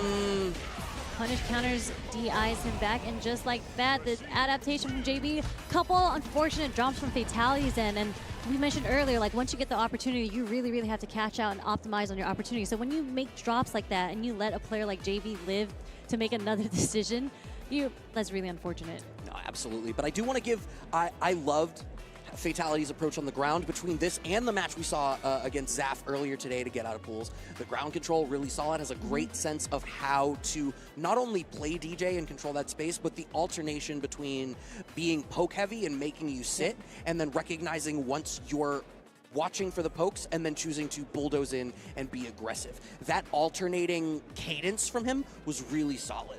Yeah, and it's just like JB was able to adapt, and you know, in like the beginning of the rounds, there was a lot of times that JB was getting clipped and counter hit by those pokes, and he was just able to switch up the timing and stop. He actually stopped doing a lot of drive rushes in neutral. Yeah, no, you're absolutely right. And I think that's the point where, and this is my favorite thing to watch about high-level Street Fighter, is when you see adaptations on adaptations on adaptations. So quick. You see players that it's like layer 2 gets established and then layer 3 happens, and you start to find layer 4, layer 5. People are doing these crazy things that are all predicated on these absurd nested sequences that happened before, and it's just a joy to watch at the highest level. It is my favorite thing. Same here. I do love me some high-level Street Fighter. But in order for us to continue watching more high-level Street Fighters, we need some support from our sponsors. So shout outs to them. We're going to start with some Street Fighter Duel. It is a mobile game that was released last year, so if you haven't heard of it, you're hearing about it now. It is an RPG based on Ultra Street Fighter 4, one of my favorite games of all time, featuring more than 40 of your favorite characters such as Ryu, Akuma, Chun-Li, Cammy, and Guile, and Sea Viper. Enjoy a new mobile twist on fighting game classic, so head over to your app store to download and play now, or you can just scan that QR code in that bottom right corner right now to download Street Fighter Duels. You know, I love when people make it convenient for us. You know what else is convenient? Checking out SFL Japan. That action is ongoing now, and you can check out both the S and F divisions live, or you can watch the VODs twice a week on Capcom Fighters JP. Some amazing players, some amazing orgs that you can check out over there. I mean, we have a couple of Japanese players on site today. The stylistic difference, amazing. You get these opportunities to watch them every week. And if SFL Japan isn't your bag for some reason, boy, have we got some other flavors for you. Yeah, we got some Europe as well. And as Logan had mentioned earlier, Street Fighter League Europe is live. This is not pre-recorded. We are going to watch every single team battle go down live, and it's going to be every single day from November 15th to the 26th, so you do not want to miss that. You can tune into Capcom Fighters on Twitch and on YouTube. And maybe you're one of those people that you don't want, even your eyes you don't want to wander. You're not interested in checking out anything across any sort of pond. Well, we got SFL US as well. Team captains on the screen before you. That action is going to pick up Wednesday, October 16th. The astute of you will realize that that is rapidly approaching. Yeah, and there's JB. Look, we just watched him play. We have team captains here online and offline, so make sure you catch them on Street Fighter League US. This week, actually, October 16th. Yeah, and when you do so, make sure you put those egg rolls in. Pagoda, kind enough to help out across Capcom Pro Tour this year. So when you're looking for a snack to get you through, when you're ready to power yourself, you need those calories. Look, Street Fighter, high-level game, a lot of brain activity going on. You need the energy to burn. You need to feed it. You need to, as they say, level up your snack game with Pagoda. And with that being said, we're going to see Rob give us an interview from Pagoda as well. I just looked over and saw who the interview was with. So I guess Sherry isn't going anywhere, but hey, we're going to throw to the interview and then resume more of our Top 96 action coming up. I am Hollywood, Rob TV, and I am joined here with the one and only Sherry Jennings, and this is What Fuels You. Before we get into this interview, for one, I'm feeling a whole lot of aura from you right now. I'm not gonna lie to you. I'm putting some respect on your name, seeing you get awards and all that. But before we get into all of that, I want to ask you an important question. Sherry. What's up? Can we please tap egg rolls? Tap the egg rolls? Yes. I got you. Okay, come on. Let's see what it takes for. Come on. What's Got a little up? crispiness going on. What's up? This is good. So is Sherry Jennings approved? It's Sherry Jennings approved. And I'm a foodie, so you already know. That is true. You have horrible fast food takes? No, but you are a foodie. I need to become the host of this show. That's all I'm saying. Based on your fast food takes, I think I need to become the host of this show. I'm unqualified. You're unqualified. Nah, not after the things you've said. You got to be considered OG at this point. That's what I'm saying. I'm a veteran at this point. You're a vet, right? So, what even, for people who don't know, right, like, how did you even get into all of this? Like, for you to get this far, that, like, it's wild from the beginning, but, like, how did this journey even start for you? Yeah, I mean, like, I'm pretty competitive in general, right? So video games, didn't play that growing up, so it's weird that I got this far in it. It's just getting the chance to go to an arcade. I was playing Initial D with my homies, and they were having a Street Fighter 4 ram bat. I was like, what is all this mess? What is all this noise going on behind me? And they were doing a Street Fighter 4 tournament, and my friends, one of them coincidentally was playing in it, and I haven't seen him in super long. And he said, hey, we're gonna have a ladies tournament. I'm finding someone to mentor. Do you wanna be my student? I said, you don't want me, trust me. I don't play fighting, I don't play video games in general. You do not want me to become a competitor. Yeah. And he said it's all fun and games, you know. So he started training me, and that's kind of how I got my name, because I went to play Sea Viper, and he got his friend, Cryogenics, to be my teacher, because he was the original. Bro, what? That's why your name is Genix? Exactly. Cryogenics, the original SoCal Sea Viper, was my mentor. So when they signed me up for the tournament, they signed me up as Sherry Genix, and the name just stuck ever since. 15 years strong. I never knew that. We've been friends for years, and you never told me that. You didn't ask. You fake as hell. That's crazy. And You gotta actually, ask. you know what's even worse? Like, so for, like I said, again, for years you've been doing this, right? You know, so you would think normally that comes with a certain level of integrity and stuff, right? You know, but I ran into you in a ranked match, right? You did. I forgot the result. I remember very well. Only because you told me it was you afterwards. I messaged you on Instagram, and I'm like, hey, that was me, whatever, okay. And then, so you might have got lucky or something. And I'm like, let's run it back. You remember the score? I remember because I was playing this Akuma, and I was like, there's no way this Akuma is gonna beat me unless he gimmicks me out. And I literally said it because I was in my Discord streaming to the homies. I said, there's no way this Akuma is gonna try to play footsies with me because he's gonna get smoked if he does. And let me tell you, you're disrespectful. You did a walk back low forward, and I whiff punished it with my low forward drive rush back roundhouse, and I was like, that was free. That's crazy. Because I feel myself when I hit those. Okay, where was it? Okay. I didn't know it was you though, which is the funny part. But what I say when I mentioned it, I said, let's run it back, and then what happened? You did. You said I was playing really solid. You said my look looking kind of solid, and then you said, let's run it back, and I said, for sure, I got you. And what happened? I got busy, that's what happened. Evo was coming up, I didn't have time to give you a run back. You're gonna have to earn it. Sherry, you one of my goddamn close homies, definitely my dog. It's been a pleasure. I'm being boy Big Hollywood Rob TV, here with the one and only Sherry Genix, and this has been What Fuels You with Pagoda.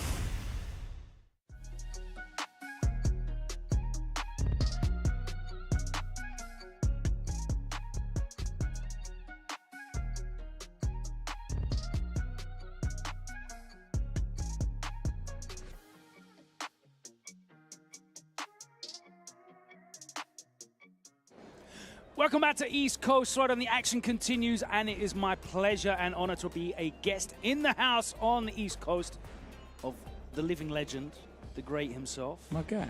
Welcome back, as Mr. always. Mendoza, how are you doing? I'm good, man. Good to see you. I'm glad. It's a pleasure. let's Anywhere in not the world. Let's not say you're a guest. You belong here, Logan. Okay? Let's put it like this. This is your I've house. got the Wi-Fi password. Okay, that makes you official Yeah? for sure. Across the pond visit as That's usual. fair. That's fair. But I'm still a guest in your house. That's love. Thank That's you for love. welcoming me My yet guy. again. Yeah, we've been doing a couple of events across the world, man, so it's pretty cool that we could continue. You know what I'm saying? Well suited, I feel like, for the East Coast, you know? We got like a coalition going on with the EU and East Coast, you know what I'm saying? There's a lot of love out here. I feel it, you know? Been feeling it all today. The action has been sensational, both on and off stream. There's a lot to talk about, but we're going to have a lot to call because it's qualification time. We are in top 96, and we've already started putting names in that top 24. I see Boos making it through against Picoro, looking very dangerous. Actually, one of the matches I caught. Very, I would say, cerebral in the way he opened his mans up. Yeah, and I Perfectly. really enjoy watching him play, man. Obviously, we're both Ken enthusiasts. He's a systematic Ken player. Like, he'll destroy you systematically. So I respect that. We got some more cerebral players, though, because it's my pleasure to... We're going to go back to the East Coast EU connection because we've got a man that represents both. Coming up next, it's Lex. He's going to be facing off against Kami. So we got some Luke and some Guile. I like that. That was beautiful. I can't even say you can have him. This guy, you know what? He has IDs on both sides. So I respect that. Kami, you know, these guys are, I don't even know if they're BFS anymore, but coming up in the Street Fighter 5 side of things, the Young Bucks, these two was the heaviest young gunners here on the East Coast, New York City. So it's pretty cool to see them move forward with Street Fighter 6, the franchise known as Street Fighter, right? Love it. See. All right, we've lost another one to the Akuma. I was just about to point that out, too. Oh, good. He got that Luke in the pocket, but I mean, it's Kami. He top tiers hard. I mean, I think this is definitely a good matchup as well. If you have Akuma in the pocket against Guy, that's definitely There you go. You got the fireball game here. The Fireball Clash. The classic. You know, you don't even really need the red fireball. You can just charge the regular fireball a little bit. Yeah, exactly. Okay, nice. Dioki, the double dash, guaranteed throw, and we teched. We guessed correctly. Oh, drive rush into nothing. He lets it rock and then back throws him. Tries to waited. get out, but he's going to pay for it. All right, the OD boom. Oh. That was a tap parry, too. He probably would have got hit with the drive impact. Recovering from the parry, possibly. I see you, Lex. Set the tone. I like that poke range fireballs from Kami. Trying to force a jump. Or a jump of his own, to be honest. Ooh! Good reactions, Yeah, young we see man. the green on the screen. The jump in, there Big it is. jump in. Throw. Oh, would have worked, too.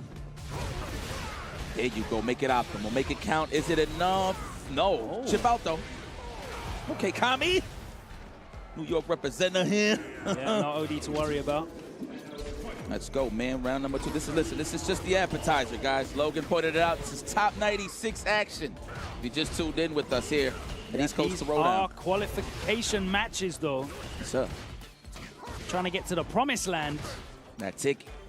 I like that. Mill tick. Not a million, but it's a mill, though. They're It's looking close. for that. They're looking for that oasis in the parched desert of first to 2. They want to get into that first to 3 paradise of top 8. Well earned. It's treacherous dunes out there in the desert of first to 2. We've seen a lot of people fall by the wayside. Yeah. So that's Some been dehydrated players. talk of the town. We actually stressed that a little earlier, me and Vicious. Shout out to the bro. I mean, it is what it is. Okay. Setting the tone here, Lex, with the Sonic Boom pressure. All advancing normals. You think he's a keep away character. No, we could slug it out, too. Speaking of which, Kami, no confirmation. Can I get that low forward punish counter? There we go. We looking for it. Or drive rush. Either or, there it is. Set the tone. Punish that. Now you got to start over. This is the parkour tour. We'll be talking about Lex, a specialist here, playing from this side of the screen. Takeshi's castle. Can you get over? No, you cannot. Next competitor, please. This is crazy. You got to restart every time you get hit with a flash kick. Yeah, it's like a platform game. That's why they put Guile at the end of the, I want to be the guy. Oh, yeah. Down back. That looked impossible. You're not getting over that bridge. The lava awaits. Okay, Guile. Loving it. Feel like it's just one of those games. Oh, Kami's up with Jesus. Oh, yeah, he did. That was, yep. I forgot. Damn, that was that fast? Shoot. It's a quick game. Quick game indeed. That pressure. Ooh, look at that hitbox movement. Nice check. Staying Not at getting that him range. away with the drive rush overhead. But I like the approach from Kami, right? He's trying to stay super close on the Sonic Booms. That way, the drive rush Sonic Boom ain't as potent. Has more of a chance to check the drive rush after, right? It's pretty tough, though. Still guarantee the bazooka knee's pretty much there to check all of that, too. Okay. Trying to snipe up walk back. Not a good look here for Lex. As Kami's getting more comfortable, inching slowly but surely into this corner. There's the drive rush, looking for the perfection parry. The Kurt Hennings denied. Oh, right on time. That was perfect, though. I wonder if he's jet lagged. Think so? Might be a cheat code for Lex. He's been on both sides of the floor. The professional. This is, all right, choose. Is this Kane or Undertaker? I think we spoke about this, but I don't think we actually put an answer to it. Yes. I mean, he's the younger brother, so he has to be Kane. That's Kane. That is Kane. Kane! That's gotta be. Let's go, all right. Great gameplay, says Akuma right here in the face-off. Let's go, Lex. Let's go, Kami. Fight! What the guy say in Bloodsport? He's like, he says something. He's like, oh, sweet! My goodness, first date jitters. Yeah, you need to be. He was standing at that range looking for the perfect parry on the boom because there is a fair amount of recovery on it. You get inside that range. Yep. Good block. Oh, that was hitbox blocking. Seen that? That was the fuzziest of fuzzy. We're not returning to neutral. Oh! Restart again. It's like a good old game of freeze tag, huh? Couldn't catch me this time. All right, Kami inching his way in. Like the patience, though. He ain't being a little too overzealous with the jump-ins. Nice. Oh. Double mediums. Gets him with the frame trap. Plus it a plus. Nice. Oh, that was greedy, though. Like how he's just fighting back out this corner. He didn't want to go to burnout too early, but he's there, though. It's even Stevens at this point. Definitely at the favor of Lex. This is terrible for Akuma. Where's the demon flip at? He did that late. Nope. Of course, that fireball dissipates. Didn't matter anyway, even if it was a trade. Colonoscopy kick, man. I'm telling you, bro, the fact that you got to can't fit restart every those time. size 16. They're definitely not army issue as well. Those boots are not regulation. Those not regulation at all. Oh, man, these whiff punishes is paying dividends. Oh, okay, getting a bit too predictable, the double medium punches. There's a perfect parry, goes back to the corner. They ain't putting it in my back pocket, okay. We go, Lex. Keep to it. You only got to react if he's close, right? You better watch the demon flips. I'm telling you, it's on the way. Oh! And I know Kami is not liking this matchup. As a Shotokan specialist, I would have to say at this point, nobody want to deal with Gaio in this game. I'm going to tell you that right now. Don't even matter if you top tier. Oh, stop the 9 on the demon flip. Making these predictive aerial approaches. But Lex just knows the right time to not boom. Okay, he gets the counter hit conversion. He's going to dump the meter into the level 3. Need time to think. Shoot. There's no blocking. Billions dead. All right. Nice. Oh my God, keep your drive rush strings tight. Yeah, he got a little greedy there. He definitely wanted to off one for sure. Oh my God, you got to make a decision. That wasn't punish counter, you know. So that was a chip kill. Oh, what a great skid mark kick there from Lex as he moves forward. Ooh, you know what? Listen, the Lex Express. I still represent Shotokans from time to time. That's when I bump into, trying to grind my MO. That's not a matchup I want to see, man. It's just the tools is just well equipped. And plus, isn't Ken like dating Gaio's sister, right? So he pretty much like married, dating. Yeah, they got kids. I'm tripping. So Kicked him straight in the family jewels, I think. I can't remember what game that was in. Is that 5? Is that the ending in 5? I think so. You know what's so crazy that when I think about that storyline, I don't even think Street Fighter like this. I think X-Men versus Street Fighter. It's random. I don't know why. That ending of Ken with his kid, I just always think about that. But anyway, great match. Unfortunate meetup match. Check out that Fine collection. Oh, yeah. I know you've been enjoying this one. Yes, yes. It's funny enough, I haven't even been playing Marvel 2 like that. Dabble, but it's more Marvel superheroes. I just love Logan. Wolverine, yeah. Just throwing it out there. Balls. No pun intended. East Coast Throwdown. Man. It's great to be here again. I was here in 2022. Took 23 off, but we are back and we are bigger in the Hartford Convention Center out here in Hartford, Connecticut. Big turnout from some of the East Coast heavy hitters. And of course, we've got more of them coming through. We had some international attendance as well. And you know, as I was waiting outside to come back in, there were 3 guys that drove down 4 hours from Buffalo, New York. Okay. Just for today, just to spectate this next man who is stepping up on stage right now. And you know, these guys are loud. And let me not spoil it for you. They're not here to see nephew. That's it. Absolutely. There they are. Look, in the background. I know. Yo, shout out to Vic, there. man. Shout out to the brothers over there. I know what's going on. Yeah. Every time the Dominicans... $70 a head to come in and watch Top 96 and cheer on Kaba. So hopefully get his spot in tomorrow's Top 24. The confidence this man told me in Spanish. I said, ¿Tú estás en winners? He said, sí, claro que sí. And then that was that. That means, of course I am, in Spanish. I was like, wow, well, let me mind my damn business. Of course. And there you go. Now he's here, and he's looking wavy, the last remaining member of Bandits, and that's no disrespect. If anything, I feel like the lore is even better. Now he has to go against his brethren, maybe down the pipeline, of course, if they meet in the Capcom Cup. But Kaba got to earn that right first. Well, it'll, of course, be brothers in arms. Street Fighter League US kicks off next week, in fact. Killers. Oh, yeah, that's right. They are still Mena is back in the fold. The champs. They are the champs. SFL. The defending champions. All right, check that out, man. All the teams have been picked over there on that side, too. So beautiful. That's right. Where's my guy, Knuckle Dutang? I wish he was here. Hoping he's well. Everyone else in Florida sending you love. I hope it was, you know, not a lot of damage done. Nah, he's fine. I spoke to him. He's very morbid, too, when it comes to those kind of situations, which is kind of crazy. That's why I love him. Keeps it honest. In fact, he was like, yeah, I'm trying to finish my match in the can opener so I can board my house up. I was like, wow, this guy here is just about that life. But these guys are about that life. Nephew, he said, here's my ID. This is my last day. I'm here. Nephew. He knows who he's going up against. This is a tough cookie match right here for Jury, but she definitely has the tools in the bunch to walk him down, so it's going to be an interesting match. Well, if you hit a raw jump in, that will certainly help you out. Immediately into the corner, trades with the overhead. Keep an eye on this button. I'll always highlight this for Nephew. Or any Jury, but mainly Nephew. That stand pierce usage always connects. A good 80% of the time. And Nephew's been mad consistent since, you know, going full-time pro. He's had a lot of very impressive top 8 finishes. But, of course, top 8 don't get you anything. Top 1 is what you need here in this Pro Tour format. So... Nice. Keep going.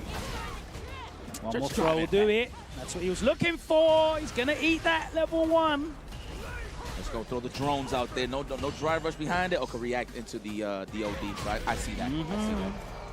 I wonder if he could have hit the brakes right. Probably like a jab, sonic boom, drive rush with the jab, bait the OD. No? You don't want to spend cash? You got to fill him out, man. You got to give him different looks. Nephew got those reactions. Okay, gets the punish. Poor spacing on that dive kick angle, and he put himself in the corner. Counter hit overhead, taps the parry and gets suplexed. Well, in the wind right now, I hear some Platano eating brethrens going on for Kaba. So this is going to be interesting. Mangu on me, Kaba, if you win. Yes. I am on the East Coast, and I hear guys screaming. I know exactly which country they hail from. You know, I respect, you know, Logan, just to touch it up, when you went to DR, the first thing you asked for was totones, and I appreciate that. Of course. You're a man of culture. So is Kaba. I love planting. Me too. Me too. One of the main reasons I go to UFA, honestly. All right, okay. Conditioning early on. We got the early lead. Nephew, El Sobrino. Oh, there we go. I agree. Dumps it all. I agree with this one. Gotta slow down Kaba. Very hard to mix up Kaba, though, even though this situation is fantastic. We're going to get a little walk up, walk out again, and Kaba does not break. Oh, my God. That man said, well, you know what? The English version is for my country. In this case, it's de lo mío. Woo! Talk to him. Chuck the booms, chuck the booms. Oh, we dehydrated. This is tougher nephew. No cash on his side. Oh, what a size up. Uh-oh. You know, Kaba gets powered up when you hear this noise. You think it's a jinx. Actually, it's not. Oh, he tried to flash. Nice. Sorry, blocking time. Nephew not biting on that. Gets caught standing up on the target combo. Closes out the first game. Guys, if you're wondering if I am going to translate what they're saying, absolutely not. No, sir. We're going to get Capcom to put some captions for you guys. Just know it's a lot of foul languages. Those captions will be closed. See a lot of censored. All right, low forward drive rush. Let's go, That's the store as well. Again, looking for the throw bait, but all he gets is the ankles clipped. Kaba again. Start that again. Time with the big damage. The parkour tour starts now, says Kaba ranks. Nice. He's been so consistent with that from that range as well. Very nice work. Oh, there's the drive rush overhead harvest. He's got the level 1. He's not going to be able to go into it. Oh, he walks in and gets counter hit jab. Rare scenes of Kaba not converting off a counter hit. That was unfortunate too. Nephew did not bite. Oh, the bait. Was it delayed enough, huh? It's all right. The angle was perfect. And Nephew takes the round. El Sobrino scheming. He cannot drive rush on Kaba when he's got charge. Okay, the baby booms is out. The drones. I Baby agree. Boomer, how much did you pay for your house? 20K? Flash kick. Wow, the neutral jump. We knew. Shimmy damage overhead on the Telling left. Jury. Oh, he Stop had no eating balls. avocado and toast. All those coffees, you don't need them. Save your money. You'll be able to put a down payment on the house. The baby boomers are gone. We've had enough. Level 3, shut up. I appreciate that, nephew. Get back on the green, please. Touch some grass. We're back outside. Bang. All right, now it's your turn to be a little dehydrated, Yeah. Kaba, and you got no cash, too. Yeah, the economy's not looking great for you now. Oh, no. There we go. Jump back store. He's going to have enough damage here. He's got, wow, my God, no. Man, that was a little bit of a tap poop dancing. We situation. got river dance on his head. Shades of Seth. Yeah, jump fierce coming down. It's like a brain fart that led it to something regardless. It was all part of the plan. It was As Bob Ross says, it was a happy accident. There you go. There you go. I'm actually shocked, though, that he recovered and got the match. We tied up. That's in the past. We in the present now. Kaba is definitely going to wake up Nice here. anti-air. Let me get that. Boot shoes. Big fan of the Beatles, I see. He's got them Country Music Award jeans on. Oh, yeah? Okay. I was doing more disco, no? Nah, bro, this is CMA Guile. That man got the Flash Kick 15s on. That's what those are. Oh, yeah. Go give me space. Wasn't in range for the stand short. I see you, nephew, spacing it out properly. He's got the Tim McGraw 4s on. Give him everything. Everything. Just gets him over the line. Great vinyl record, Kaba. I like those classics. Spin it. Mama. La Máquina. Let's Wheeler. go, Kaba. Alan Puller. Kaba, you must get the Bruja. Kill the Bruja. Bruja. You remember that one? Bruja. Let's go. Man, I don't want to be biased, but god damn, I smell plátanos right now, salami. Fish, onions. My goodness, my Metro card is tingling. Ooh. Start over. Oh, this is looking terrible. You notice how the flash kick hits harder the more you hear cultured folks speak? You see this? Oh my God! Yeah, it gets it extra. It's like the Kimberly level 3. You get the damage boost. Translation: I want more onions in my tres golpes. Ah, yes. We're at the bottom of the pan now. The cocon is gonna be served up. Woo! Yeah, come on. What you know about that, Logan? Yes, sir. Forget the match. I want to know how you found that out. The concon? Oh, that's over. It's over. GG's, ladies and gentlemen. Flash kick shows him the bottom of those leather-soled boots. The Tim McGraw 4s close it out. And Kaba advances into winner's side of top 24, also known as top 16. 8 players will be on the winner's side. One more for top 8. Will he enter the hallowed grounds of top 8? We'll find out tomorrow. The man has a Dominican hoodie on. That's crazy. Yeah, come on. That's crazy. Got it in the chest and the heart. DR. It's my guys right there. That's why I've always liked the DR, you know, because we have, you know, as a degenerate football hooligan, I appreciate screaming your lungs out. I respect that. In the name of nationalism. There you go. But not in a weird kind of like American way. No. I get exactly what you're saying. The representation is there with the flow of cheer and that's right. And vigor and maybe anger sometimes. You know, but it is what it is. But hold on, let's bring it back, Kong, huh? Yeah. Know about that? That's the best rice. I am very impressed with that. I'm a man of culture. I'm not even trolling. He said Kong in the comments. I said, what? Good man. Logan. Salute. Salute indeed. Now I want some Kong. All right, moving on. Who have we got up next? Oh, we got Glasses Daigo. Oh, my God. Did you see Glasses Daigo against Shine earlier today? Did he take him to school? Tell me he had the ruler. Bro, there was 2 perfects in that set. I'm looking back at the footage. Yeah. Glasses Daigo is the next evolution. He says, part of my calculations, I'm going to kick your ass. Daigo, Umehara. That man, yo, real rap, he don't even drink water no more, man. He just goes with energy and age. Energy and age. Sage mode Daigo. I thought that story was going to go in a different direction, but it's okay. All right, Akuma versus M. Bison. Onset's been sliding through the bracket. Let's see if he's able to step up to Daigo, but he's going to have a huge amount of experience in this matchup. You watch any Japanese events, whether it's SFL, whether it's the offline events, whether it's the World Warriors, anything, Akuma, Bison, Ed, back to back to back to back to back. He is going to have a huge amount of experience in this. A modern M. Bison as well. We got modern Bison.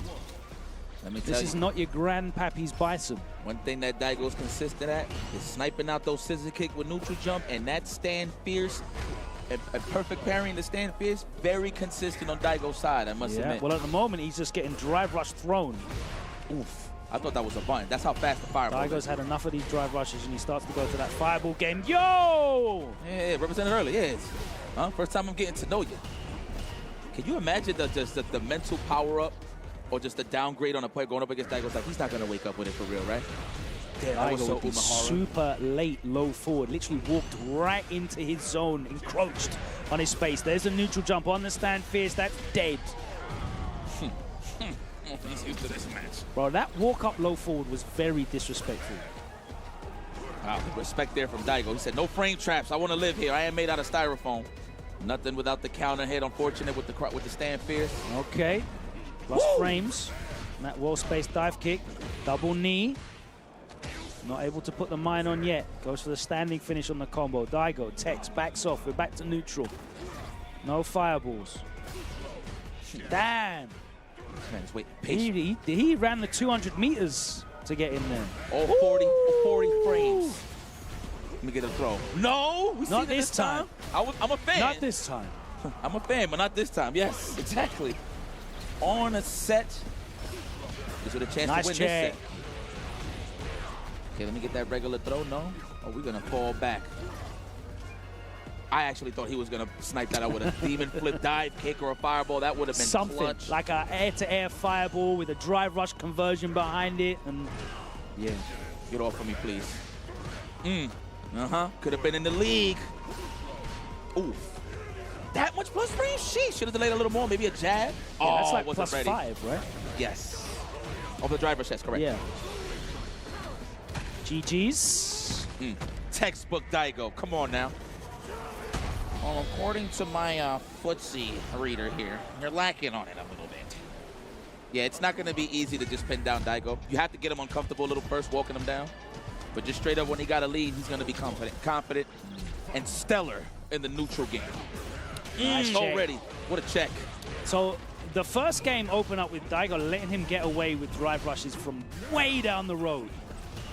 Then he started the fireball game, kind of let that go. But now Onset is still drive rushing from way down the street. Daigo happy to check that with crouching strong. The best He's got a huge life lead now. Well, from that range at least. But yeah, correct. Ooh! Just duffs him in the face with the fierce, completely stuffing that drive rush. That was the meaty stuff too. Plus frames incoming, so I agree with the air to air. Okay. Set point now for Daigo. Looking to make light work of this. Give me that. Onset is about to be off the set, off the sticks. Daigo is looking on job. Got that Mike Jordan look on him right now. You see Onset? He focused, boy. He in there. Yeah. That's right. They're not varifocals. He in there, boy. They're not his reading glasses. Man, spending all the cash just to get in there. Scissor kick? No. So you drop this. There you go. All right, and he goes. There you go. Is that a meaty grab over the demon foot? Wow. That clearly said counter. I'm pretty sure he woke up with a crouch jab. Oh, the assumption punish. Safety jump. All right, goes back in with the Devil's Reverse. No anti-air, doesn't want to risk it. Oh, kill him. Everything. Stop playing. Spend it. Everything. Yes. I agree. The level 2. He's getting comfortable, man. I'm telling you. Yes. One set point saved here from Onset. Yo, let me say something, man. He old, bruh. No diss. He can still react. 43's old. He's great. He's 43? Yeah. Oh, that's going on. That's young. That's I'm right. just, I'm just talking That's smack. right. Oh, no. Onset dropping the combos. Oh, is this the stage music? This is fire. Oh, no. Shake my hand, says Daigo. Oh, my God. He's so dead. My man. Yo, dog. That's what we doing? Yes, sir. Oh, Lord. Better luck next time, kid. Look at Daigo.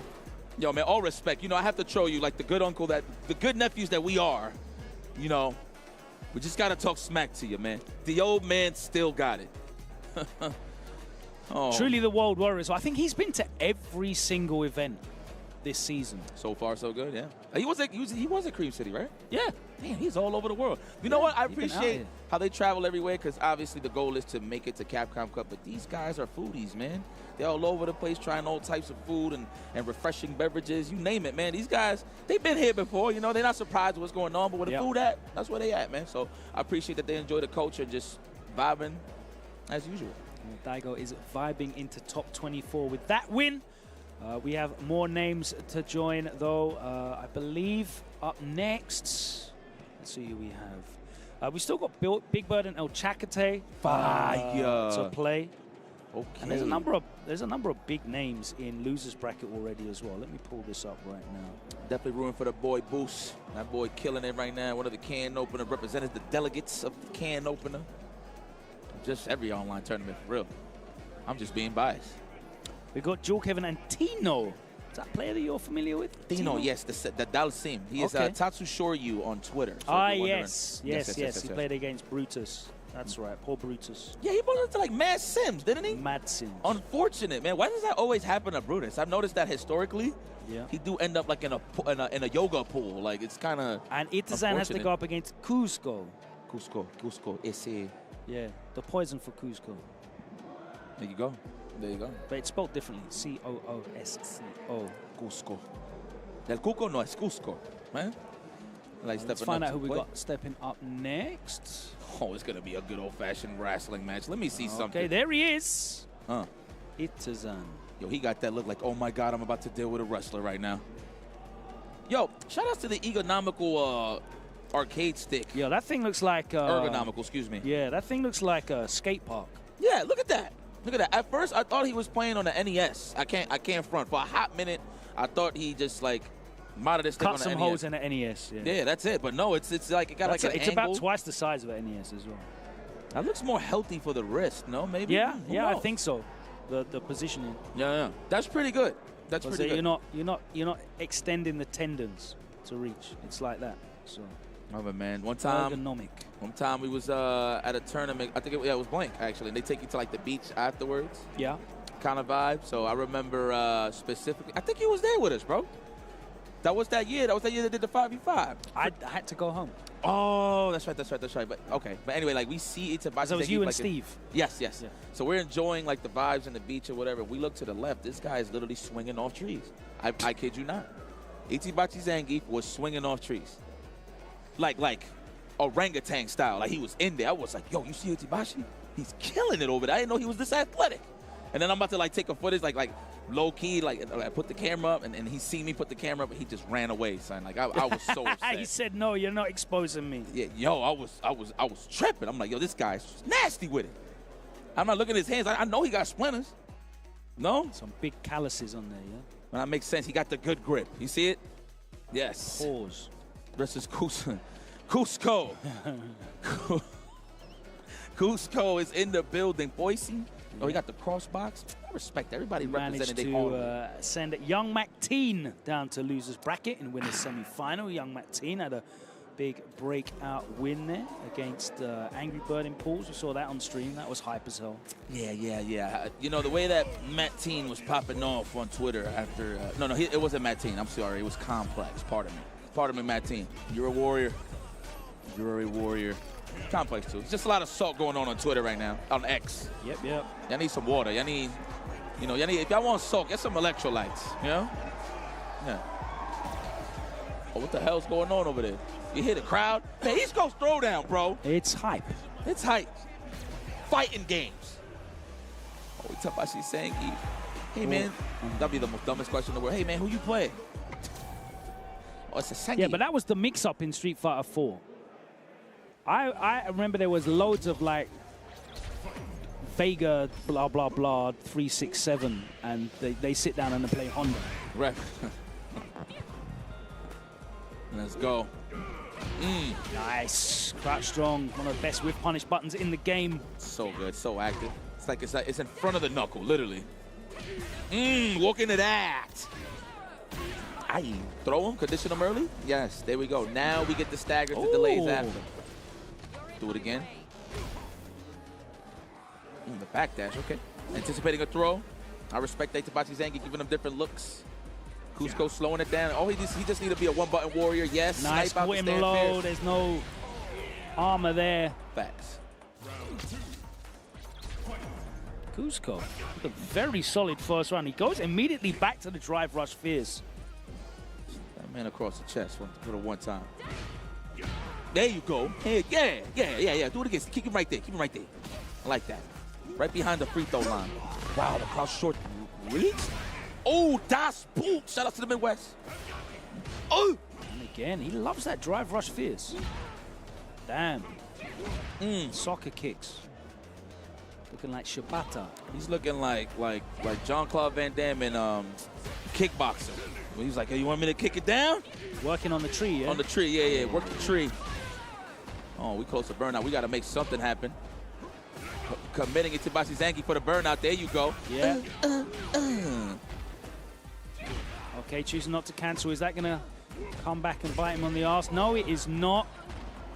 And mauling you with that NES. Yeah. Better blow that cartridge. It's a little nice glitchy out whiff here. punish. Shades of Street Fighter 4. Don't fall for it, man. He's luring you in, bro. Ooh! Kick the tree. Oh, man, he about to hit that rodeo in a minute. I feel it. Command throw. Fighting spirit. Yup. Advantage on hit advantage. Love it. Oh, my God, what a monster! You're getting walked down. Oh!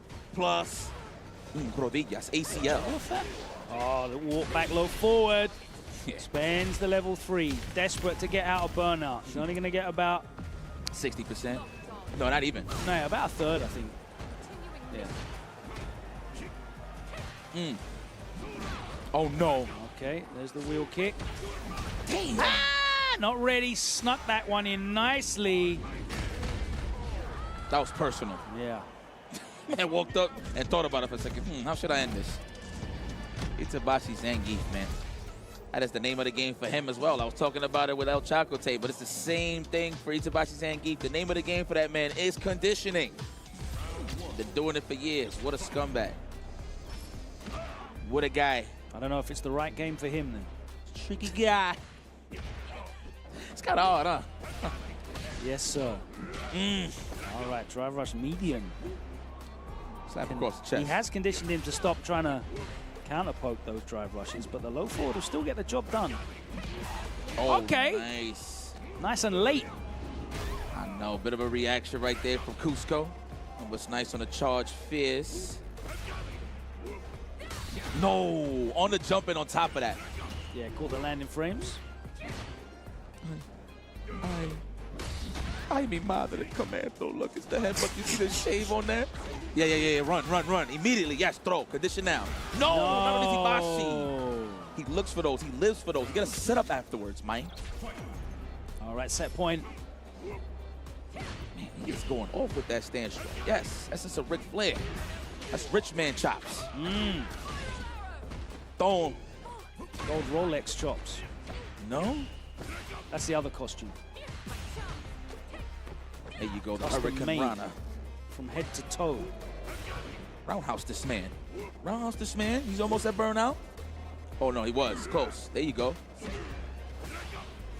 Oh, my God. He let that run for a minute. And this man does not run very quickly. Okay. Okay, we get the perfection Parry parry. is perfect. Throw him One down. more. Condition, yes. Now we go for the low forwards or the delayed crouch strong. Tried to. Was out of range, though. Had the right idea. All right, Is this yeah. a finish? Spend Yes. it. Doesn't need to. Let's go, man. Make it difficult. There can only be one, and it's not him. One set point saved. Ooh. Yeah, everybody's a fan. I'm a fan. Oh, my God. Ow! My goodness, that did mental damage. Oh, the whiff punish was clean. In Watch the corner. the jump. Stay there. Don't go out. And that is going to be it. A perfect, dominant last round. Looked like Cusco was fighting back, but Itazan chopped that one out of existence. Yo, even on defense, this is how I could tell nobody wants to eat a command throw, right? Obviously, Cammy's notorious on knockdowns when people are close for setups, wake up, dive kick on the throw attempt, right? My man Itabashi, he's got like 3 options and they all work. Stand fierce, walk up crouch short just to snipe it out as well. That's a tough guess, especially when you're down on the chips. You got to do something random, like if you know they're waiting for like a DP sweep, get the hell up out of there. A little bit of ending Walker in your life, you know? I think I'm remembering it correctly, but Itazan is like very famous for buffering 720 in the drive rush cancel window, right? So if you try and do like low forward drive rush and steal frames or throw rather than keeping it a true string with like a jab, yeah, you're going to get 720'd in the middle of that. 100%. But he'll keep going as well. So if you do drive rush, jab, and keep it tight, he's still churning the 720, and I'm pretty sure that's what happened there as well, where Cusco went for a low forward jab and then went to throw after the plus frames of the jab and then got 720'd as well. So certainly something to very much keep under consideration if you do play Itazan, because he loves buffering that 720 on your offense. So look out for that. But it is Itazan who advances into top 24. All the players that are losing in these winners finals do go directly through to top 24 as well, but in the losers side, because it's 3 out of each group. So that is going to be our last winners side qualification. We know all 8 of the players that have gone through. And let me see if the bracket is updated so I can tell you who that's going to be. No, everybody's drowning, boy. But we'll tell you in a minute when Start GG updates. Now we're going to take a look at loser side, because we have got more qualification matches to go through. As I said, 3 out of each pool. And there is a man who has been, you know, quietly working his way through that lower bracket. Idom. Wait a minute. Is this double jeopardy? I could have sworn Idom and Prophet was in the same pool. I could be wrong. Yeah, that's definitely a possibility, because I saw that Ending Walker barely avoided the double jeopardy with iReflex, who lost a Squall, and Ending Walker's got to play Squall, so it could very much be a double jeopardy as well. I think if I'm correct, guys, correct me if I'm wrong, but I think Prophet did send Idom to the losers, so it's a bit of a revenge match. Let's see. Survey says. Yeah, it was Prophet that beat him 2-0. There you go. In winners final of pools. A couple matches ago. A little bit of a revenge match here, Idom. Look at that. He's getting closer to the monitor. That's NLBC style. We got to get real close. We ain't trying to see Henry. I want to feel young. That's crazy. Shout out to Henry 7. What a cheat code. Still young out there. Oh, yeah.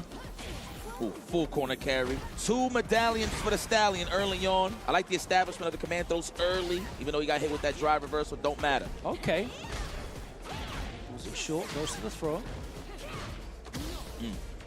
Matches the pom-poms, eh? Okay. We're already trying to establish this command throw again, Idom. I'm pretty sure.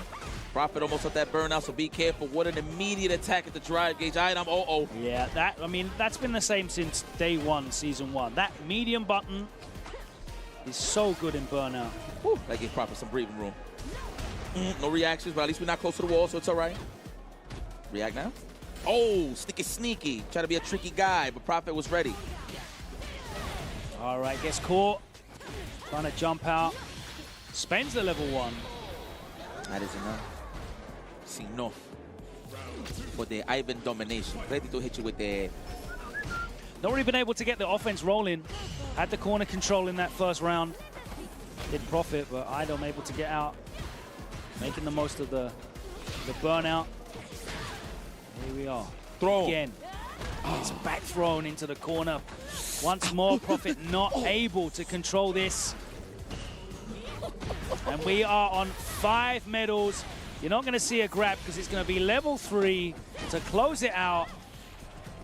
It's finito, papito. Sidearm. This is the freight train. Yeah, I remember. This is one of those sets that, yeah, I remember you, my guy. Prophet's having a little bit of trouble here. I'm looking upset. He said it ain't going to happen twice, but it's a possibility. Prophet is godlike. Prophet is godlike. Just throw that out there. Boy's a killer. Urian specialist in 5. He plays everything under the sun DLC in 6, from what I've seen. But definitely Aki is his main squeeze. So I like that he's still representing this. Looking hot now. Good start. Nice. Get that throw early on. No. Ooh, try to press buttons in between. Yeah, catches him with the block string. Nice, perfect parry. Oh, no. Ooh, that was cheeky. I agree. Prophet. I agree. Not standing still, though. And this time able to convert this pressure into damage. Oh, too far away. That was unfortunate. Yeah, I don't think that was counting. I couldn't see on the glare of the screen. Nice reactions. And Prophet's going to be able to bank this round. Keep Idom only down to 2 medals as well.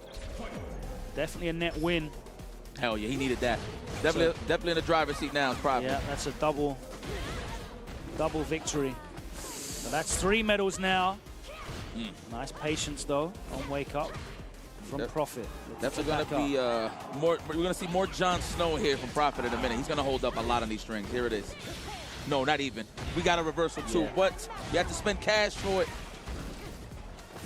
We out. Nice anti-air. Layers. Ooh, double dash. Kind of hits the button. Oh, layered offense. So I like to see knockdown solid on the Wake Up. Okay, immediate drive reversal. He's backing up again. And Prophet's been backing up a lot. But Idom's been very patient, just waiting for that forward motion. There's the whiff punish. And a level 1. Gets a set point for Idom. It's the thing, you can't walk back forever. No. And Prophet's been very successful walking back and sort of goading Idom in, but eventually you run out of space and you either have to defend it or you get pinned to the wall. Every time he's tried to defend that space, Idom's been able to either counter poke or whiff punish. Yes. That's definitely something to highlight with Idom for sure. Yeah, I agree, 100%. Unhand me. Backing up again. Okay. The random jumping, I knew it. I'm not even say random, it was calculated. At the perfect time. Goes for a level 2, keep that corner control. Another one. Oh, looking for the shimmy. He had him still that first time. Could have command thrown. Ooh. The commitment. We healthy though on the green side of things. On the driver, Prophet gets all that space back. Yeah, Prophet needs one solid touch. He's not going to get it though. Oh, that's enough for sure. Level 1. Optimal play. We got revenge this time. Ivan domination moves on the loser side. Top 24, I believe, right? Or he needs a couple of more matches, possibly. But we have your winner, Kawhi Leonard, a.k.a. that was Dave a East. qualification match. Good. Right there. 24 losers. There you go. Closer and closer. That's a steep hill. I don't know who's down there, but I would love to know the Angry Birds trajectory. Is he still in the building? Oh, bear with me 2 seconds. Let's No, pull take that your up. time. I see Riddles is still in the building as well. Shout out to Riddles, of course. This is going to be, man, everybody's suffering in this tournament, huh? You got to make that executive decision. Like, man, do I want to eat at this point? You know, the matches is going so back and forth.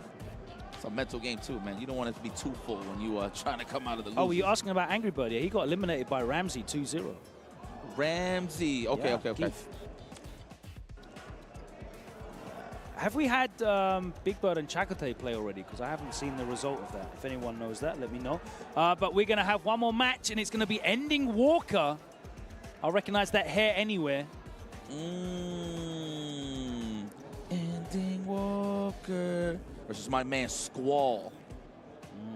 Let's get in there, man. I think started off with Cammy early on, but plays Rashid, but might be on the Cammy train, but very solid player. One of Midwest's best. I mean, you see it on the T-shirt. Well, hoodie in this case, party. Yeah, as I said earlier, Ending Walker avoiding the wrong back against iReflex because Squall eliminated him 2-1 in the round before this one. This is a qualification match. On the winner's side of this pool, it was Boos over Picoro. We saw that on stream before our block started. Picoro. Shout out to him, man. I'm so surprised he's not playing Bison. He's like stuck with the Blanca. That's kind of weird, yeah, considering he played it in 5. It is what it is, though. It's all about style, what you really want. Los juguetes, maybe the Funko Pop. And that's so many of the Blanca players have moved over to Bison as well. So yeah.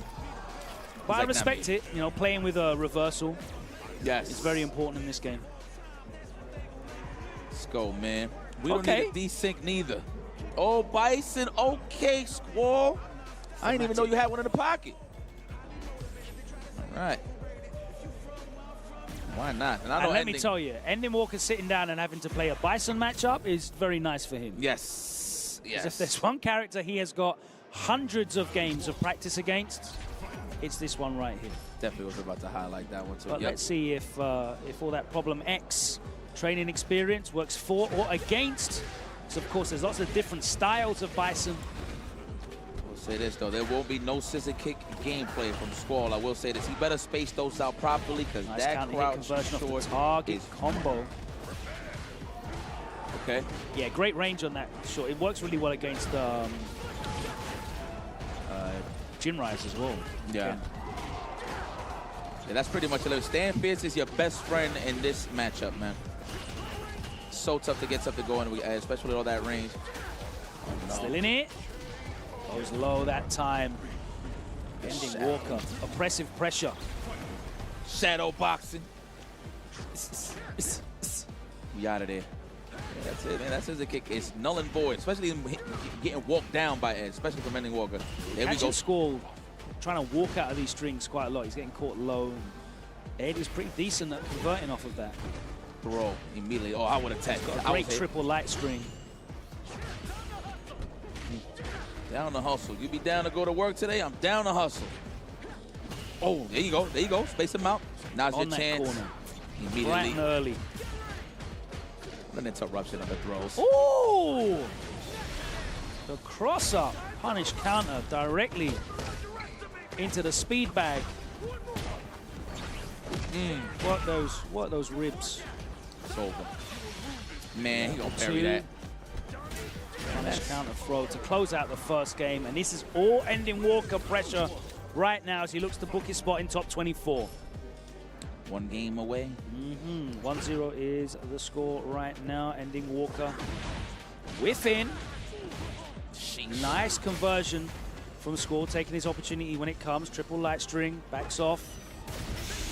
He just touched on the waters. Good punish, good block, Squall. Make it happen. Good patience from Squall there. Just waiting, seeing how Ending Walker would react to the explosion.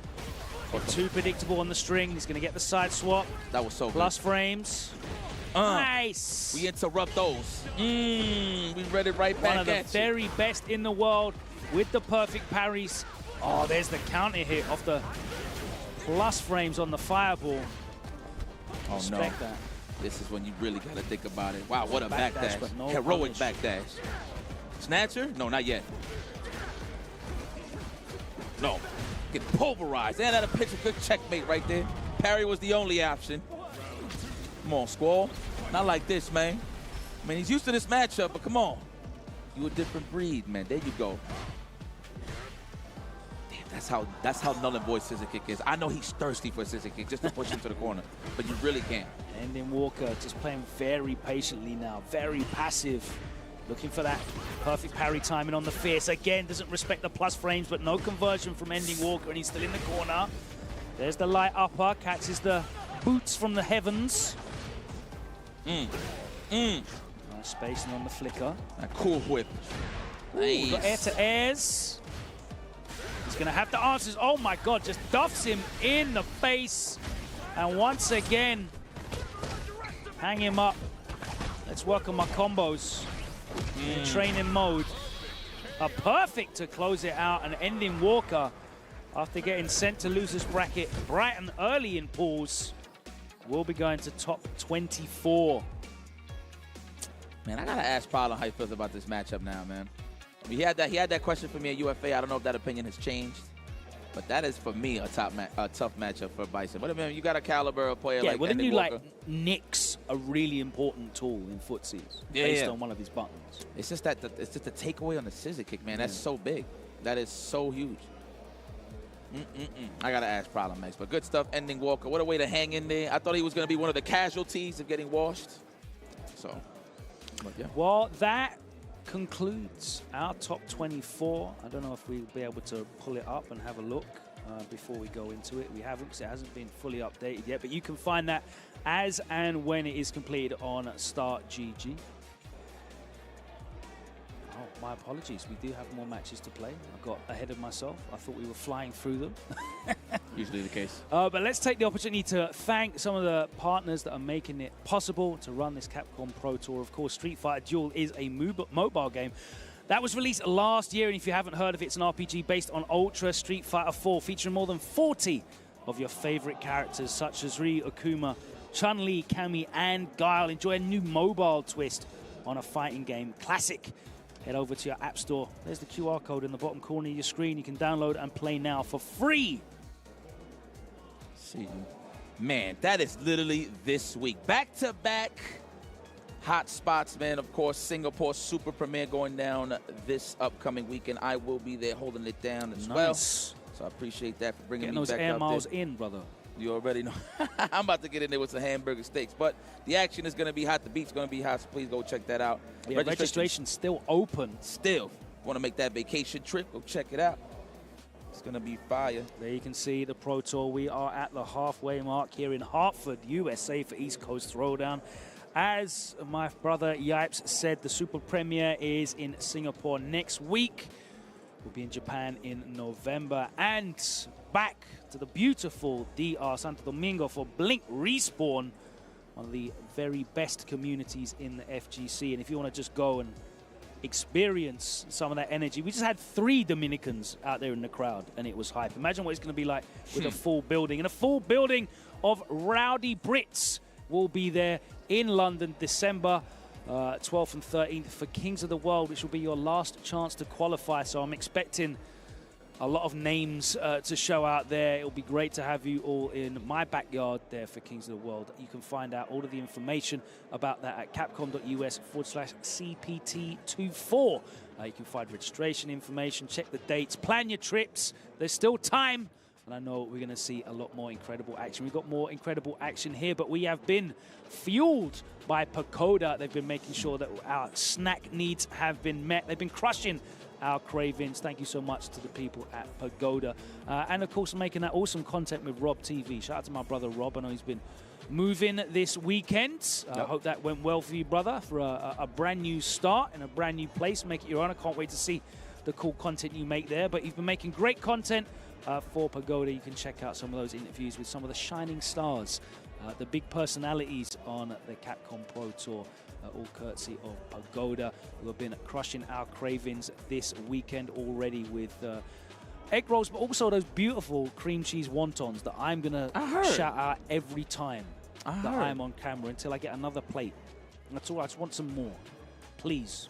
Give them unto me. Well, unfortunate for me, I couldn't get some Pagodas. I actually went back there and the booth is closed, unfortunately. So hopefully I'm hear my cry. Bless me with some of those cream cheese. What's it? He said wonton? Yeah, cream cheese wontons. So delicious. I rocks with those, man. That's right in my backyard. That's what the hood makes. We are going to be continuing the action. We have got more names to send through to top 24. We are not done yet. We'll be back after this short pause for the cause, and we'll see you for the conclusion of this exciting top 96. More names will go on to tomorrow's action. Myself and Yats will be here waiting for you after this short break. We'll see you then.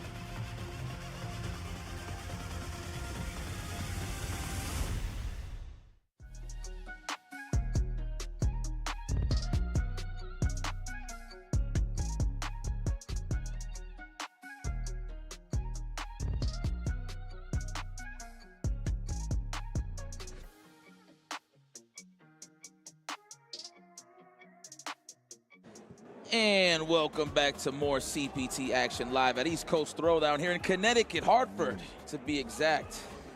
A bit of a windy city, I must admit. I thought I was in New York for a second, but we are here for the continuation of the top 96 into the top 24. We are officially on the loser's side of things. That's right. I can confirm if you'd like the winner's side pairings, if you'd like. So we've got Big Bird versus JB in a windy showdown. Okay. Okay. Yeah. Like that. Rock that. Vibes. That's right. That's right. Keeping it very windy, we've got Jewel Kevin. So that's 3 Rashids on winner's side. Okay. Character's pretty good. Going up against Daigo Umehara. We got Boos against Kaba. That one is going to be hype as hell. And then Itabashi Zangief against Lex. That is your 8 players on the winner's side. We've got 6 matches still to go here in the losers bracket to qualify through to top 24. Yes, they are here. Here we go, my brother. So what we got? We got Space Boy, Brutus. We got Moz and Lud. Moz and Lud, okay. Master Mike. Let's go versus Shine, of course. That's a classic. Yeah, Zycles and Mozart. Nice. Blue versus Chris D, and then B-Sun versus Scrot Vermilion. Nice. Nice little variety of characters. That's right. All right. Somebody's going to earn their right, man. But it can only be one, and that's why I love fighting games. No excuses. I mean, there's been a lot of them. But it is what it is. Ludovic representing that Maryland. Could be wrong. I don't know if you're back in town, my boy, but I'm just saying. I'm just going by lore, Lud. Okay. Going up against Maz. Bringing in that Ed action. Lud staying pride and true to that Chun-Li as usual. Miss Zhang. Representation for God knows how long. But he's been in the mix for a hot minute. He already got some medallions. I think he did get top 8 in the KOF, I believe. I heard them calling Lud to the stage, so yeah. Yeah, there you go. There you go. Good stuff, Lud, showing that you play video games. It's the type of game you got to play here. That was in the past, it's the present. Let's go, opening gambit time. The Chun-Li. Chuck the Plasma set the tone. Name of the game. All about that space counterpart with low forward drive rush. It's up to Maz to get a punish. No jumpings, though. However, we got to keep it very solid in the neutral against Lud. He's all about that. The driver free pressure. Okay, counter hit. Things started. Nice whiff punish. There you go. Reckless flickers. All right, Miles, I see you. That's defense at the end of the day. You take a throw, that's defense to me. Right back at you, Lud. Okay, respect. No frame traps, no counter hits. You're going to earn this life ball. Counter poke city. Everybody's trying to space out, I swear. They get poked on the way out. The thing about Chun-Li, that walk speed plus stand strong equals trouble. Yeah, had a bit of a nerf on her back walk speed, so it kind of makes it difficult for her to escape and play, you know, against characters that can out-poke her or have a better fireball game than her. But she's still got that dangerous forward walk speed, so she can encroach into space, walk in, with punish you with that 7-frame low forward. She's got a fantastic jab. You see, like Valmaster just spacing people out, like Floyd Mayweather, just keeping them there. And of course, forward medium punch, a fantastic button as well. 7-frame low forward. That just sounds crazy. Yeah, imagine someone having a 7-frame low forward. A couple of those, no? Crazy talk. Let's go. Taking the safe pressure is Moz. What are we going to trade it there with a jab? Crouch short, possibly? Yeah, I guess. Got a lot of range. It's kind of slow, though. True. Here you go. Looking for that counter hit on the flicks. Ooh, Lud is playing classic Chun-Li style. We do not engage unless we get a lead. Scope. Do it again. Looking to close it out. We got spacing traps, ladies and gentlemen. Lud looking comfortable. What noise? All right, back at it. We control this pace, says Lud. All right, Miles, that could have been a whiff punish. Yeah, there's a lot of stuff getting whiffed at the moment. Ooh, drive rush. Reckless. Watch them ankles. Pants made out of belt. Freaking patient defense there from Ludovic. You get that throw, no? Wasn't close enough. Moz starting to watch his ankles now. Ooh! Rock with that. Ready to punish that throw. Oh, no. Yeah, plus frames. Hold those. Yeah, got it. Ooh, block string? Got to maybe delay it a little bit so it won't be a string. I mean, this is good. At least you can just chip him out here. Don't get thirsty with the drive impact. It's up to Maz if he actually wants to spend that cash. There it is. No. Right, drive impact even. Pretty sure he thought that Lud wasn't even going to commit to the drive impact anymore, but very unfortunate. Oh, my word. 2 resets. Saves all of the super meter, and Ludovic goes into the last round, potentially very close to 3 bars. Great situation for them. Still represent the flick, though. That's the name of the game with Ed. Trying to get that punish counter into the drive rush, easy peasy. Trying to interrupt the fireball. I love that walk-in throw. Been so scared of that low forward. All right, spends 2 bars. Interrupted the mash. I see you, Ludovic. Oh my God, just eats the safe jump. Man, really anticipated it was going to be an empty jump low, huh? I don't blame you. All right, it's going to be here.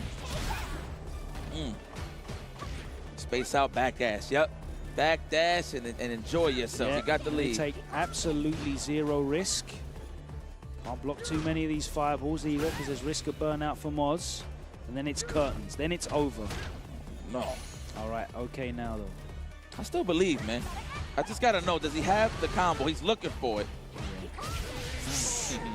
That'll do it, Lud. By the fireball. Very, very comfortable play. And there was not a great deal of risk taken as well. You pointed out very early on in the set, it was classic Chun-Li play. Don't go in unless you've got the advantage. Right. Pressing that advantage. Because then you're forcing them to try and come in on you. There's so many more openings there as they start to walk into the low forwards, to walk into the forward medium punches. And it was very, very, very comfortable there from Ludovic. It was not really any opportunity. You could see him looking for it by just throwing out the button into the EX punches, looking for the level 2 opportunity to activate. But I don't think a single one of them connected. So there was no level 2 activations either. No. And when you're not getting this corner carry, you're not really able to challenge in the neutral. Very, very hard work there for Moz with the Ed, and Lud looking very, very much in control as they move on into top 24. I mean, there's not much of a mental stack going up against Chun-Li, honestly, but the only mental stack there's like, man, do I really want to let him get in easy with a fireball into drive rush? You're already losing space off of that alone. Yeah. But good stuff. Okay, Lud. But up next, let's see who we got here in the losers. It might be Space Boy and Brutus, who's been having a great time recently. We'll be happy to be not playing against some dull sims for a change. Damn, I wish I was around to watch those matches, man. I love to see the struggle from time to time. But going up against Space Boy, I want to see what he brings to the table. Space Boy, he advances with the meta, if you will. He was playing Luke for a hot minute, so I don't know if he got something different in the pocket. But man, I see you. Damn, he's got the power-up chain. Oh, my Is God. that the blue eyes? Yeah, that's pretty fire.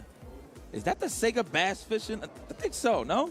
Or just bass fishing in general? No. That's it's a riff on that. Look, dual pro shots. Yeah, that's fire. I see you. All right, Space Boy, are you in another galaxy, my friend? I want to see what you bring to the table. Space Boy already won Street Fighter 5 here, I believe. Oh, okay, right on. Weekend. Oh, you play on leverless now, man. Everybody, huh? My goodness. Brutus is still a small boy, big churn. That's right. That's right, Brutus. Man. You know, I keep forgetting that's my plug for maple syrup, you know? I don't know what it is. It's just Canadians. That's what I think about. Broken record. I mean, useless information. It is what it is. Okay, Space Boy.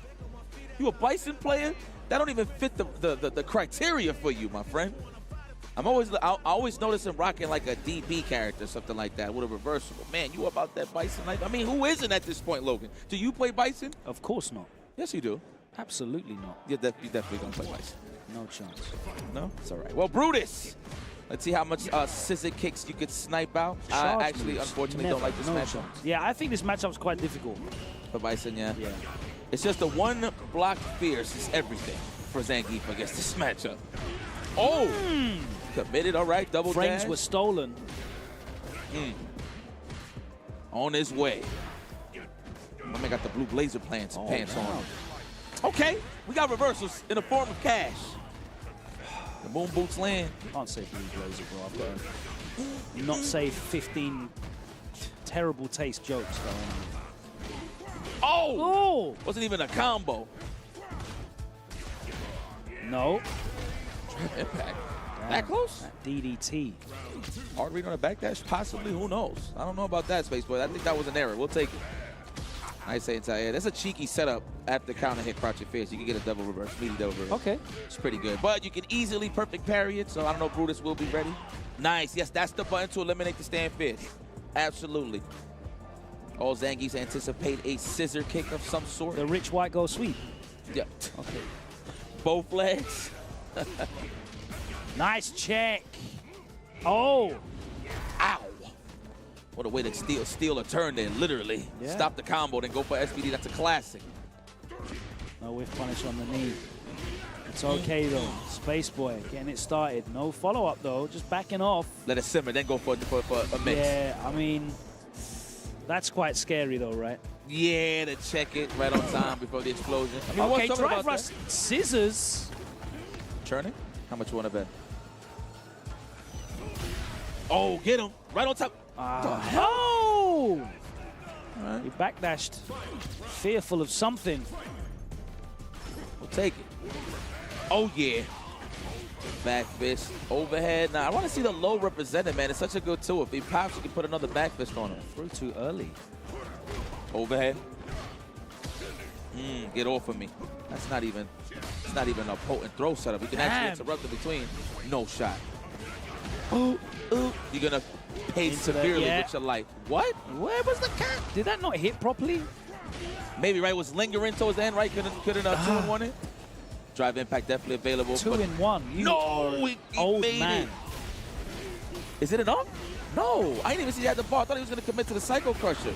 Oh! Free dash, and he's going to Still turn alive? I thought that was it. Oh, my God. The overhead hits him standing. He walked into it. Well, you really said 2-in-1. Like that? That's throwback. I know. You old geezer. That's a 2-in-1, man. Come on. Come on. That's a classic. Damn. Look into my eyes. Yeah, talk to the horse. Space Boy, I'm not convinced, bro. I don't know. I feel like this is just like a necessary evil for you, but I'm not convinced. Oh, let me see what's set up. Let me get the low. He could do low back fist plus if it don't hit. So what? More pressure. Okay, Brutus sniping out. Oh. Perfect parry. No Tried to dice. sneak an SPD in there. Backdash punishes it significantly. Big life lead here now for Space Boy. Checks an overextension. No headbutt for you. What's it going to be? Yo, that cabeza is getting exposed, son. Man, that target combo I don't even know is the what's can happening opener. because he's hitting him. He's getting hit standing. It's not counter hit. I don't know what's going on, but he's getting hit. Is he trying to jump out? Maybe. Possibly a tech. No, because that would be counter hit as well. As well. Yeah, that's right. You're right. Okay. The ceiling fan. That's actually one of my personal favorites. Too far away. There's a lot of recovery, but not that much. Cover in time. Speaking of which. Oh, plus. That takes so much, too. Oh, no. This is a steep hill for Brutus. Looking for the shimmy. Oh. Okay, wise choice, Space Boy. You low on the drive gauge. All right, you you do got to not want to respect be this burned level out. 3. He ain't going to respect it. Oh, no He's reaction. not going to respect it. That's enough. And that is into the critical art just enough.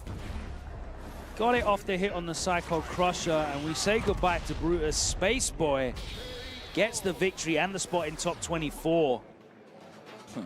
The almighty drive impact was the MVP of that matchup. Not one did he react to, and that's all right. Not even an SPD. Nothing. Nathan's Brutus. Yeah, it seemed like his decision-making on defense, it was just one of those days where everything you do is wrong. You know, when he was trying to sneak in a back throw, he was going to get shimmied. Right. I think he tried to do a couple of wake-up SBDs a few times. Space Boy perfectly backdashed every single time that happened. Counter pokes were getting counter hit. Just wasn't able to get out of that corner when he was put there as well. So I thought he got hit more with a surprise factor, actually. Probably between the match. I'm probably going to deal with a Luke. Nope. I was surprised he even had a Bison. So, Space Boy, I see you. Trying to stay solid in the meta, my boy. All right, next up, Master Mike and Shine. Shine got a comeback after that. Daigo. That's whooping. Whooping. Yes. Yeah. I seen the clip, actually, while the ad was going on. Man, that was pretty bad. Double perfect, huh? There's a lot of perfects in that set. That's up against Grandpappy. Master Mike, which is a throwback name for me. But Magic here he Mike. is. Aki representation. Who's running the shop? They both here too. Yeah. Henry and Mike. So they're closed for business this weekend. Shine in the mix. I'm very familiar with these guys' play, so it's going to be an exciting one. Mix versus solid defense. The only thing I don't like about Master Mike, super strong offense, but bro, he gets shimmy, son. Oh my God. Yo, Logan, peak game though. I know Shine knows this. He is a local. I mean, he's been gone for a minute, but he's been back in New York for quite some time. Garner results on the online side of things with the Kimberly, Ed, and Chung Lee. Haven't seen the Kimberly in a while due to the Ed Chung Lee gameplay, but he got it in the pocket. Question is, will he pick it against Master Mike?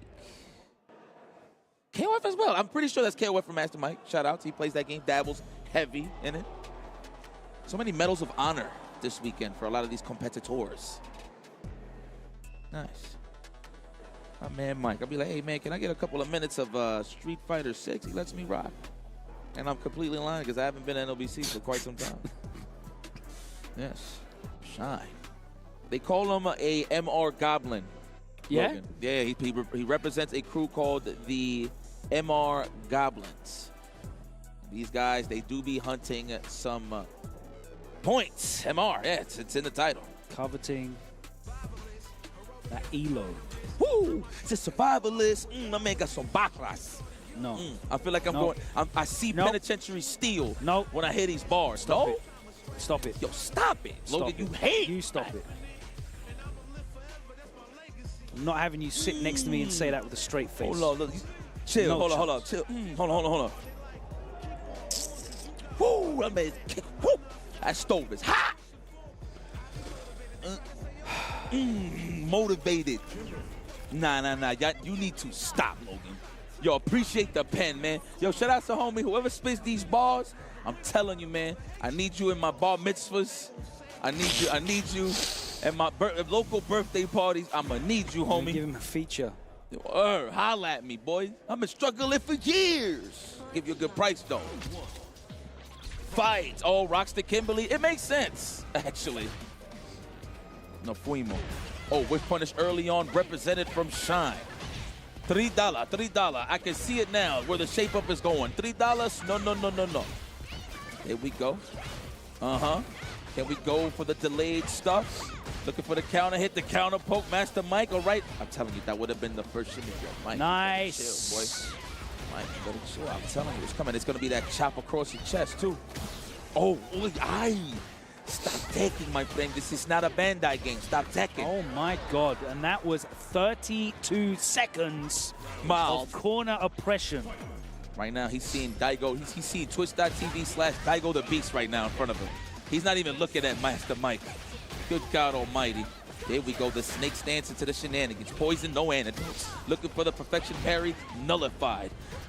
Oh, trying to stagger the pressure. Sean says, I ain't blocking. Nathan's. I'm getting in there. Command throw. That might as well be the wake up. All right. Bubbles of fun here for Master Mike. Let's set the tone here. More poison, looking for that counter hit. Shine said, I will gladly take the throw to survive in this matchup. Trying to look for those whiffed overheads there to make something happen. I see you, Shine. You got all the cash in the world. Unhand me. Sean. This is Sean versus Mike. Useless information, but that is their government. The backhand from hell. How you doing, brother? Good money? No. Got you. No worries. No worries. It's the lust of the Street Fighter. I understand. Yeah. Here we go. All right. It's been definitely Shine's favor for the most part. Master Mike slugging it out with Shine, so he definitely closed out the last game. All right, beats him to the punch with a counter hit there. Backs away. Poison just ticking over. Go. Master Mike playing at this range, lash range. You're almost home. Put him in burnout. Oh, nice. Oh, this is when Aki shines. Are we going to find the gap to no, churn we at the are level 3? not going to keep it tight. There it is. Can I interest you in listening to my mixtape? Rivalous. Here we go, the overhead. Not even the combo, possibly leading to an overhead. Good blocks here, Master Mike. Oh, that boy good. That boy good. That was a reaction. Reactions. Definitely familiar with Shine's gameplay. Holy smokes. Very nice. Ooh, that reached. Must have hit something for sure. How you doing? All right, Master Mike taking the first game. And that's a big deal because Shine got a perfect in the first round. Well, that's going to be psychologically damaging. Let's go, Mike. You want to play Shine? That'll be $10, sir. $10, $3, then $10, $3. Ooh, there you go. No conversion, but we get some pressure off. Yes. Right, stagger string, gets a knockdown into the corner. Drive reversal is going to be punished. Beat the shimmy right here. I promise you. Let me see. Shine, you know better. Oh, we take the throw. Oh! There's the pickup. Shimmy for the round. Damn. Oh, killing some frames. Damn, plus addition. Nice patience, though, from Master Mike. Uh-oh. Tap parry gets put back into the corner. Doing it on my watch. The burnout. Burnout again. Oh, no. Oh, no. Gonna get into the level 2. No. Man, either he's standing short or try to do the Tiger Knee Tatsu. Anticipating the throw. This is unfortunate. Closes it out, and that is a huge, huge round for Mike because he goes into this next round without having to spend any of that super meter. Oh, no. Didn't know if there was a route into the level 2 to get the guaranteed kill, but in the end, it doesn't matter. Got the throw bait. Wow. The homing missile. Yep. Okay, the lash looking for that punish counter. Kick buffer. I agree. I concur, good sir. Let me get my buffs. You concur? I concur with that one. That was a bit nice. Now it's time to apply the pressure. Oh, hold north. Jon Snow with it. Knockdown throw and police. Condition them early. Oh, kill those frames. Shine staying alive. Yeah. 1 set point saved. But again, still got those 3 bars to work with. Oh, that water's so good. Nice perfection parry, the Kurt Hennings, as usual. We hold it north right here. We ain't trying to take nothing, huh?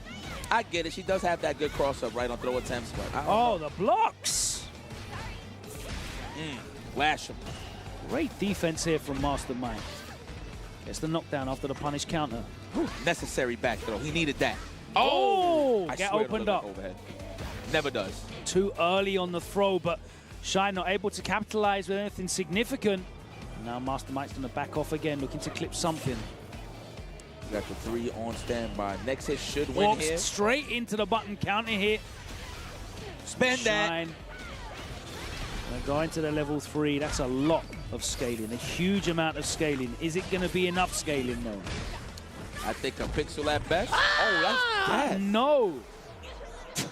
It's not enough scaling. Master Mike does not survive, and we are going into a game 3. Great calculation from Shine, spending all of his resources there, closing out for the kill. Starter really mattered. There wasn't too many lights behind that, too, so I can see that. Where put him in the yellow. I didn't notice, but when he hit that combo, he put him on the yellow, right? Possibly. I didn't even catch that. Man, that's a man. Damn, sheesh. That's what we doing. Looking for that counter hit early on. Shine, good defense by Master Mike. Tell you, man, these guys are familiar, so I'm not surprised. Takes the throw. You can't check that for sure. Oh, nice. Again, just throwing that medium kick out after a broken throw. Has worked a couple of times, just buffering the drive rush behind it. Here we go. Holds the throw, and another one. Big life lead now for Shine. Catches him out. Wasn't counter hit. So I'm not sure if he caught him just trying to jump out of that. Or backdash, yeah. Just got punished. But that is going to be it. Set point now for Shine after being 2 set points down in the last game. I ain't gonna lie, Shine. I thought you was gonna. This one been real swings and roundabouts. Give me that. Back and forth, pendulum business. Uh-oh. Early poison hit for Master Mike. Nice. Shenanigans begin now. Aki's best friend is the corner. You ain't know? Oh, no. Throw pressure. Whoa. Did he try to drive impact? Did he try to do that teleport with the graffiti teleport? I don't even know. Input error possibly. Trade on that crouch fierce. Or drive rush even? Interesting. Master Mike, again, just trying to keep it patient, keep it tight. Getting clipped, though, trying to walk out of these pressure strings. That time just got counter hit, so I'm not sure if he tried to challenge the wall splat. He's going to have a level 2. Sneaky. No, we're not going there. Where's that, though? I'm in. Get money. I'm in. Oh, my God. That should be enough. Next chip out. He ain't even going to touch the green, so he's going to have to react with a super of some sort. Yeah, there's no way out of this. Oh, there you go, Mike. Hit him with that marrow. I feel like you have to do like the Da Vinci Code to get out of those level 2s. Terrible. Maybe in time do that teleport she got, but nah, she'll probably teleport right. Ryan Hart was telling me he was watching Rikichi like practice for Hikaru at EWC, and he had like, depending on the button you press for the level 2, he had different ways to escape each one as like a block trap, a chip trap. Oh, nice. And I definitely have not done anywhere near enough research to know what's what. But right now we're going to have a level 3. Oh, no. Next hit wins here. Next sequence hit for Shine. Oh, he tried to check, but the counter hit. Put those headphones on.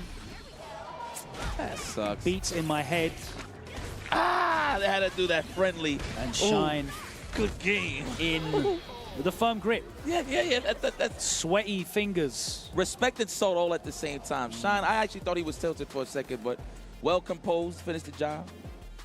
Master Mike, not a stranger to the grandest of stages when it comes to competing with some of his best buds here in New York City. Unfortunate for Master Mike, exits stage left.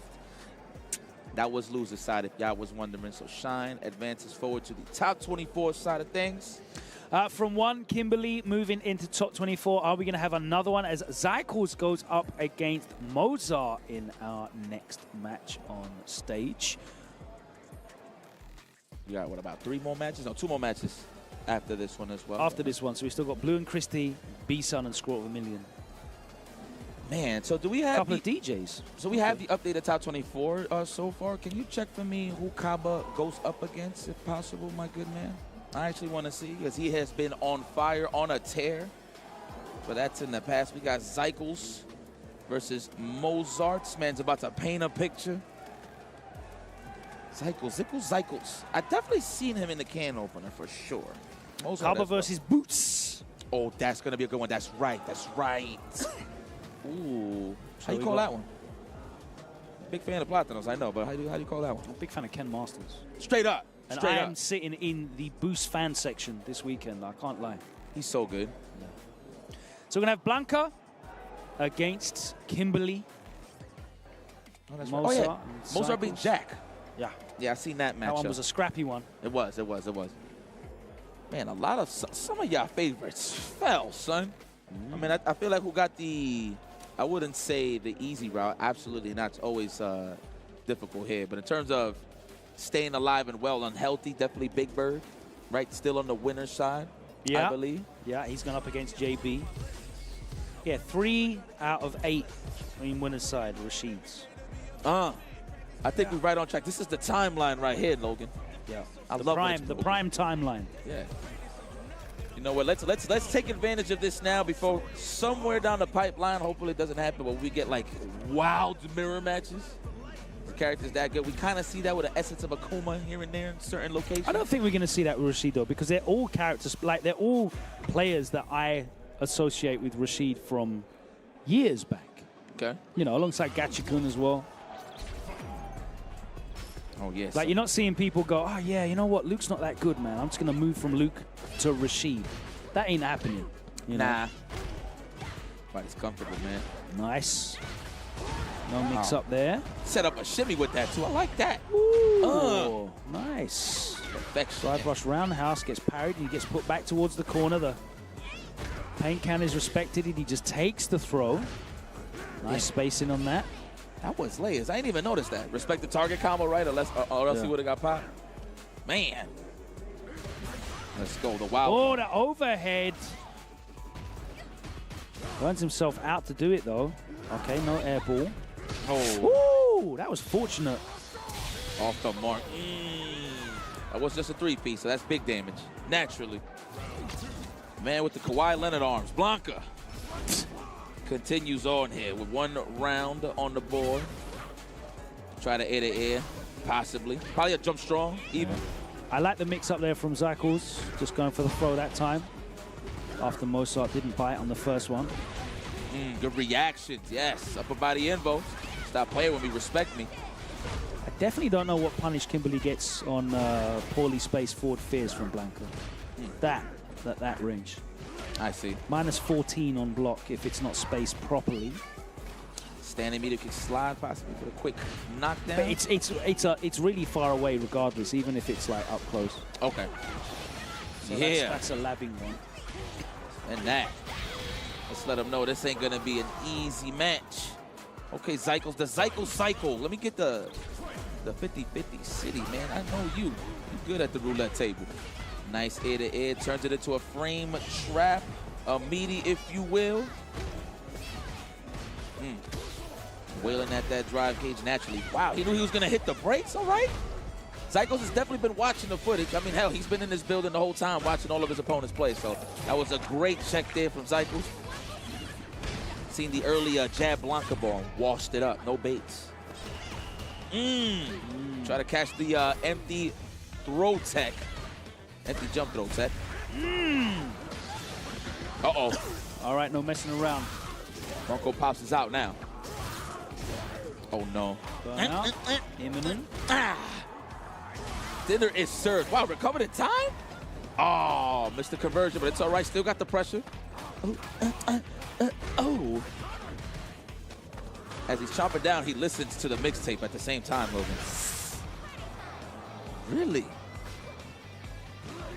Oh, I actually thought he had him in time. Taps away the lights, closes it out, and that's the first game for Mozart. Managed to just keep Zycles pinned down in the corner. Oh my God, not ready for the overhead that time. Second time, too. Right, we're back in the corner, but it's the other side of the stage. There's the medium kick buffer. Get back there. Pressure's on. Try to go for the delay overhead, looking for the tech. Should have just went for the throw. You got to condition him early on, man. Instant back throw. Scoop the start off of a button. There's the wall splat, not ready for it.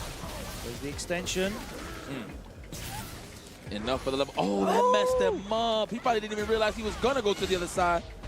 If you would have made something happen off of that and just improvised, I would have been very impressed. Counter hit, not respecting those extra frames. Burnout. Oh! I teched. I definitely teched. Is that enough? No. Come on. Okay, that's all right. He got second bite of the apple. Right. And he saved his balls on top of that, so that was a bonus. Happy accidents, that's what we call it. Happy accidents indeed, Logan. There it is, looking for the perfection parry, no dice. Zycles got the right idea, though. Oh, defense has been updated here on Zycles' side. Again, looking to check that light ball. Running up this man's face. Damn, Mozart, I don't know about that one, man. That's going to be tough. I would have took the guess on defense and go for a parry just to replenish some of that gauge, but now you in trouble. This is the oppression session, the Subway series, if you will. No. That's unfortunate. He's messing the Tiger Knee Tatsu, messing it up. Oh, no. What the hell? Biggest of errors. You're going to pay with your life. This is an okie situation. Funko pop and play. All right, we're still good. Lead definitely Mozart's favor, but it's all right. We put a shimmy on the jab, if anything. Successfully marked safe from level 2. And just eats the cross up, but no conversion off of it. There's the parry, though. All right. That's enough for sure. Let's tie this up. Don't play with your food. Please don't whiff. I was about to say, it looked like she was going to go right under, huh? We'll finish the job. There you have it. Zycles ties this up. Red stick apiece. It was a little scrambly early on, so I like how the gameplay has cleaned up a bit. All right, Mozart taking it back to the character select. That's right. No neck, boys. Let's go. All back, all stomach. Look at that. That's Blanca. He's biting his bottom lip right now. He's so excited to fight Kimberly. He's like,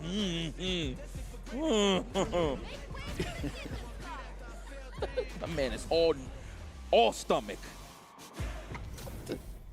Oh, man, what a creepy bastard. Block a ball right now, slide. I would have done it. You got to get nasty. Yes, Nice it is. Yeah, very nice. Late jab, checks the shimmy attempts. Ooh. Drops the punish, though. Wow. He is stealing some turns, boy. That time the slide. Set it up. The Acme Dynamite, let me get it. Oh, the bait, that's big damage. Woo! We're going to get a 50-50 on this. What do we got?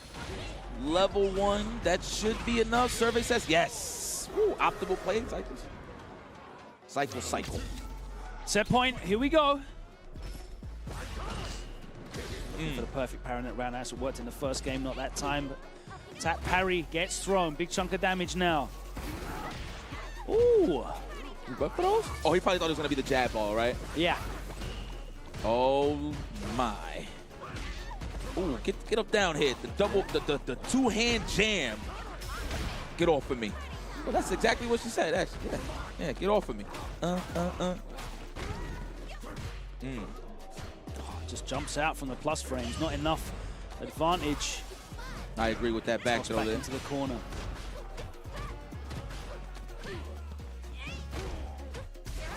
I knew it! Oh, the roundhouse too far away to get any sort of significant punish there. That would have been a level 2 activation for sure.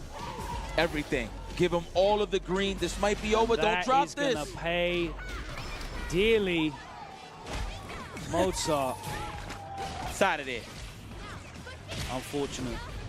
Man, he's praying to himself, man. He's like, yo, thank you, God, for letting me eat in this CPT tournament. Thank you, God. If it had walked forward a couple of pixels, that roundhouse would have clipped. That's a hard loss for him. Hard pill to swallow. Yeah, don't look at yourself, my friend. Cycles is the one who is going to be advancing into top 24. We say goodbye to Mozart. A great run from him, though. Had some very impressive victories, as you said, of course, earlier on, sent shine to losers. But there, goes out in, what would that be, 30 seconds or something like that. He got washed. You know, we're going to have to call it how we see it, unfortunately. Like I said, it was a little scrambly early on in the set, but like I said, Cycles got more solid on the defensive side. No drops. I think he just gave up on the throw tech Tiger Knee Tatsu. So he just kept it solid with like dynamite. Yeah, dropped it a couple of times with the execution, right? I actually thought early on he was trying to do instant jump short for the overhead, but no, he was clearly missing the Tatsu. Yeah. So that was good stuff there. Cycles, just keeping it simple to finish the job. Very nice. 2 more matches, 2 more names to join that top 24. Next up, we've got Blue versus Chris D, which I believe should be DJ versus Ken. Okay.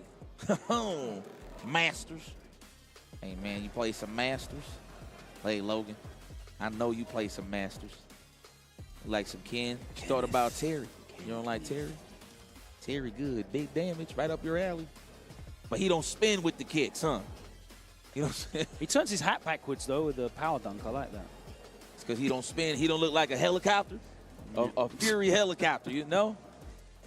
I thought you liked ceiling fans. I'm glad they put the Garu jacket in there straight away from the off as well. I think that's cool. I got to see how Ken, for those that have seen, I think the announcement that Ken will be in the Mark of the Wolves game as well. Yeah, Ken and Chun-Li. That's fire. I want to see how I'm glad they went for that. Yeah, hell yeah.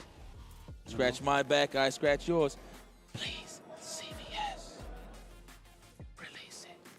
CVS. Yeah. We're not talking pharmacies. Absolutely not. CVS release. Just put it in the air for you guys, for the big fans out there. I want to see it too, hell. Yeah, everyone, we're all getting our hopes up, man. There's been some reissues. There's been some crossovers. Make us. There's a few 3-letter games that I'm sure we are hoping we see iterations of in the next year or so. I might own an Igloo before that game drops. Shoot. I wish. All right. Blue, you're my boy, Blue versus Chris D. Blue. Let's go to We've got 2 DJs back to back. We've got Blue, and then we've got B-Sun after this in our last match of the day. The song. Yeah. bar mitzvahs, kids' birthdays, parties. Holla at me. I got you. I'm the plug, homie. Yeah. Hardware store openings. Now this song Corporate right events. here. Christine. This man looks familiar in this match. There you go. Counter hit already. Off of the crouching jab, low forward. His eye is open, look. Man, it's a little early out here in this. Yeah, he's ready. Scoop. Looking for that wake-up parry, one of that big damage. Meaty stuff. Meaty stand fierce, plus enough. Space. Blue trying to fight his way out of the corner. Messes up something there.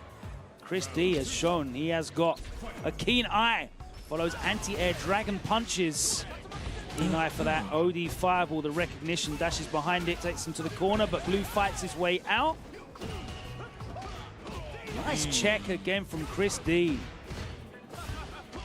Woo! That was beautiful. We calling this plays? You know the flow chart? He sees the vision. No, not quite, not quite. Blue said, I've seen that one.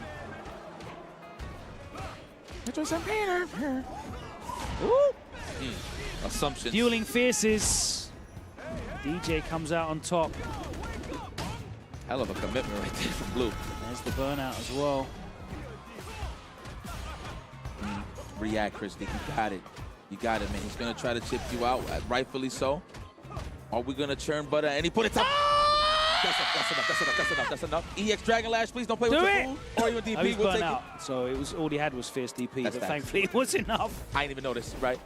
I see a combo. Said, dog, did you see Ryan Hart's combo, Rashid? Yes, I did. Yes. Oh my God, Ryan Hart. Yes, I did.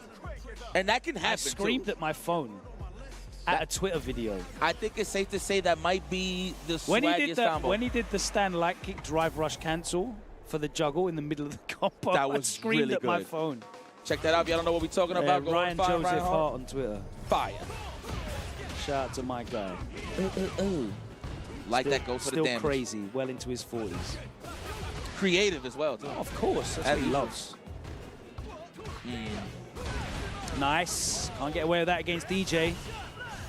Put that in your back pocket, wherever those pockets are in that Ooh, gi. still went for the drive rush fierce, even though. Seeing the gaps. See you, Blue. It's all right there. I know it's looking a little grim for you, my boy, especially on that drive gauge, but hang in there. You got sand on your toes. Counter hit that time.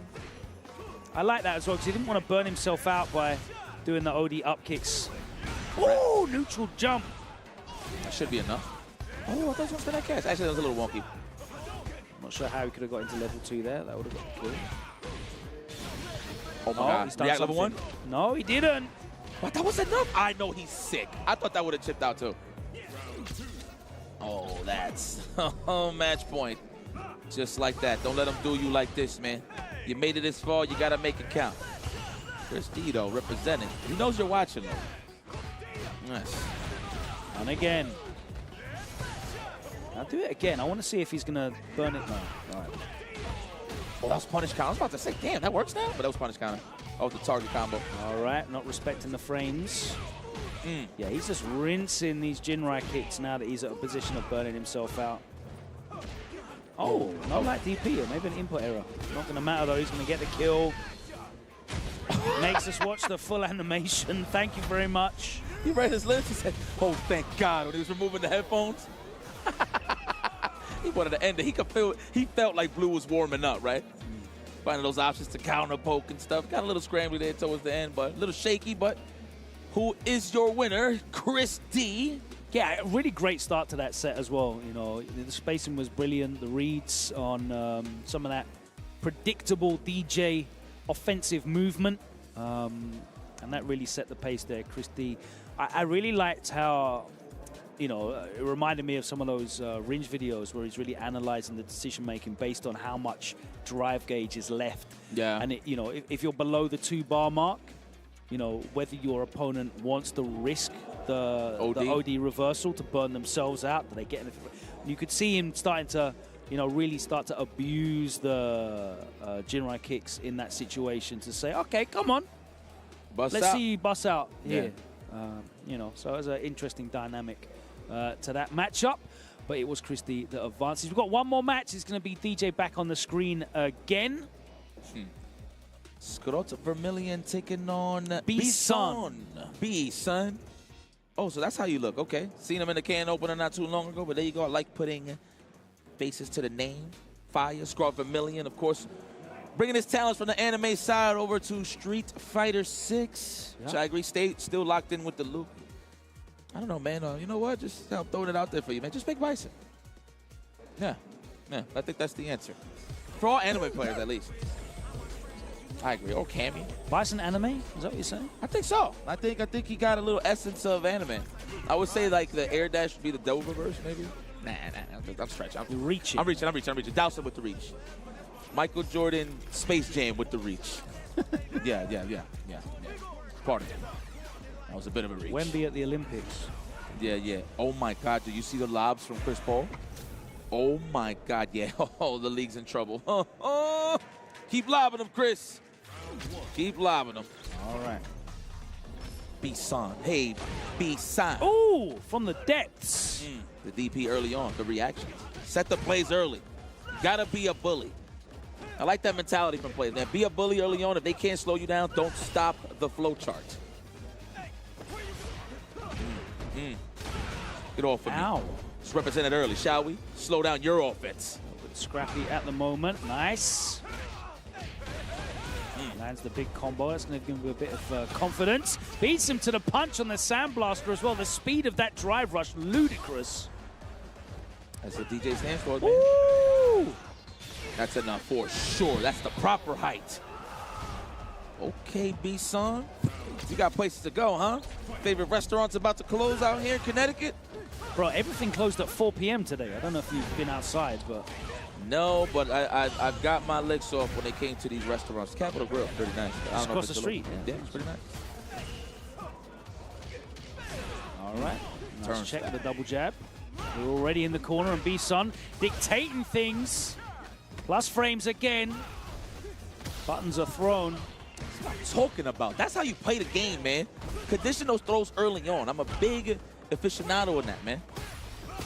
Ooh! Ow. Burnout. You're not dead, but ow. Imagine. I see something. Bro, there was no scaling on that. Now, it was technically back in season one. Well. Yeah. Wow. They didn't change that. They changed everything else. Yeah, the damage of the steroid. Yeah, no, I got you. Oh, man. Damn. What the hell? You figure like closer to the... I mean, he was fell out your chair. Oh, my God. I had hope for him. Yeah, that did like 55%. It was 3 hits. Makes sense. You know, Street Fighter, I don't really get to... Nah, you know what? Wow, that's still... I thought it was gonna whiff. Touching the jeans, says Luke. Okay, Spencer Bar gets the bit of extra corner carry. Meaty roundhouse gives him the throw. Laid strong. Pieces him up. Where you standing up? Here you go. Down back. Who told you that you were allowed out of here? Oh. Tries to get out. Spending the bar. B-Son. Burnt out. He's in the corner. Agreed. Love that. No reactions on B-Son's side, so Scrot Vermilion says, I'll put that W in my back pocket. 1-0. I love that because you're looking for the drive impact in that situation, of course. Jump in. You would have to be absolutely godlike to react to that shoulder tackle. That would have been ludicrous to react to. Man, gotta be a little Shao Hai, gotta be the kid, huh? That's right. Ryan Hart reactions, Shao Hai DP reactions. Facts. Ooh. Out of range for the throw. Yeah, unfortunate. Back to the corner. Fighting his way out now, B-Son. And I definitely feel a bit hard done by to lose that first game because he was in control a lot of the time. Uh-oh. But Scrot, now he's bullying again. Oh, dear. DDT. Playing people. That's Scrot Vermilion. Yeah, all right, we representing the parry now. I mean, he has been the whole time, but Scrot has been representing the throw more. Wow. Oh, we got those. Back and forth. Catch the flow chart? No Every parry. time I think that's going to cross up and make it whiff, but every time he gets picked up by those up kicks. Locks in, right? Every time. The homing missile, Yeah, I like to call it. Sucks him in. Yeah, exactly. The vacuum effect. That's true. Trying to get out of there. That low string. So important to have a 3-piece light string that hits low. I agree. That's really a top tier vital. option. I agree. All right, Bison defends 1 set point. This is our last match of the day. Top 24 qualification. Tries to anti-air slide and just eats the jump roundhouse. He's immediately in the corner. Wake up! Like It's that time to go to school. Get out of bed. Up in that. I said, man, listen, you're looking hot right now. I'm not trying to lose with this level 3. Have at it. Bang. No parry. Oh, no. Momentum swing? Yeah, he thought he was going to wake up parry that time, but B-Sun. What a trade Still combo. in it. Damn. You know I hate losing like that. Obviously, you're trying to stop somebody from moving forward with a button, but you get a trade combo. The crouch strong, that's what finished it off for B-Song. Mashing on the throw. Do it again. Tosses him out of that drive rush. Another one after it. That one was certainly not a great angle. Oh, no. Oh, battle of the drop, the burnouts. Gets caught by that second hit of the light string. You know, a sneaky way to get a burnout is just drop the combo on purpose and go for a block string. Then again, it's a bit risky due to the fact people match perfect parry, or parry in general. Oh! Ooh. Fall into my hands. My feet in this case. Oh, the meaty stuff was not plus. B-Sun recovering from that unfortunate meaty light punch that was 2+ on counter hit to get the throw. I lead off right here, B-Sun. He has this set point. He's already pushing Scott back, but the jump in, so hard to jump in on that medium slasher, but he predictively did it. Ready, lay it off. Gets out, oh my God. Oh my God. He's going to be able to get the kill without spending any super meter as well. And we're going to a final round. The police sirens are flashing. It's double level 3. There's a lot of damage on the table for both of these players. That time, the anti-air wasn't there. Scorch not choosing to cash out on that level 3 just yet. Wow, eats the knee, counter hit, tried to anti-air, gets put back into the corner, the parry, the fast fall, and B-Sun, oh my God, level 3 matched out in the string. I agree with that, Scrot. It's all about surviving at this point. Get me the hell out of this burnout, please. Jump out the corner, at least take the jackknife? Yeah, you have to get out the corner. Oh, there it is, yeah, he's out of the corner now. Infinite block strings, though. No bar on He's Scrot's got side. nothing. Oh! And the level 3 is there. Oh! The drop. Are you serious I right now? cannot believe. No! Oh, not like this. I know he is sick. I would have been tight. Look at B-Sun. Oh, He don't even want Straw to be a is friend. wetting himself laughing at that. Oh, I have to hold that? That's how we doing it? Oh, my word. The drop there was horrendous. I cannot believe it. But Scraw is the one who advances through to top 24. B-Sun, I hope he's got a booking at that restaurant. Yeah, it gets a little packed in Capitol Grill for sure. I was not feeling that. I wonder if his mind was already set, like, yes, I'm about to win. Boom, and then the brain fart kicked in. And then that was that. I know Scrot is laughing. He knows he wasn't even supposed to be in this position, but that is the important thing about fighting. Yeah, games. we'll take that. Execution is key, and yes, we will take that. So Take that. Thank you so much. And thank you to some of our partners who, of course, have been making it possible. Storm Collectibles has brought classic and iconic gaming characters back to life with their high-quality collectible action figures.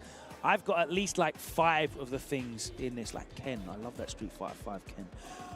Check out their Street Fighter 5 figures on their website, the QR code in the corner of your screen. You can check out Luke and Ryu for Street Fighter 6. Brand new from Ultra Street Fighter 2, Fei Long and Blanca. Where are they in the designs? There they are at the front. classics. Man, and of course, another classic. You want a new game for your app to just walk around and enjoy the day. Go on over and get some Street Fighter Duel. It is a mobile game that was released last year. If you haven't heard of it, it's an RPG based on Ultra Street Fighter 4 featuring more than 40 of your favorite characters such as Ryu, Akuma, the G-Boys, Chun-Li, Cammy, and Guile. Enjoy a new mobile twist on a fighting game classic. Head over to your app store to download and play now. And man, speaking of playing, registration is still open, though it will close on Wednesday. But yes, we got more Street Fighter 6 to celebrate. Another ticket available for whoever wins here at the Singapore Super Premiere. Again, we'll be going down this weekend, so I don't know if you want to plan a trip last minute, but hey, if you're in town in Singapore, come enjoy some good Street Fighter. Bro, the action there is going to be crazy. All of Asia is going to be showing out for that. Two. It's a super premiere as well, by the way, so it will be 2 qualification spots. Oh, I'm a noob. I didn't even know that. I thought it was all 1. That's right. I thought most of them was World Warrior as well. Yeah, okay, that's I didn't right. know that. It's a super premiere, brother. Super! That's right. We've got another super premiere to come as well. In the first weekend in November, we're going to be in Japan, and it's only right. Got 2 tickets on the line there. Then, the very next week, this is crazy, bro. Look at this. This is like the old days. Yeah, man. ECT, next week, super premiere in Singapore. First weekend of November, super premiere in Japan. Then immediately, we're hopping on the plane. We're flying out to Santo Domingo in the DR for Blink Respawn. And then it's coming home. It's coming home to my backyard, London, in December 13th and 15th for Kings of the World, the Capcom Cup 11. There's still places to fight for. And of course... Are you hungry? Always. I want to crush some cravings, baby. That's right. Crush your cravings with Pagoda. If you're salty, we got something to calm that down. Put the egg rolls in. Marvelous. Thank you so much for joining us. It's been a fantastic second day of action here from East Coast Throwdown. Always a pleasure sitting beside you, sir. My brother. You already, man. I'll see you real soon. You know, that brings an end to our action, but there's no need for your action to end because you can go and grab that Street Fighter Duel. Go and play that right now. We'll be back tomorrow. I think we're going to take a quick break. We're still here. All right. We're going to take a short break for ads, and then we'll say goodbye to you. We'll be rounding up what those brackets are going to be looking like for Top 24. So you know exactly what to expect tomorrow on a final Sunday from East Coast Throwdown. Don't go anywhere because me and Yaps will still be here in the hot seat to talk to you after this short pause for the cause.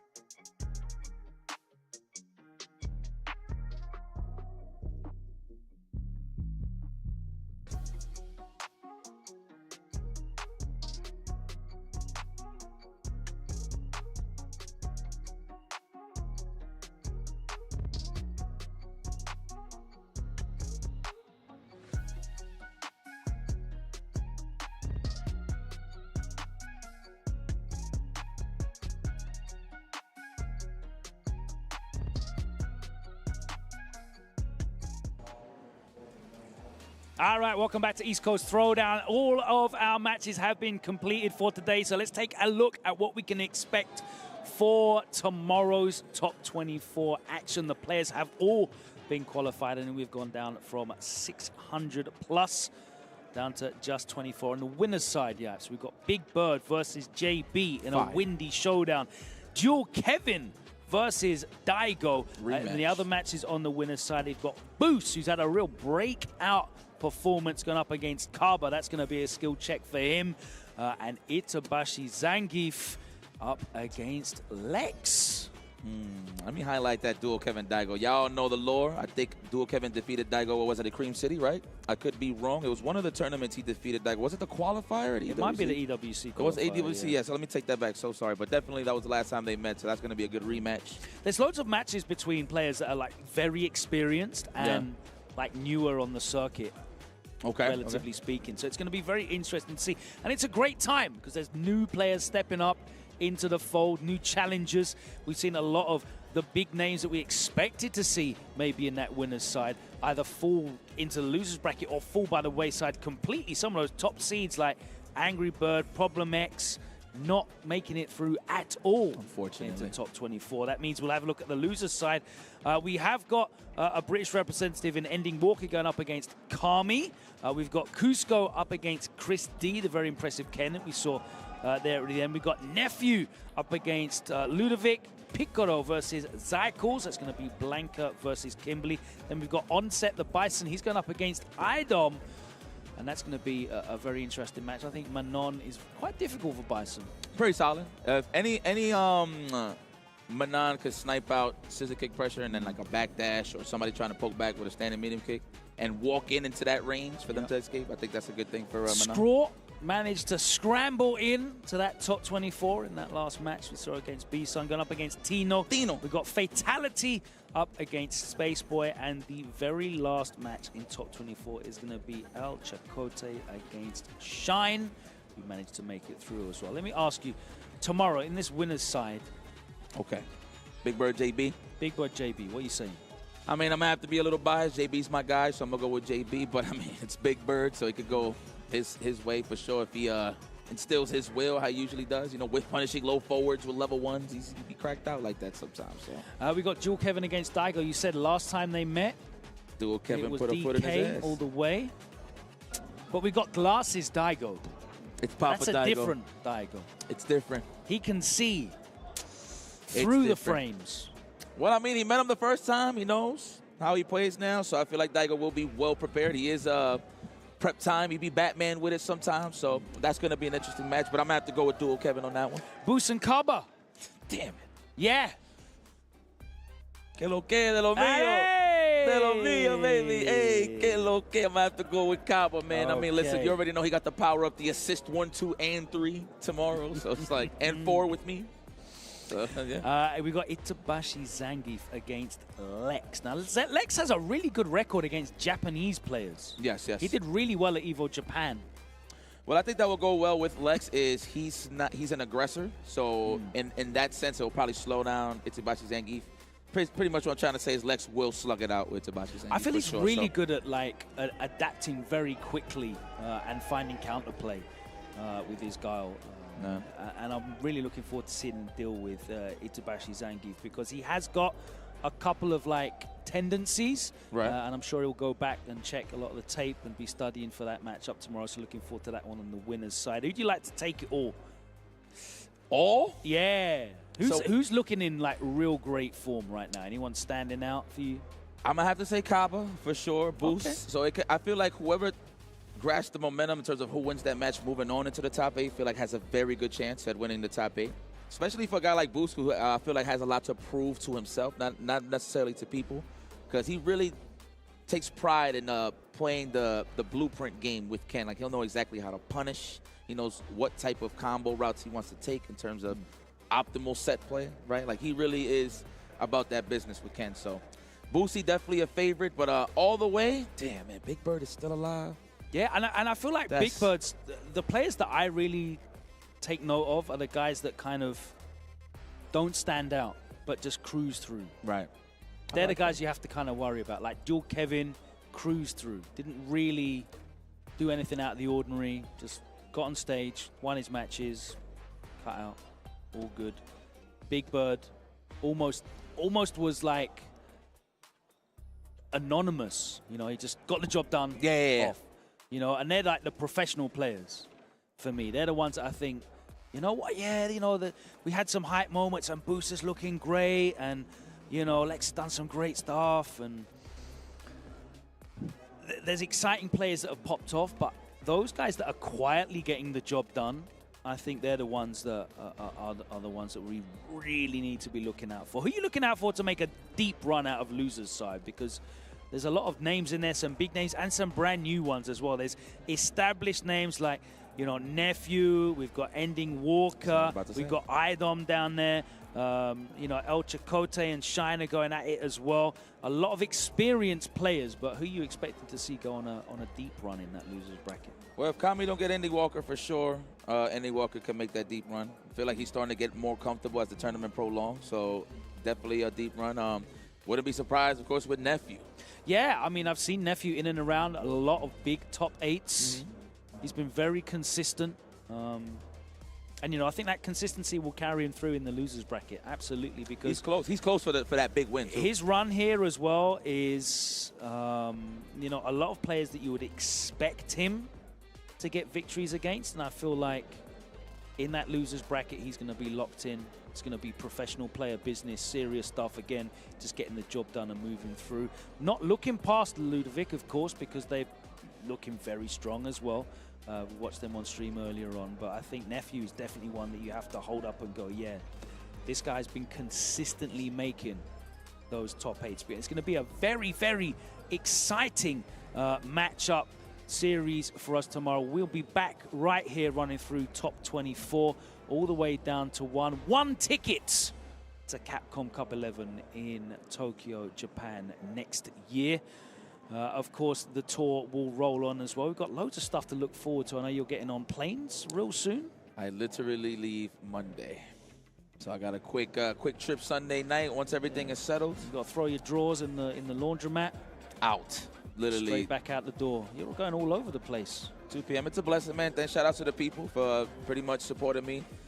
And World Warrior. Champion me and up there to, you know, get into these places. So big ups to the supporters. We love to see it. Hopefully you've all been enjoying yourselves as well. But I believe that will be all she wrote for us today. Is that all good, Mothership? Thank you very much. We wanted to give you a preview of what to expect for tomorrow. The action is going to be sensational. Make sure your alerts are on. Make sure you are following, subscribed on the YouTube channel. You'll know exactly when we go live. You can even watch it live on Twitter. We're not calling it on Twitter. You can watch the live stream on there. You've got no excuse to miss the top 24 tomorrow. We'll be back here at East Coast Throwdown on Capcom Fighters, but that's it from us here in Hartford, Connecticut today. We'll see you tomorrow for the conclusion of the Capcom Pro Tour event here at East Coast Throwdown. Thank you so much for joining us. We'll see you tomorrow. That's it from us tonight. Good night. God bless.